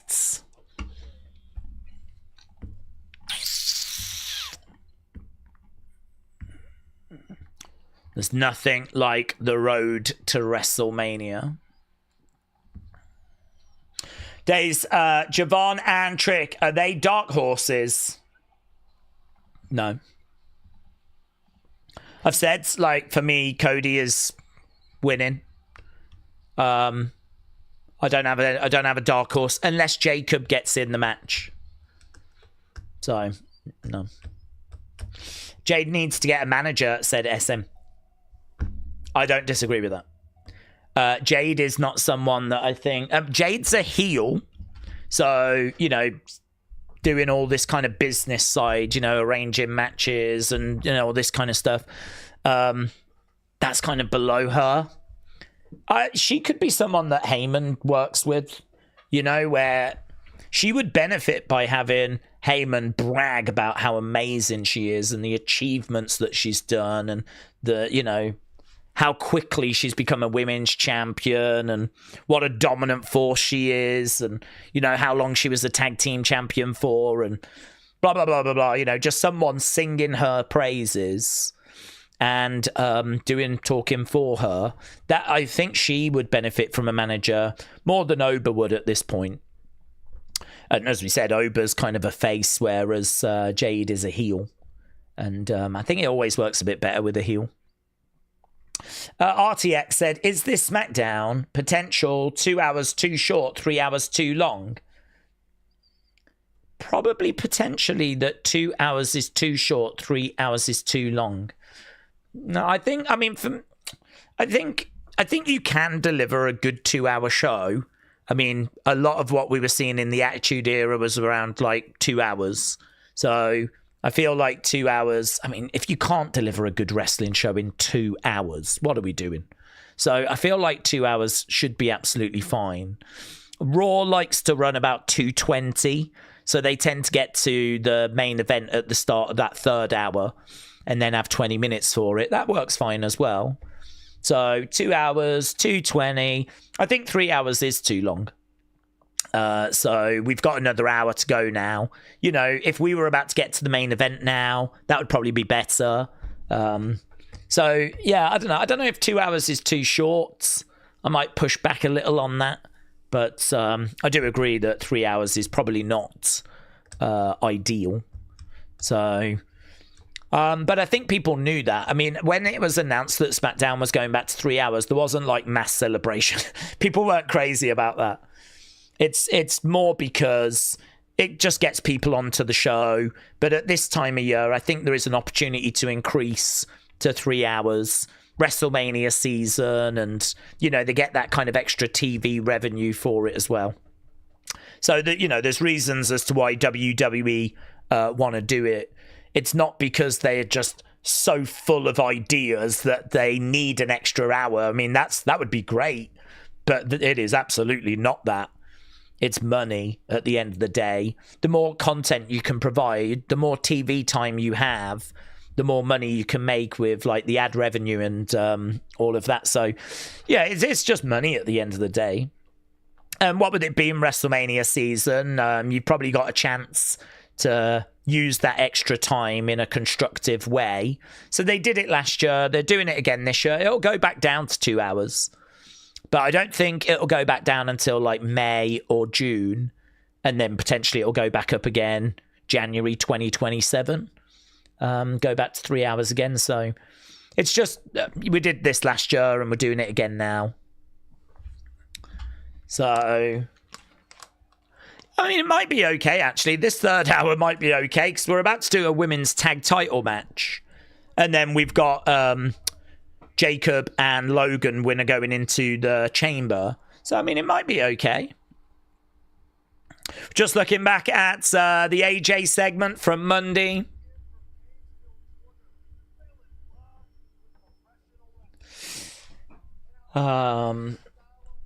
Daze, this is a go home. How much would WWE pay me to do that? Because this show just ain't hitting for me, says Ronnie. WWE don't like to pay money out, to be honest. So I can't see them giving you anything. So we are just seeing a recap.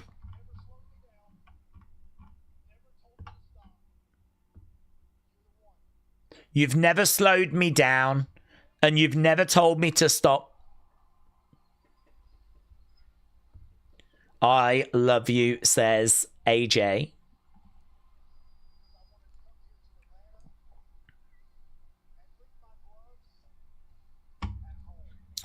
And then there he is leaving his gloves. Obviously, The Undertaker coming out.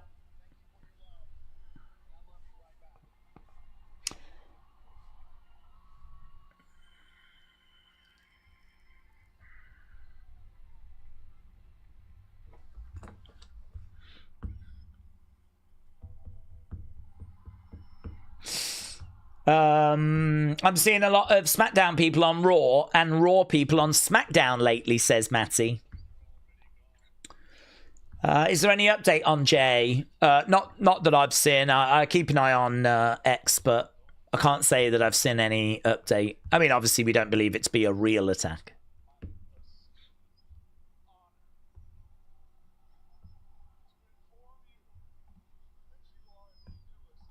So we've just got a video package of what went down on Monday. AJ going into the Hall of Fame. You deserve it. You deserve it.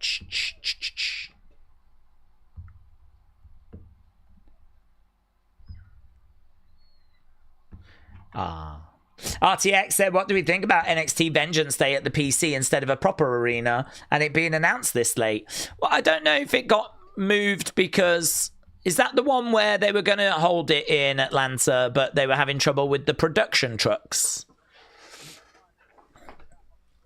I know there was one that they were struggling with. I mean, I don't have any read of it, to be honest. We know that the NXT ratings have been really good recently, so there's no worry about NXT. Ratings came out this week, I think in the 500,000 range, but it was on at the same time as the State of Union address, which I think did about 39 million views. So, I mean, there's a good reason as to why the numbers were down, but numbers for NXT have been good. Cody said, this might sound funny, but for what it's worth, I hope it's you in there. It's Cody and Sammy. Handshake by Cody to Sammy. It looked a little bit off, to be honest.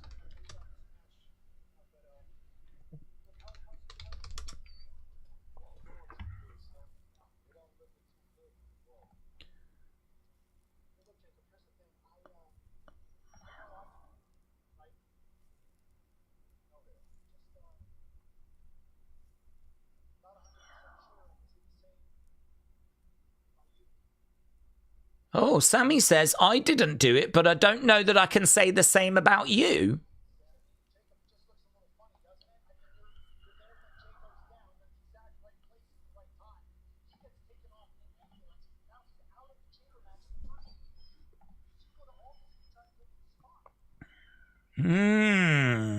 It's a good point by Sammy. You was there when it happened, or very quickly on the scene, and now you're the first person to try and take his spot.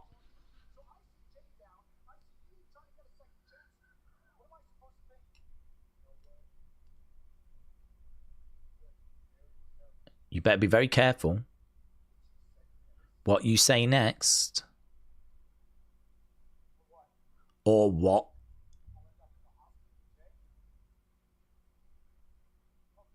I like this segment. I like this segment.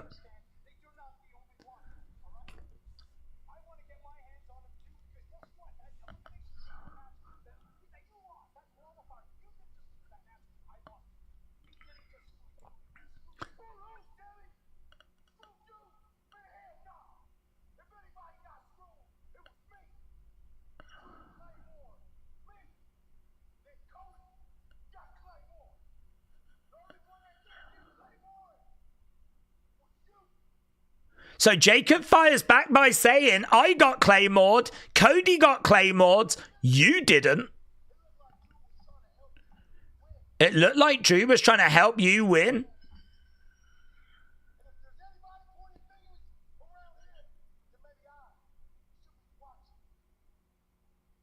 Maybe I should be watching you. Oh, this might be the best segment of the night.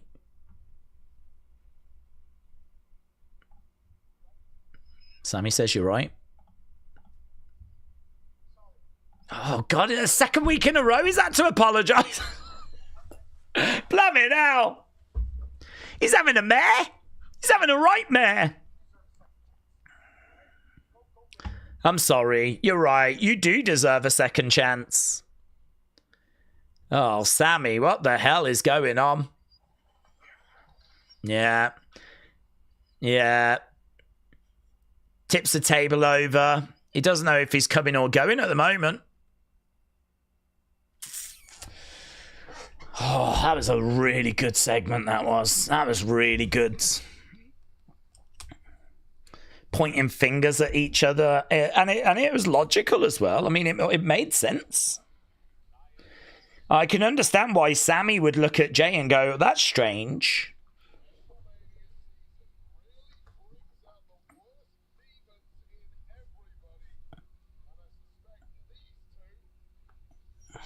Mate, Candice against Jordynne just got good 78.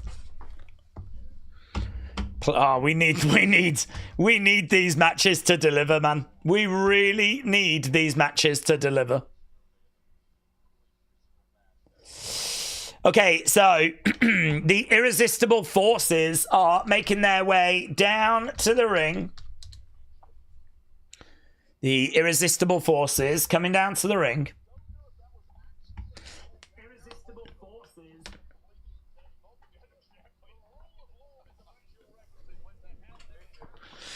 Okay, so Lash and Nia make their way down to the ring. I really liked what we just got there from Sammy and Jacob. I thought that was very interesting.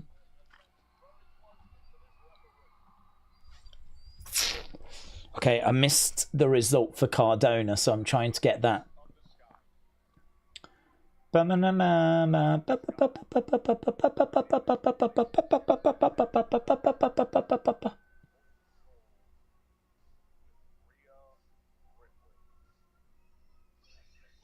This is my brutality. 53, 33, 9, and 5. Okay, well, at least we've got a good 95. Okay, here's RHIYO. Their name is RHIYO, and they're about to come to the ring.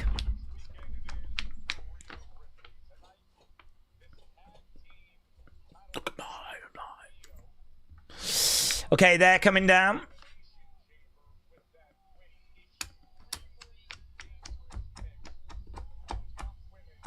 People are wondering if Sammy attacked.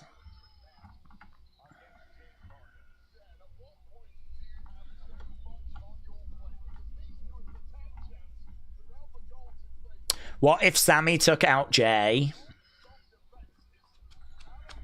I mean, he could have, but... I mean, he did just have a little crash out, didn't he? Did just have a little crash out. Okay, RHIYO making their way down. We are 10 minutes into hour number 3.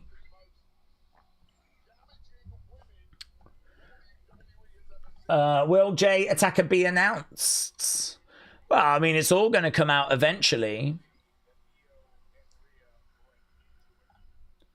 I wouldn't be expecting that tonight, though. Doc Holiday said, can you believe that Sammy just blamed me for taking out Jay for Kit Wilson? Homeboy needs to get his toxic behind in line before he gets wrecked. Doc Holiday, I'm sorry that the finger of blame has pointed in your direction. That is toxic. Okay, here we go. Who leaves as champions? What do you think? Is it going to be RHIYO or is it going to be... I can't be bothered to write Irresistible Forces. It's too long. So I just put the others. Is it going to be RHIYO or is it going to be the other team? I ain't typing out Irresistible Forces. You know what I mean? I got a life to live. Okay, they're in the ring. I ain't even going to write it in the little box down here. Rhea. Blah, blah, blah. That'll do. Rhea's in the match. Io's in it as well. Blah, blah, blah. Just put Forces, said Dr. Luchalala. Yeah, I probably should have. I just couldn't be bothered. Okay, we've got RHIYO chants. RHIYO chants have broken out.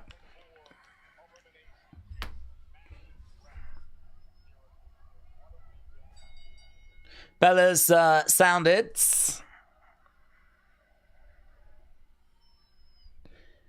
Io is starting us off with Lash. Lash has got Io up in the air. Against the ropes. Nice. Cartwheel back. Spring over in the corner goes Lash. Cody did say to Sammy, you won't do what it takes to be a world champion last week. So maybe Sammy is going to do what it takes now. Akeem said, I think the others is really good, Daze. Well, thank you. Okay, here we go. We got Rhea in there now with Lash. I like that sell by Rhea. She just got smashed in the face and she was like, ended up going down to one knee. Naya's in there. Bang. Tag being made. Naya against the ropes. Drop kick there by Io. Lash is in the ring. Oh. Drop kick by Rhea. Lash goes to the outside. Naya's out there as well. Don't know what spot we are. Both go through. Both baseball slide. Naya and Lash go against the barricades. Rhea and Io working together, but they get caught. They're about to get smashed into the barricades. So they get caught. Boom! Boom! Chucked down to the ground. That's probably going to take us to commercial. And it does take us to commercial. Boom. Days when Jay got attacked. Where the hell was Jimmy? Because Jimmy wasn't there backstage when Jay got attacked. So where was Jimmy? Well, I don't know that Jimmy... I mean, Jay was probably there for that segment where all the chamber participants were going to be talking, you know? Jimmy is not needed for that. I mean, he may have travelled, but to be honest with you, I mean, there's every chance he's just at home with Naomi. So I'm not really suspicious at the fact Jimmy was not around. The only reason Jay was here was because of, you know, that Elimination Chamber segment where all the participants were going to be kind of cutting promos on each other.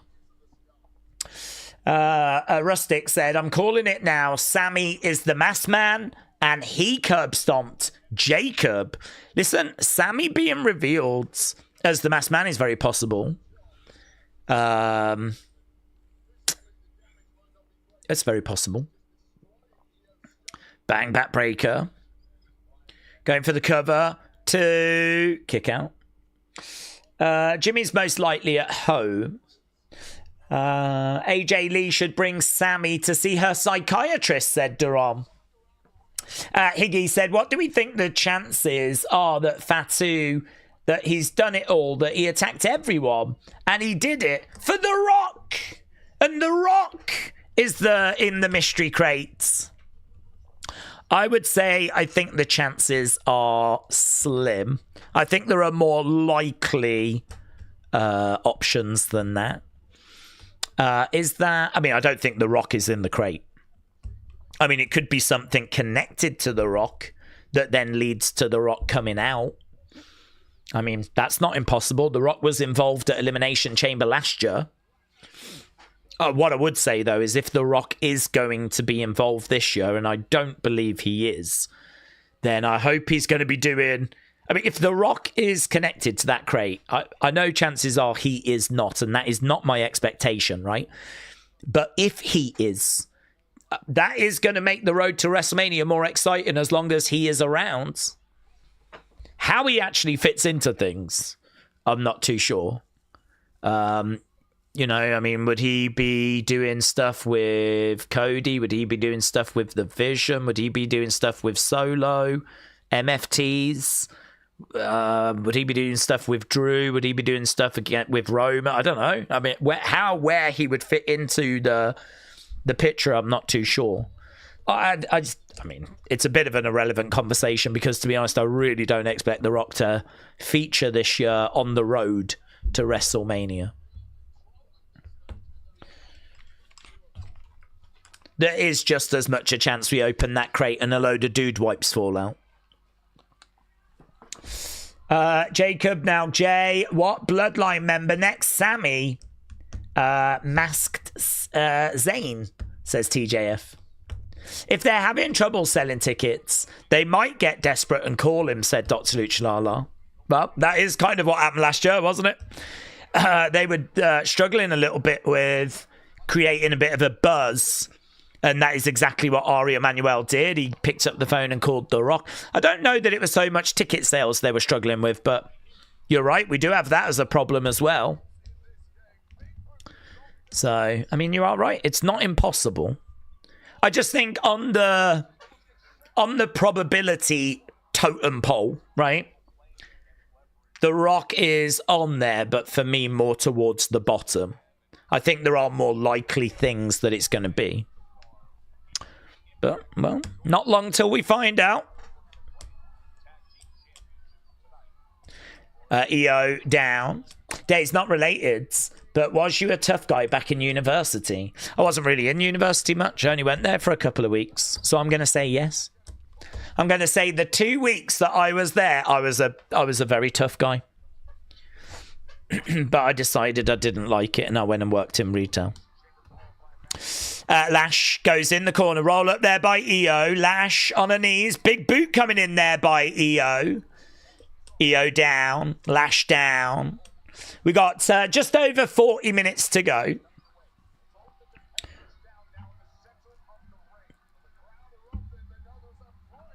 Okay, yeah, crowd are really making noise. Really making some noise. Let's get rid of this poll. Mommy is in. Clothesline there to Nia. Bang. Nice kick. She ends up on the shoulders. Rhea comes down. Shot coming in there by Rhea. Chop coming in by Rhea. Rhea against the ropes. Oh, nice takeover there. Good work there by Rhea. Lashes in. Rhea moves out the way. Nice kick. It's a good hot tag moment, this. Rhea goes back to the corner. Goes up. Kicks out at Nia. Rhea is up and boom! Missile drop kick. 1, 2. Kick out.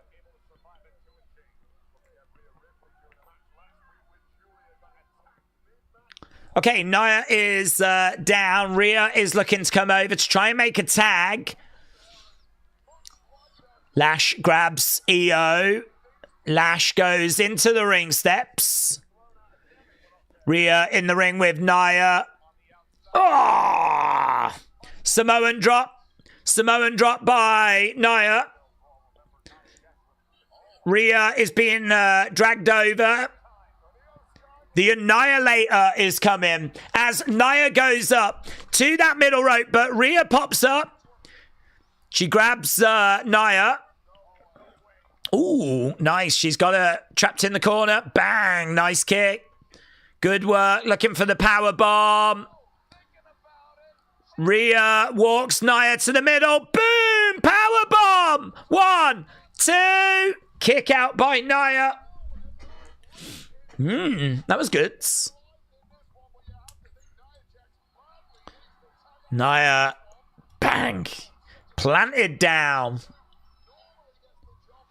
Yeah.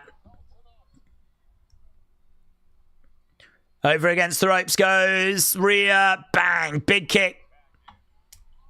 Nia goes to the outsides. Okay. Rhea's doing some great work here. Lash is still down. EO's still down. It's just a one-woman show right now.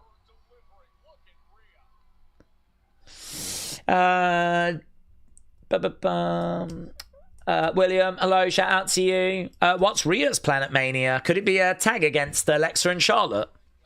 Well, it's not been revealed. I mean, what I can tell you is she's not rumoured for any of the title matches.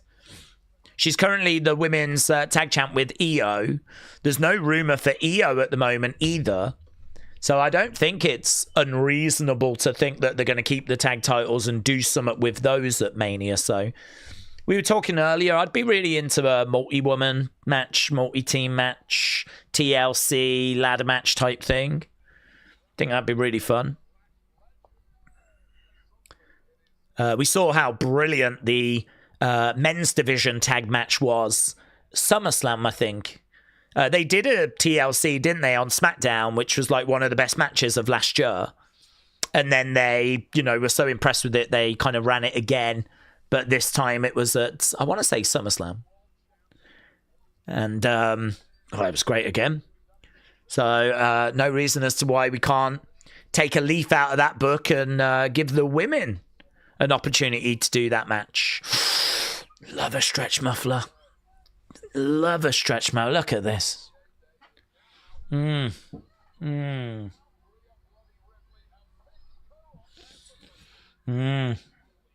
Nice. Stretch muffler from Lash. She's got that leg around there. Really, I love the sell by Rhea. She's like, screaming in pain. Trying to find a way of fighting out of it. She manages to go over. 1, 2, no joy. Clothesline there by Lash. Rhea goes down. Lash going over, having a word with the referee. Io is back up on the outsides. Lash, big smile on her face, in control. Going over, making the tag. In comes Nia. Nia grabbing the leg of Rhea. Rhea still down. Oh, another leg drop. It's not been a bad match, this. It's not been a bad match. Stomp there by Nia. Kick coming in there by Rhea. Fred, shout out to you, but Rhea's looked great in this match, and so far it's a fun match, said WrestleRants. Yeah, I think this has been the strongest match of the night. I think for me this is better than Carmelo Cardona, just because the start of that was really slow, really quiet, really flat, and then it picked up to the end. This one I've kind of found more enjoyable throughout the whole thing. And we've still got Logan Jacob to come as well. Okay. Right now, I don't know if are we coming back from commercial break? I'm guessing we are. Yes. Okay, we've got 36 minutes left in this show. Guessing this is going to be the final segment for this match. Lands on her feet. Headbutt there by Nia. Rhea goes down. Io gets knocked to the outside. She ends up going right over to the barricades. Nia standing over Rhea. Throws her to the outsides. Tag. Lash and Nia going to the outside. Lash is all excited. Into the ring posts. Rhea is knocked silly. Nia has got Rhea. Bang! Plants her onto that commentary table. Chop to the chest. Right now we've got bang. Face first down. Radiated Zombie said there's no Charlotte or Alexa on this show. Oh, big splash there by Lash. Ref checking the shoulder. She should have a go at the ref. Have a go at the ref. Have a go at the ref. Lash. It was right there. The referee took seconds away by checking if the shoulder was down and then counted. The referee just cost you the win. Nia comes in. Nia in the corner. Nia climbing up. Rhea is down. Leg drop there by Nia off that middle rope. 1, 2. Do you know, I really like the fact that Io made the save there because Rhea just got chucked around and then there was a leg drop. I mean, it should really be putting her away. So I like the fact she didn't kick out and Io made the save. That was good.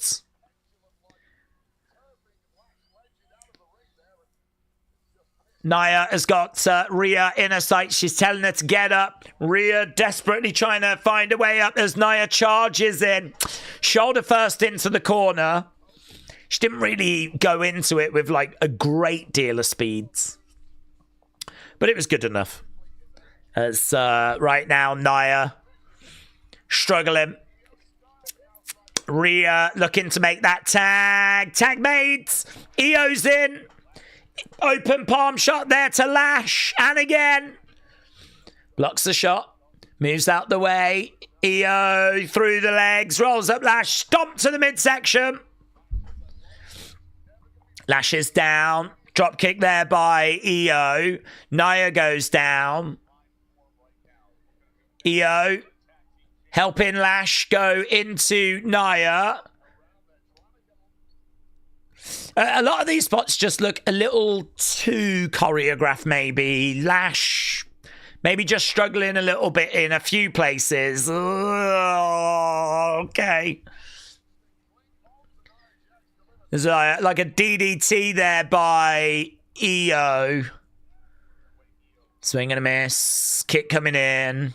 I think this match would have been so much better. It's still good, but would have been a lot better if they'd been doing some house shows recently. Really, you know, work this timing out, you know. You can just see it's just a little clunky in a few places. Still good, though. Io, suicide dive! Takes down Nia. Io gets back in the ring.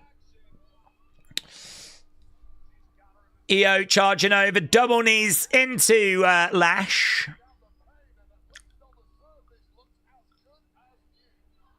Crowd are chanting, "This is awesome," so the crowd like it.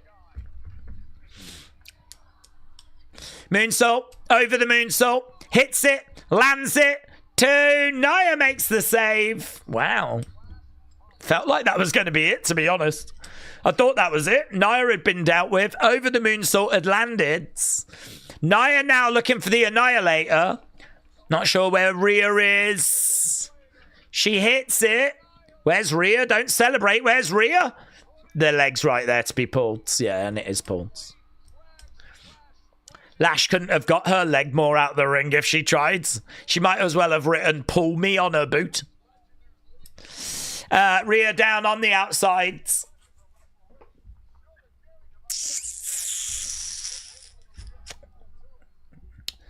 Nia is showing Lash the ropes, said Akeem.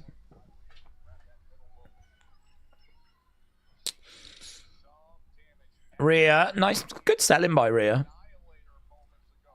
Tag made, Rhea's in. Rhea charging over. Drop kick, Inzaguri, drop Inzaguri. Inzaguri kick. Looking for a riptide. Gets it on Nia, but Lash is in. Lash has got Rhea, plants her. I don't know where Io is. This could be it. 1, 2. Oh, it is! It is! New champs! New champs! Dudes! No way! No way did I think they were going to get the win here. Wow, new champs! RHIYO have been defeated by the Irresistible Forces. Yeah, look at this. Lash just coming in and capitalizing. Bang! Oh, she hit that sweet as well. Wow, that's a big win. That's a big win. And the pyro goes off. Wow. Scenes. Well, that helps, doesn't it? That helps. Well, maybe not. There might be a lot of people out there that are like diehard RHIYO fans. Oh my God, has she got Ben and Jerry's?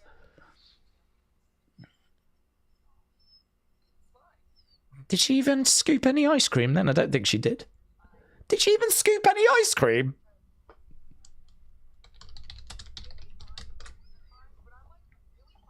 I love Ben and Jerry's. I don't think she's scooping any ice cream. I don't know what's happening. What's up? Doesn't she know how to eat ice cream? Here's Julia and Kiana.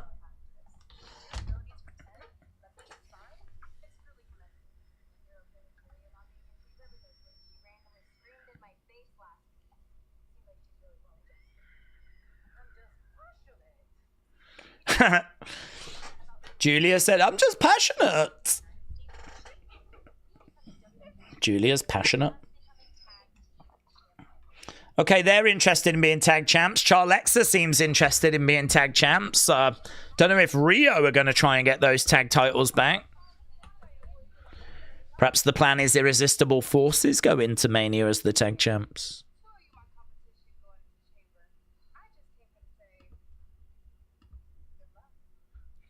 Jade's just going around chatting to anyone that will listen, isn't she?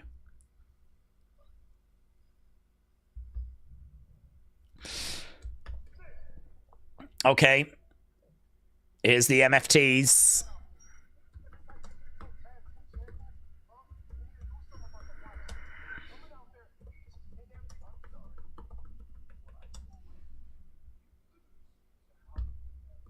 I saw you lose to Howdy fair and square.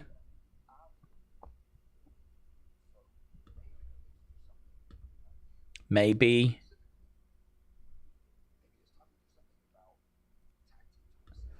Maybe it's time we do something about the tag titles.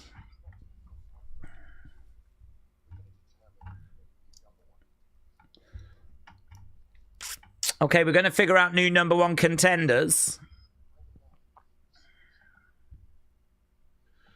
for those tag titles. I don't mind that, said J14. I feel like these two have got potential. RHIYO did their thing. They should now go their respective ways. Well, interesting. I'm just... There's no word that they're particularly going to be doing that, but...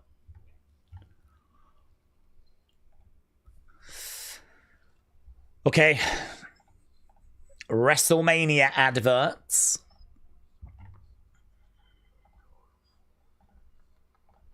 I'm really surprised at that result.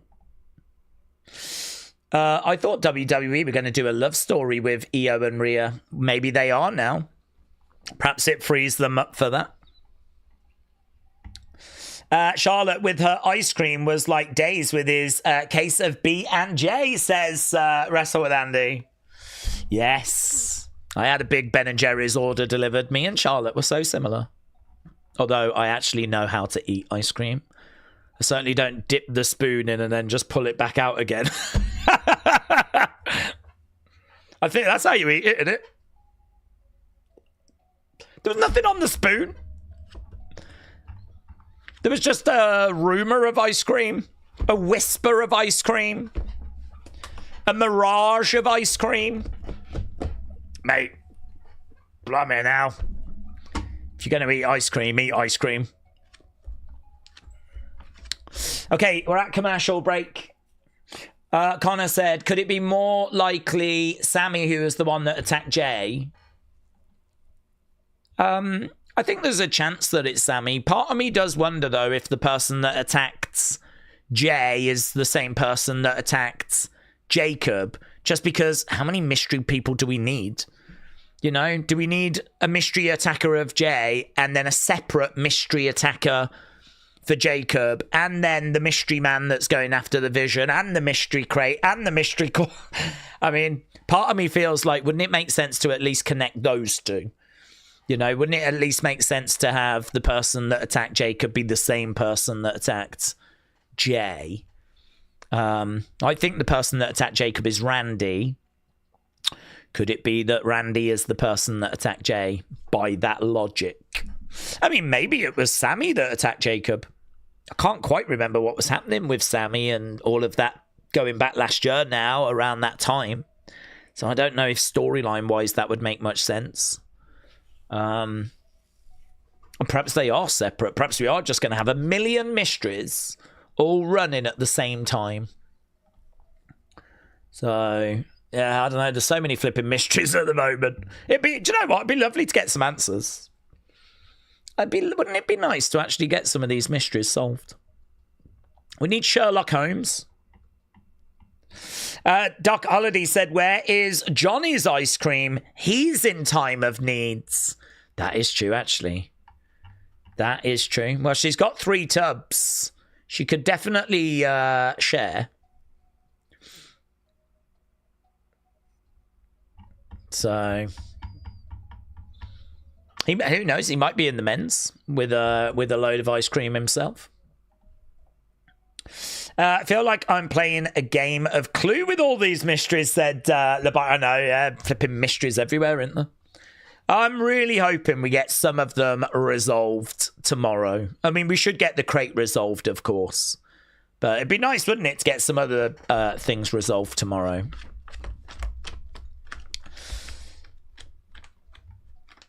Bum, bum, bum, bum.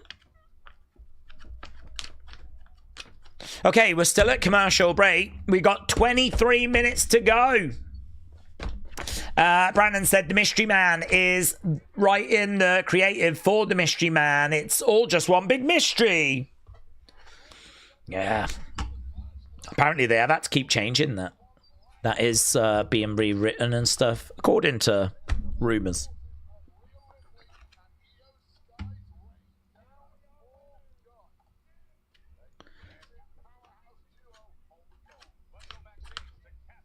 We're going backstage to Kathy Kelly.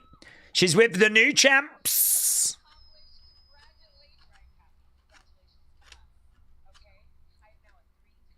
Do you know what? They won clean as well. I mean, there might have been the odd, like, double team and whatever, but to be honest, RHIYO were only doing that the same as well. I mean...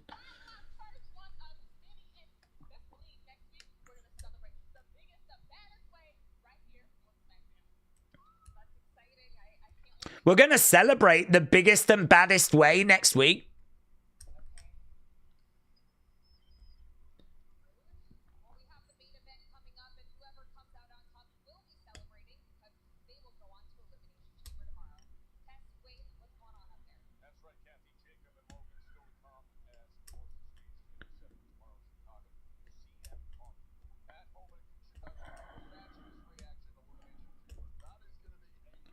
Okay, they're just talking about tomorrow.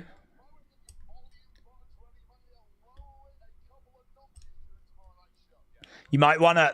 That's good. You might want to lower your volume. It's going to be so loud tomorrow. AJ Lee, CM Punk in Chicago. We've just got a little advert for tomorrow with CM Punk.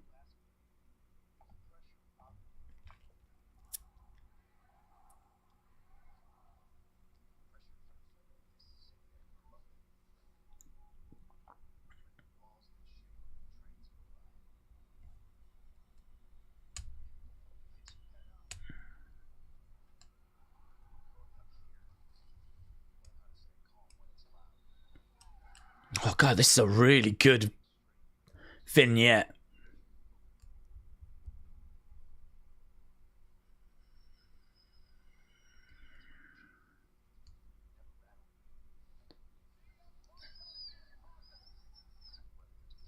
The chamber never rattled me, says CM Punk. This is a great vignette.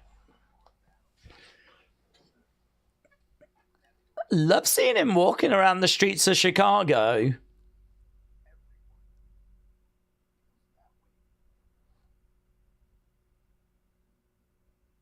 That was great. Love that. Here's Randy. Oh, Jesus Christ. Here's Alistair and Zelina. I forgot that they kept hanging around him.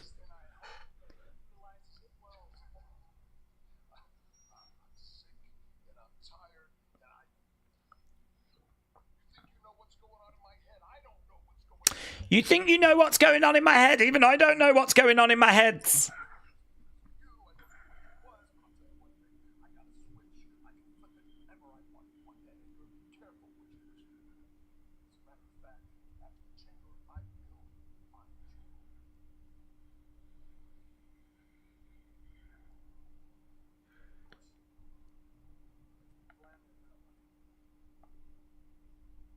After the chamber, I will find you. And Alistair said, of course you will. We've planned it that way. Humble.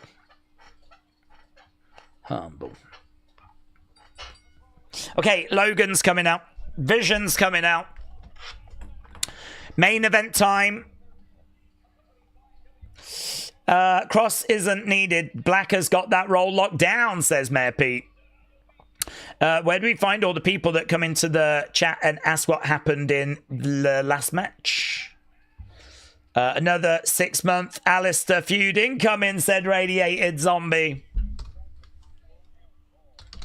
Fatsu versus Logan Paul, our main event. Nice. Nice. Randy needs a heel turn, said DTA. I bet Theory is peeves. Why am I a second fiddle? Second fiddle. Yeah, I wasn't keen on that earlier. It could be part of a bigger story, though, but I don't know. Are we really already starting to build dissension within the Vision? I mean, they've got enough problems as it is. They've hardly got any members. So the 2 members that are left, I'm not sure they need to start kind of getting at each other's throats. So I don't quite get that story, if that is the story that we're going for. But either way, Jacob against Logan. Winner goes into the chamber. I think it'll be Jacob. They need to stop with the breaks. There's just too many, says Ross. I know Logan wins. There are 2 heels in the Rumble, said Chuck. Maybe Theory turns on Logan and becomes a Heyman guy, but a singles guy. Well, that'd be wild, wouldn't it? I mean, we'd be completely changing the Vision group then. I mean, I suppose Bronson and Bron can always come back and rejoin up with Theory. But, yeah, I mean, I don't know. That'd be a wild thing to do, considering there's been so much injury and changing of plans, and that would be a wild change to make. Don't know. I'm struggling to see it, but well, nothing's impossible. Let's get the score, shall we, for RHIYO Irresistible Forces. We've got a great match. It's our first great match. We didn't have a great match on Raw, but we have managed to get a great match here. Great 54, so it's great. Not by much, though. It's low-end great, but it's great all the same. That's good, man. We needed it. Carmelo, Matt Cardona, good 95. So to actually get a great match, we needed it. Don't know, tricky one to score this, actually, because I think the start of this thing, people were kind of struggling with. Howdy Solo didn't do it. Tiffany Kyrie didn't do it. Oba Miz didn't do it. The start of Cardona against Carmelo wasn't doing it. But I think, you know, that match came through in the end. Tag matches delivered. The Sammy segment I enjoyed. That little vignette that we just got, I think, was decent. The open to the show with Jay getting attacked, I think, was good. Don't know what this match is going to do now. It's not got loads of time, but, you know, hopefully it will still deliver. I think there's enough here to say that it stopped it from hitting the iceberg. But I think there'll be plenty of people that come away from this show saying it's another miss of an episode. Okay. WrestleMania Vegas. First hour is going to be live on ESPN2.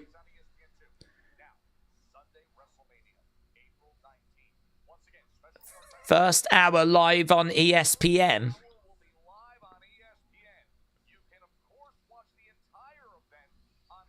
Well, that feels like a big announcement, doesn't it? That feels like a really big announcement. That WrestleMania is going to be the first hour, is going to be live, and they're going to try and get people hooked, and then if you want to watch the rest of it. So it's quite clever, actually. And the exposure for WrestleMania is going to be huge. That feels like a big announcement. That feels like a really big announcement. I mean, not for us internationally, but in America. Jacob making his way out.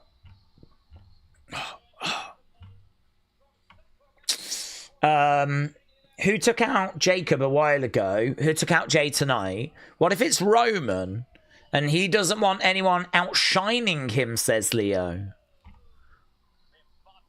Well, it's an option. I think there's more likely options, but it's an option. To be honest, it would mean that Roman would have to be showing up to work, and I'm just not sure I'm convinced that's happening. Roman would have to be here, and I'm just not convinced he's made that journey, to be honest with you. Right, Fatu, Logan.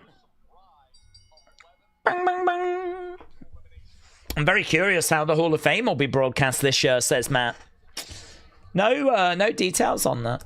I hope this match cooks, said Sean. Same. Logan collides into Jacob, and we are underway. Brentron said, I'm a massive Theory fan. He should have done the DDP NWO turn, but who knows with all these injuries. Kick coming in there by Logan. Clothesline there by Jacob. And again, it'll probably be kickoff matches, says Iron Sentinel. Well, it says first hour. It didn't say it was the first hour of the countdown. I mean, I believe it to be the first hour of WrestleMania itself. So, yes, I mean, it will be those first matches. But to be honest, I mean, WrestleMania normally opens with a big match. That opening match that really sets the tone. I mean, that has been a world title match in previous years. I mean, it was Gunther Jay that opened night one last year. And it was the women's triple threat that opened night two, and that was regarded as the best match of the whole weekend.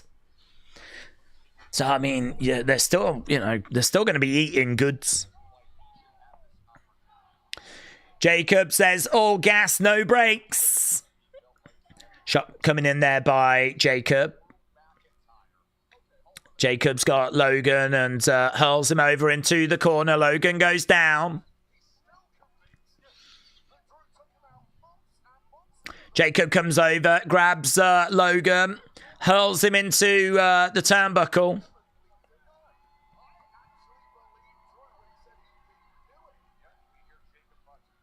Jacob is in the corner. Jacob collides into Logan. Logan goes down.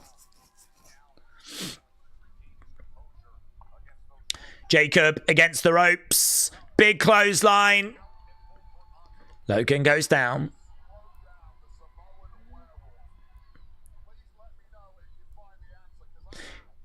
Wade said, how do you slow down the Samoan werewolf? If anyone knows the answer, let me know because I'm out. Okay, looks like we're going to be getting another commercial break. Another commercial break. Daze, remember, WWE said the event is starting an hour earlier. Yeah. So, to be honest, I don't know what the announced start time was before. So, I don't know if they've announced it as being an hour earlier now. Or what the situation is.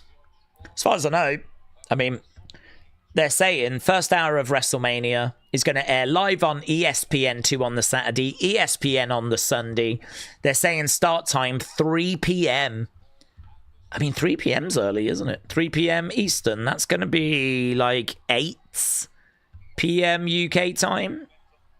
Oh, is it? I don't know. I don't know the time difference, actually. I don't know what time zone it is in Vegas. It's probably not Eastern, is it? Is it Pacific time that they work on?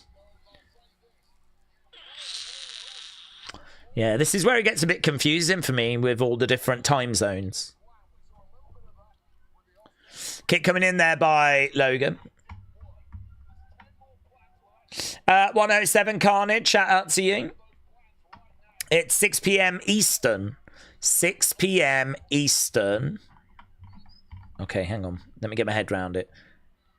Yeah, 6 Eastern, 3 Pacific. So 6 Eastern is 11 UK. Okay. Yeah, that's about right, to be honest. I think 11 UK is about right. I still can't quite tell if that's an hour earlier than usual. But I wouldn't be expecting the countdown show to start at that time. So, yeah, I mean, it feels like the first hour of WrestleMania is going to be on ESPN. Right, Jacob went into that ring post. Shots coming down there by Theory. Logan goes to the outsides.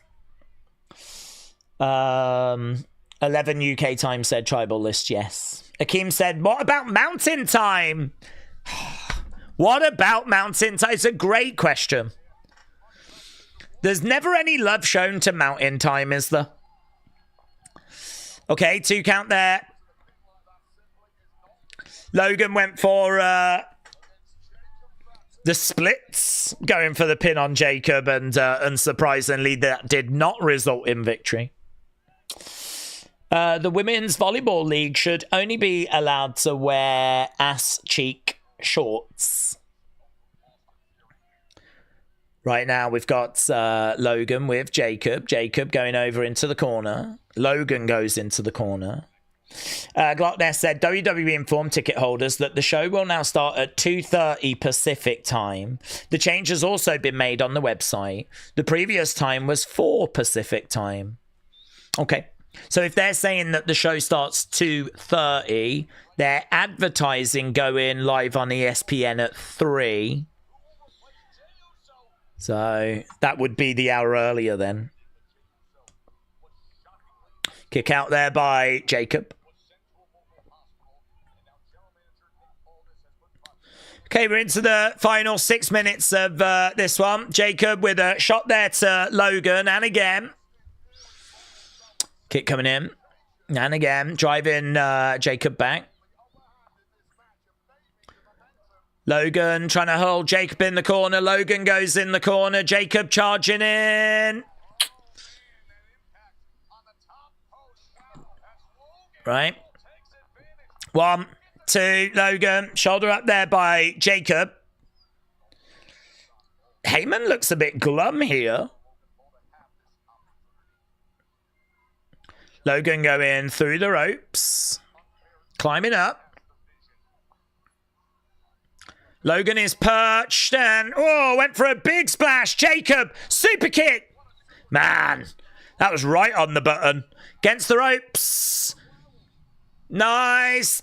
Into the moonsault. Lands on Logan. 1, 2. Shoulder up. Shoulder up by Logan.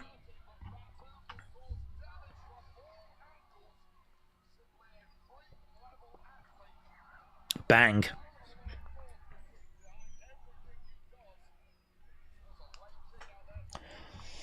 But do we think that we'll get a big twist tomorrow? Well, I hope so. I mean, I don't think we can really put our expectations too high.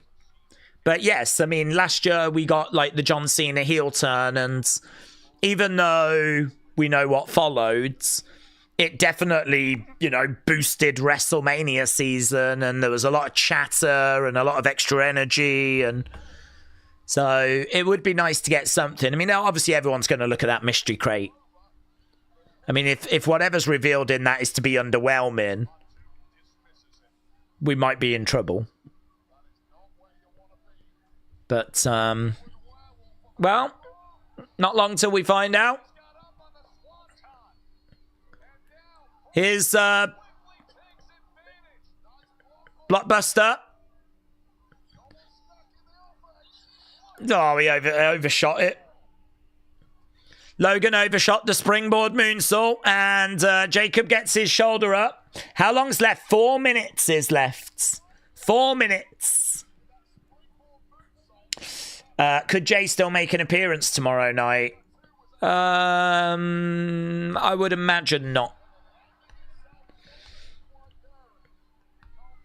1, 2.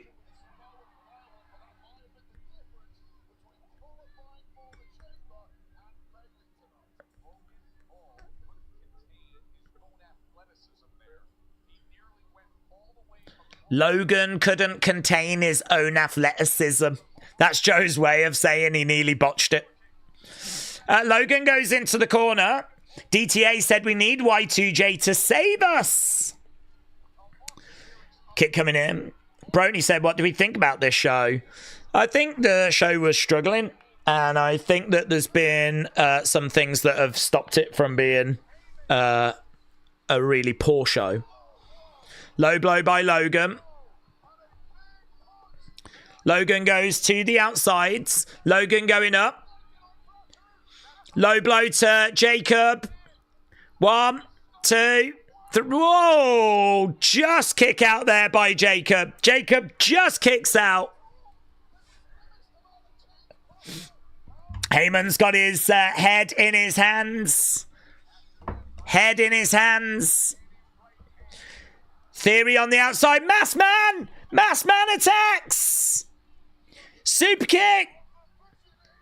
Right, Logan gets out. Oh, big shot! Mass man down! Is he going to get unmasked? Is he going to get unmasked? Are we about to find out?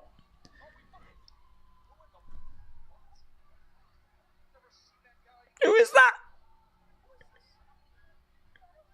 Who the hell are you, says Logan? No, that's a decoy. Surely. Who the hell are you?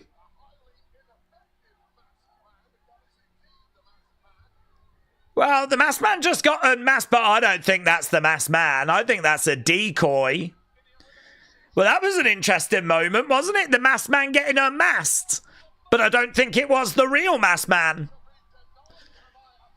Are we going to see another masked man? Have we even got time? Is that... Oh, there's time for Drew. There's time for Drew. Logan, there's no ref. 1, 2. Oh, my God. Logan's going in the chamber. Oh, my God.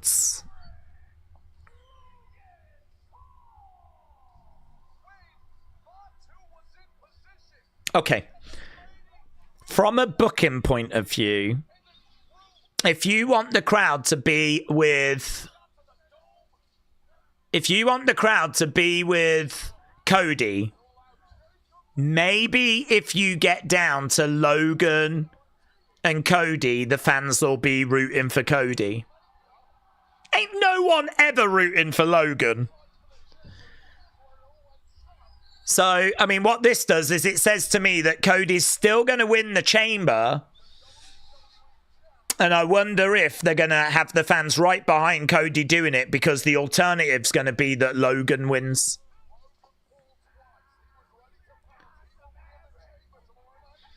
Oh, damn, I really thought that was going to be Jacob. I really thought that was Jacob.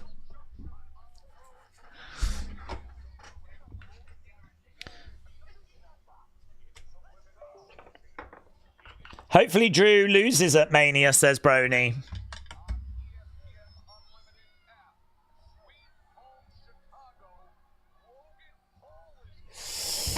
Well, he's just walloped Jacob. He's just prevented Jacob from getting the victory. The show comes to an end. I think, I mean, you've got to say there's talking points there. You've got to say that's interesting. Certainly don't think that's the masked man. Certainly, I'm not thinking the masked man has just been revealed. I think it's a decoy. Triple fraud strikes again. Kader said, clearly you've got to have some sort of mental issues if you're going to cheer for Logan over Cody. Yes, I would be really worried about those people, to be honest. If you are someone that's so down on Cody that you're finding yourself cheering for Logan, this ain't the channel for you, right? I have no nice words to say about you, because that is just so far beyond what I would say is acceptable. If you want to cheer for like Drew, or you want to cheer for Randy, or you want to cheer for Jacob, all acceptable. If you want to cheer for John Cena, absolutely fine. There is a line. If you're going to find yourself cheering for Logan Paul over Cody Rhodes, you've lost your way. You've absolutely lost your way. So I wonder if the reason as to why they've just put him in that match is because it's going to come down to those two.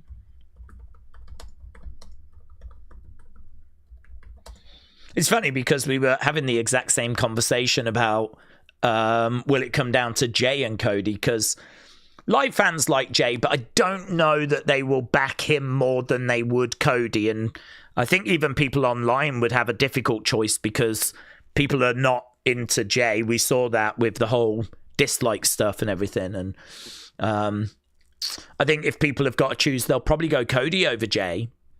So I did wonder if that was the plan. But, I mean, to take Jay out and replace him with Logan kind of feels like if Cody is winning that thing, Logan's probably the best person to get the win over. Right. King Yeti said, that's a good explanation, but F that. Logan shouldn't have won, says King Yeti. Listen, I have no interest in seeing Logan succeed. If we can just try and bring some logic as to why they may have done what they have just done, and if that provides any comfort to anyone out there, then, you know, goods. That's all I can say. If we have helped anyone kind of think, okay, maybe that is why they did it. I certainly do not expect him to win, so I don't think we need to be worried about that. The decoy masked man looked a bit like Theory. I thought he looked a bit like Whacking Wilds. Part of me was going, is that Whacking Wilds?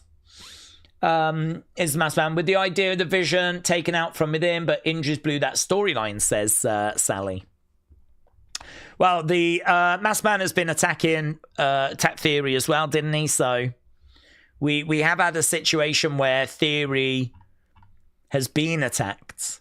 I think, honestly, the masked man story absolutely could have changed over time. Where we are with it now, I really don't know.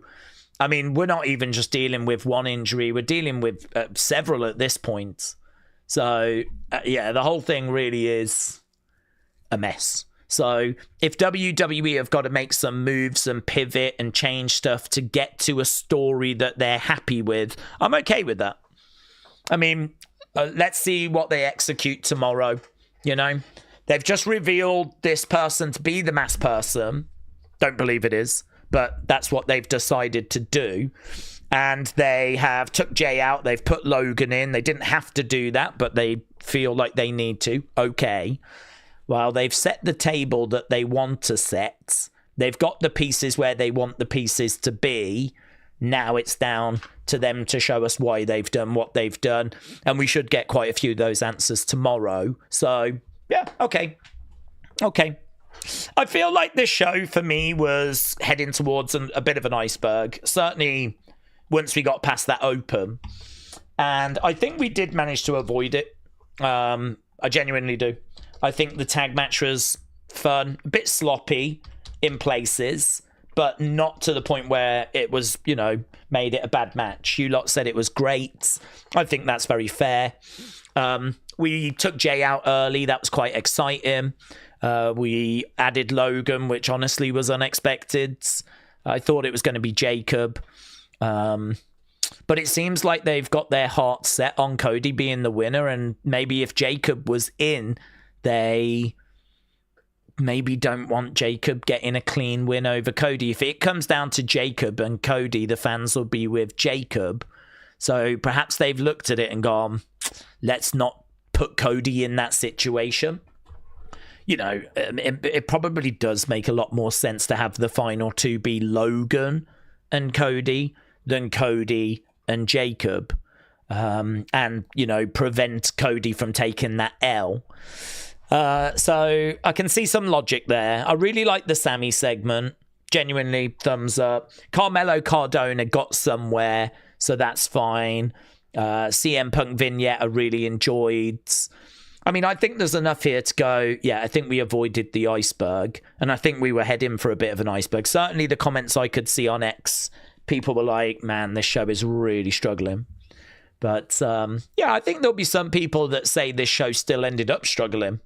But whilst I can sit here and list a few things that I am not down on, then, you know, I have to give points for that, scores for that.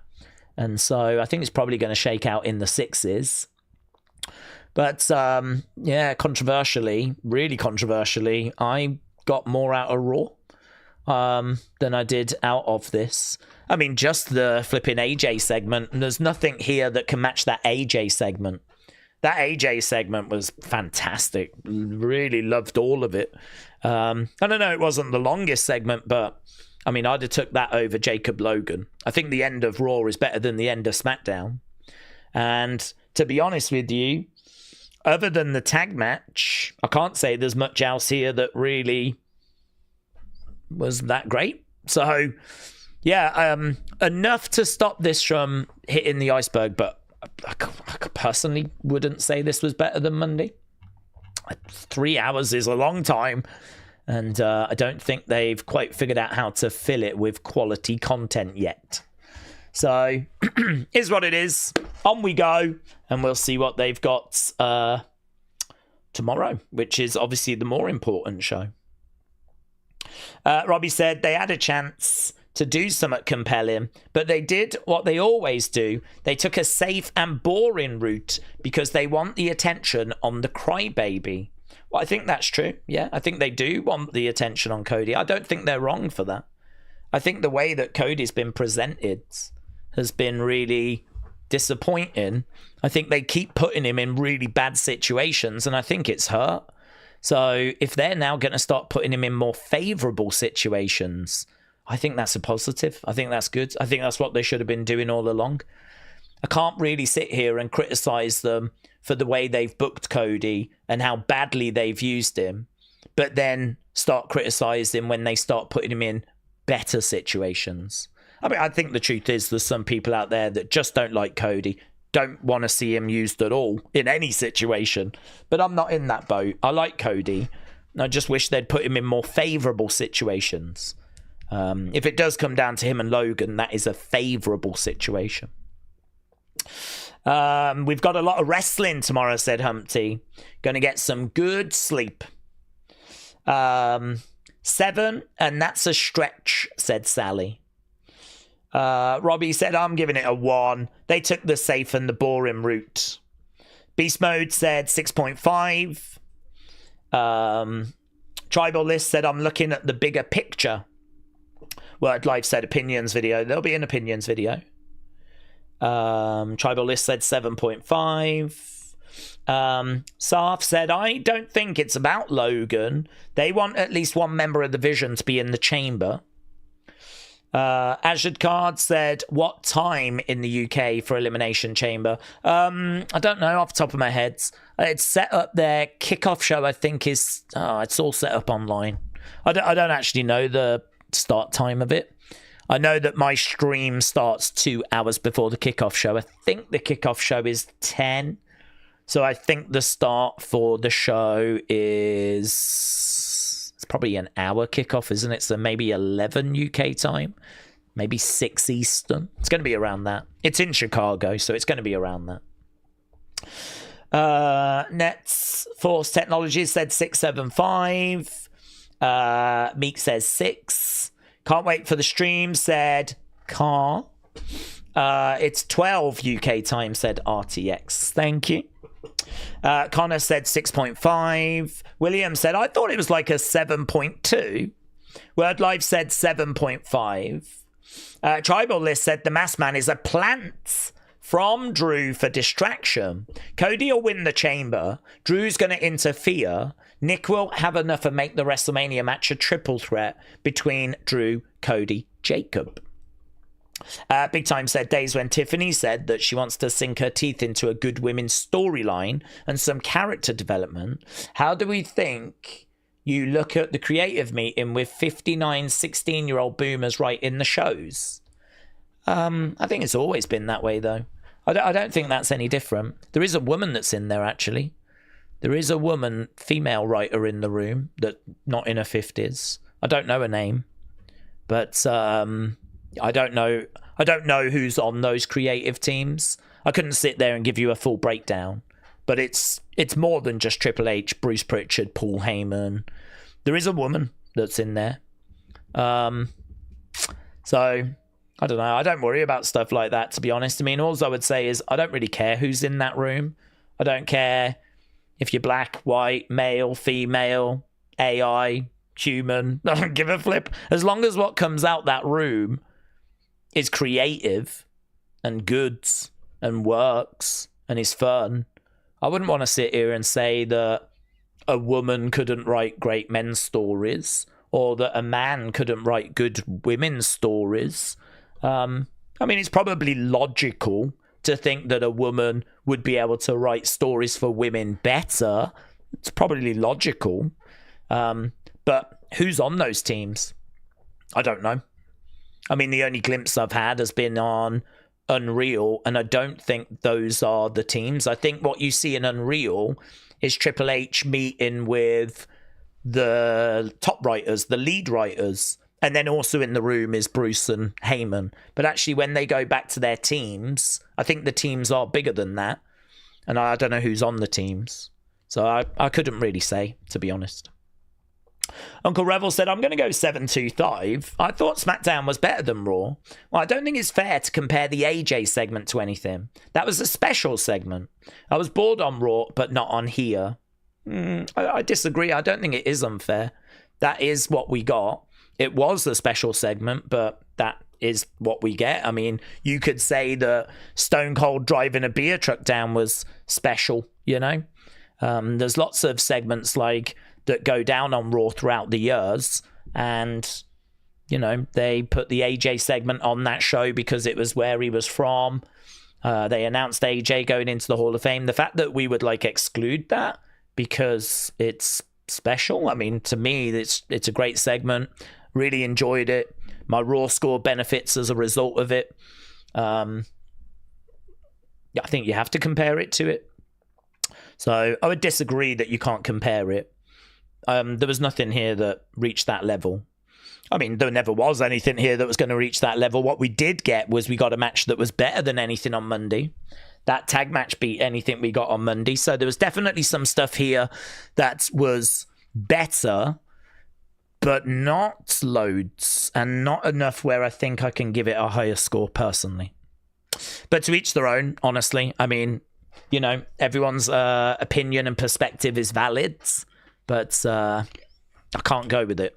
I can't say that it's right to exclude segments because they're special or something, you know. What we get on Raw is what we get on Raw and we score it. What we get on SmackDown is what we get on SmackDown and we score it. And talking of scoring it, let's have a look and see how we scored that main event. Main event came out as... not brilliant. Came out as good 86. Oof. Some of that might be to do with the winner, of course, but good 86. Okay, I'm going to go and do the breakdown, and then we'll do the opinions video. If you want to get your... We read a few there, but if you want to get your thoughts across, you can do that. Feedback required. What did you think about SmackDown? Okay, go on X. Pop your thoughts in there. We'll read those out for our second channel. and get a proper opinions video done. I'm going to go and do the breakdown. Don't forget, we will be live a couple of hours tomorrow before the countdown show. I always like to start before the countdown show. The countdown show is not essential viewing, but it is a distraction. So it's always good to kind of start before and, you know, get stuck in stuff. Plus, we never know what new news and rumors are going to break tomorrow. So we can obviously get stuck into those as well. So, yeah, plenty to get excited for. I'm looking forward to it. I hope you got something from this show that builds the excitement for tomorrow. And, yeah, awesome. Appreciate it. And I will see you in a moment for the breakdown. Bye for now.